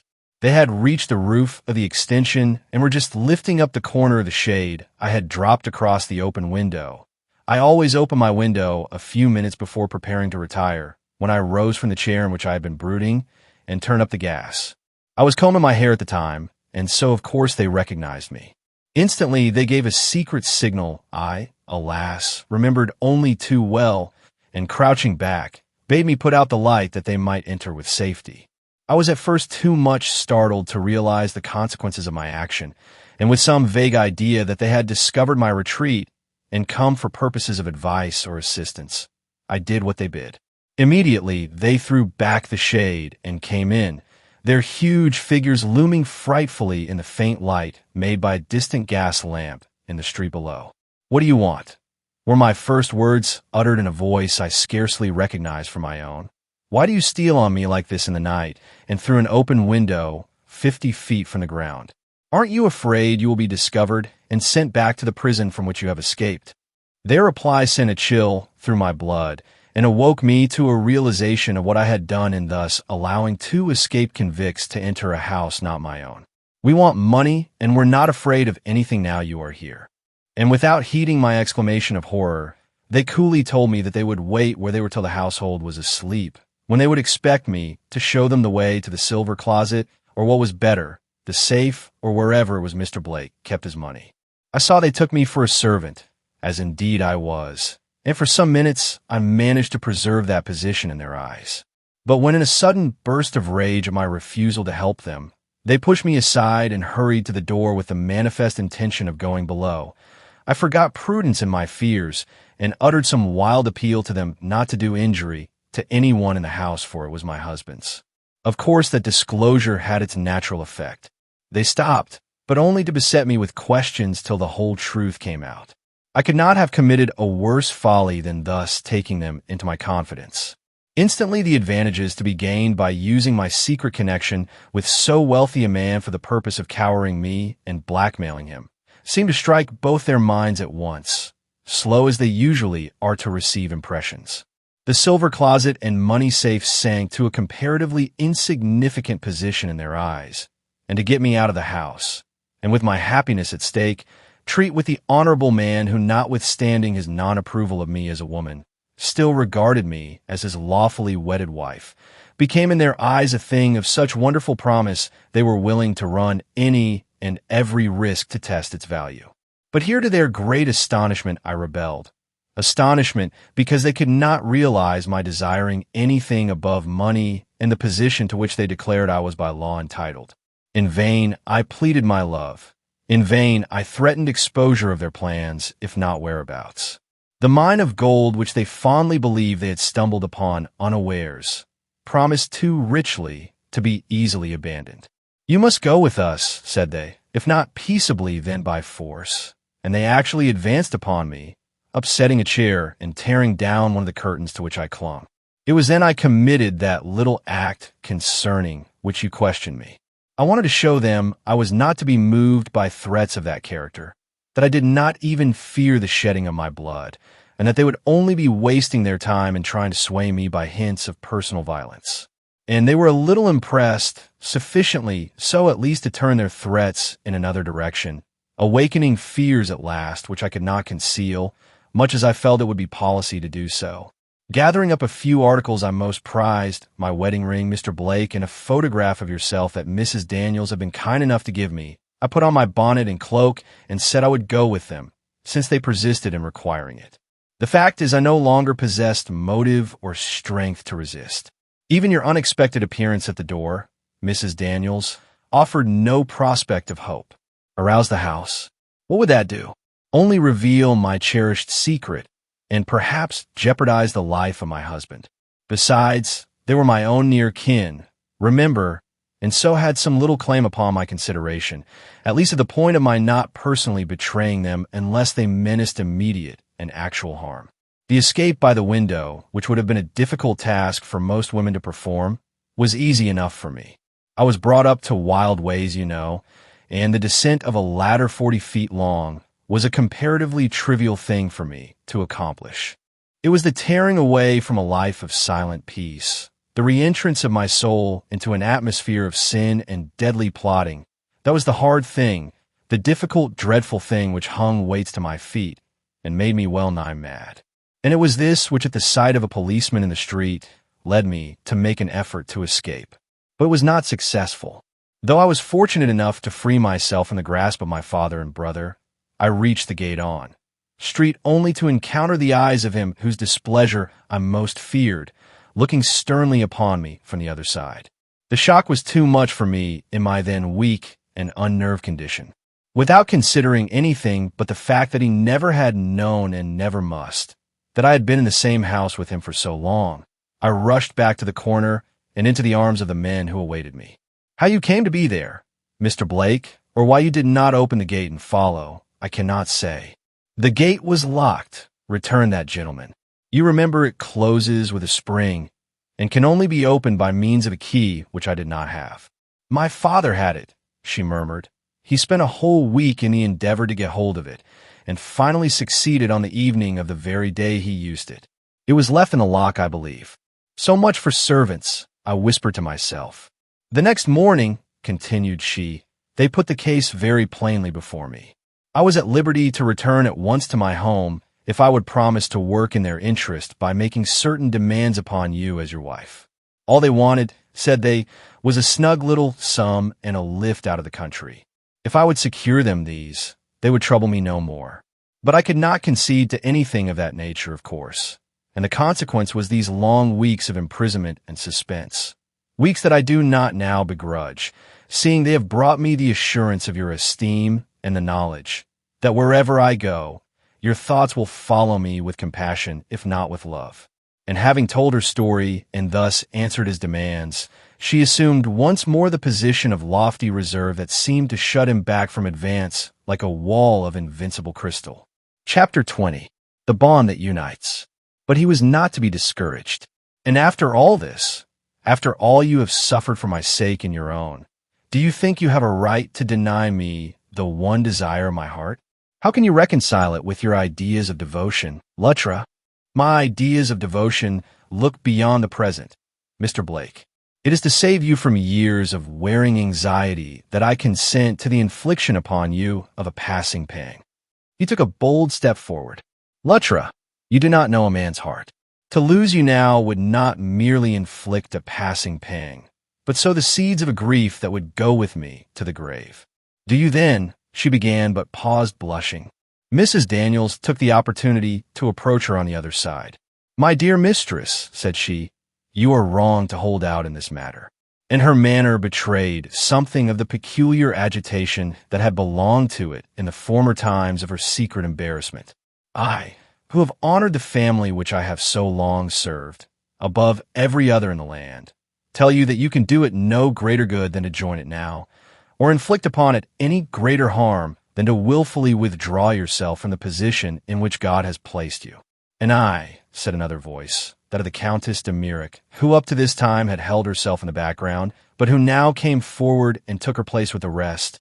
I, who have borne the name of Blake, and who am still the proudest of them all at heart, I, the Countess de Mirac, cousin to your husband there, repeat what this good woman has said, and in holding out my hand to you, ask you to make my cousin happy and his family contented by assuming that position in his household which the law as well as his love accords you.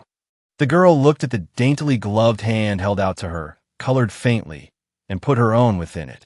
I thank you for your goodness, said she, surveying with half-sad, half-admiring glances the somewhat pale face of the beautiful brunette, and you will yield to our united requests. She cast her eye down at the spot where her father and brother had cowered in their shackles, and shook her head. I dare not, said she. Immediately Mrs. Daniels, whose emotion had been increasing every moment since she last spoke, plunged her hand into her bosom and drew out a folded paper. Mrs. Blake, said she, if you could be convinced that what I have told you is true, and that you would be irretrievably injuring your husband and his interests by persisting in that desertion of him which you purpose, would you not consent to reconsider your determination, settled as it appears to be? If I could be made to see that, most certainly, returned she in a low voice whose broken accents betrayed at what cost she remained true to her resolve. But I cannot. Perhaps the sight of this paper will help you, said she. And turning to Mr. Blake, she exclaimed, your pardon for what I am called upon to do. A duty has been laid upon me, which I cannot avoid, hard as it is for an old servant to perform. This paper, but it is no more than just that you, sir, should see and read it first. And with a hand that quivered with fear or some equally strong emotion, she put it in his clasp. The exclamation that rewarded the act made us all start forward. My father's handwriting, were his words. Executed under my eye, observed Mrs. Daniels. His glance ran rapidly down the sheet and rested upon the final signature. Why has this been kept from me? Demanded he, turning upon Mrs. Daniels with sternness. Your father so willed it, was her reply. For a year was his command. You shall keep this my last will and testament which I give into your care with my dying hands, a secret from the world. At the expiration of that time mark if my son's wife sits at the head of her husband's table. If she does, and is happy, suppress this by deliberately giving it to the flames. But if from any reason other than death she is not seen there, carry it at once to my son, and bid him, as he honors my memory, to see that my wishes as they're expressed are at once carried out. The paper in Mr. Blake's hand fluttered. You are aware what those wishes are, said he. I steadied his hand while he wrote, was her sad and earnest reply. Mr. Blake turned with a look of inexpressible deference to his wife. Madam, said he, when I urged you with such warmth to join your fate to mine and honor my house by presiding over it, I thought I was inviting you to share the advantages of wealth as well as the love of a lonely man's heart. This paper undeceives me. Luttra, the daughter-in-law of Abner Blake, not Holman, his son, is the one who by the inheritance of his millions has the right to command in this presence. With a cry she took from him the will whose purport was thus briefly made known. Oh, how could he? How could he? Exclaimed she, running her eye down the sheet, and then crushing it spasmodically to her breast. Did he not realize that he could do me no greater wrong? Then in one yielding up of her whole womanhood to the mighty burst of passion that had been flooding the defenses of her heart for so long, she exclaimed in a voice the mingled rapture and determination of which rings in my ears even now. And is it a thing like this, with its suggestions of mercenary interest, that shall bridge the gulf that separates you and me? Shall the giving or the gaining of a fortune make necessary the unital of lives over which holier influences have beamed and loftier hopes shone? No, no. By the smile with which her dying father took me to his breast, love alone, with the hope and confidence it gives, shall be the bond to draw us together and make of the two separate planes on which we stand a common ground where we can meet and be happy. And with one supreme gesture, she tore into pieces the will which she held, and sank all aglow with woman's divinest joy into the arms held out to receive her. I was present at the wedding reception given them by the Countess de Mirac in her elegant apartments at the Windsor.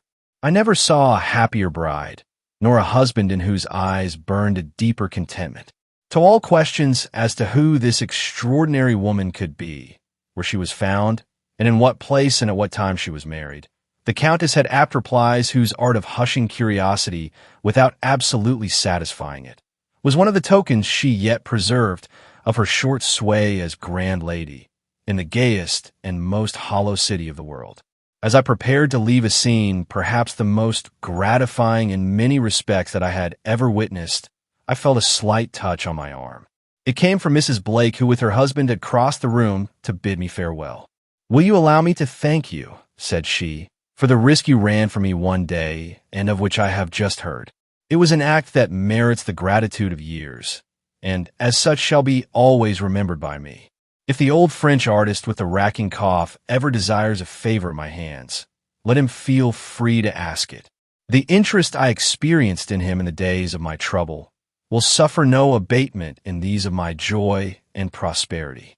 And with a look that was more than words, she gave me a flower from the bouquet she held in her hand and smilingly withdrew. And that concludes A Strange Disappearance by Anna Katharine Green. A mystery filled with deception, hidden motives, and a detective's relentless pursuit of the truth. If you enjoyed this classic detective tale, don't forget to like the video, leave a comment sharing your thoughts, and subscribe for more timeless mysteries. Your support helps bring more forgotten gems to life. Thank you for listening, and stay tuned for the next thrilling audiobook.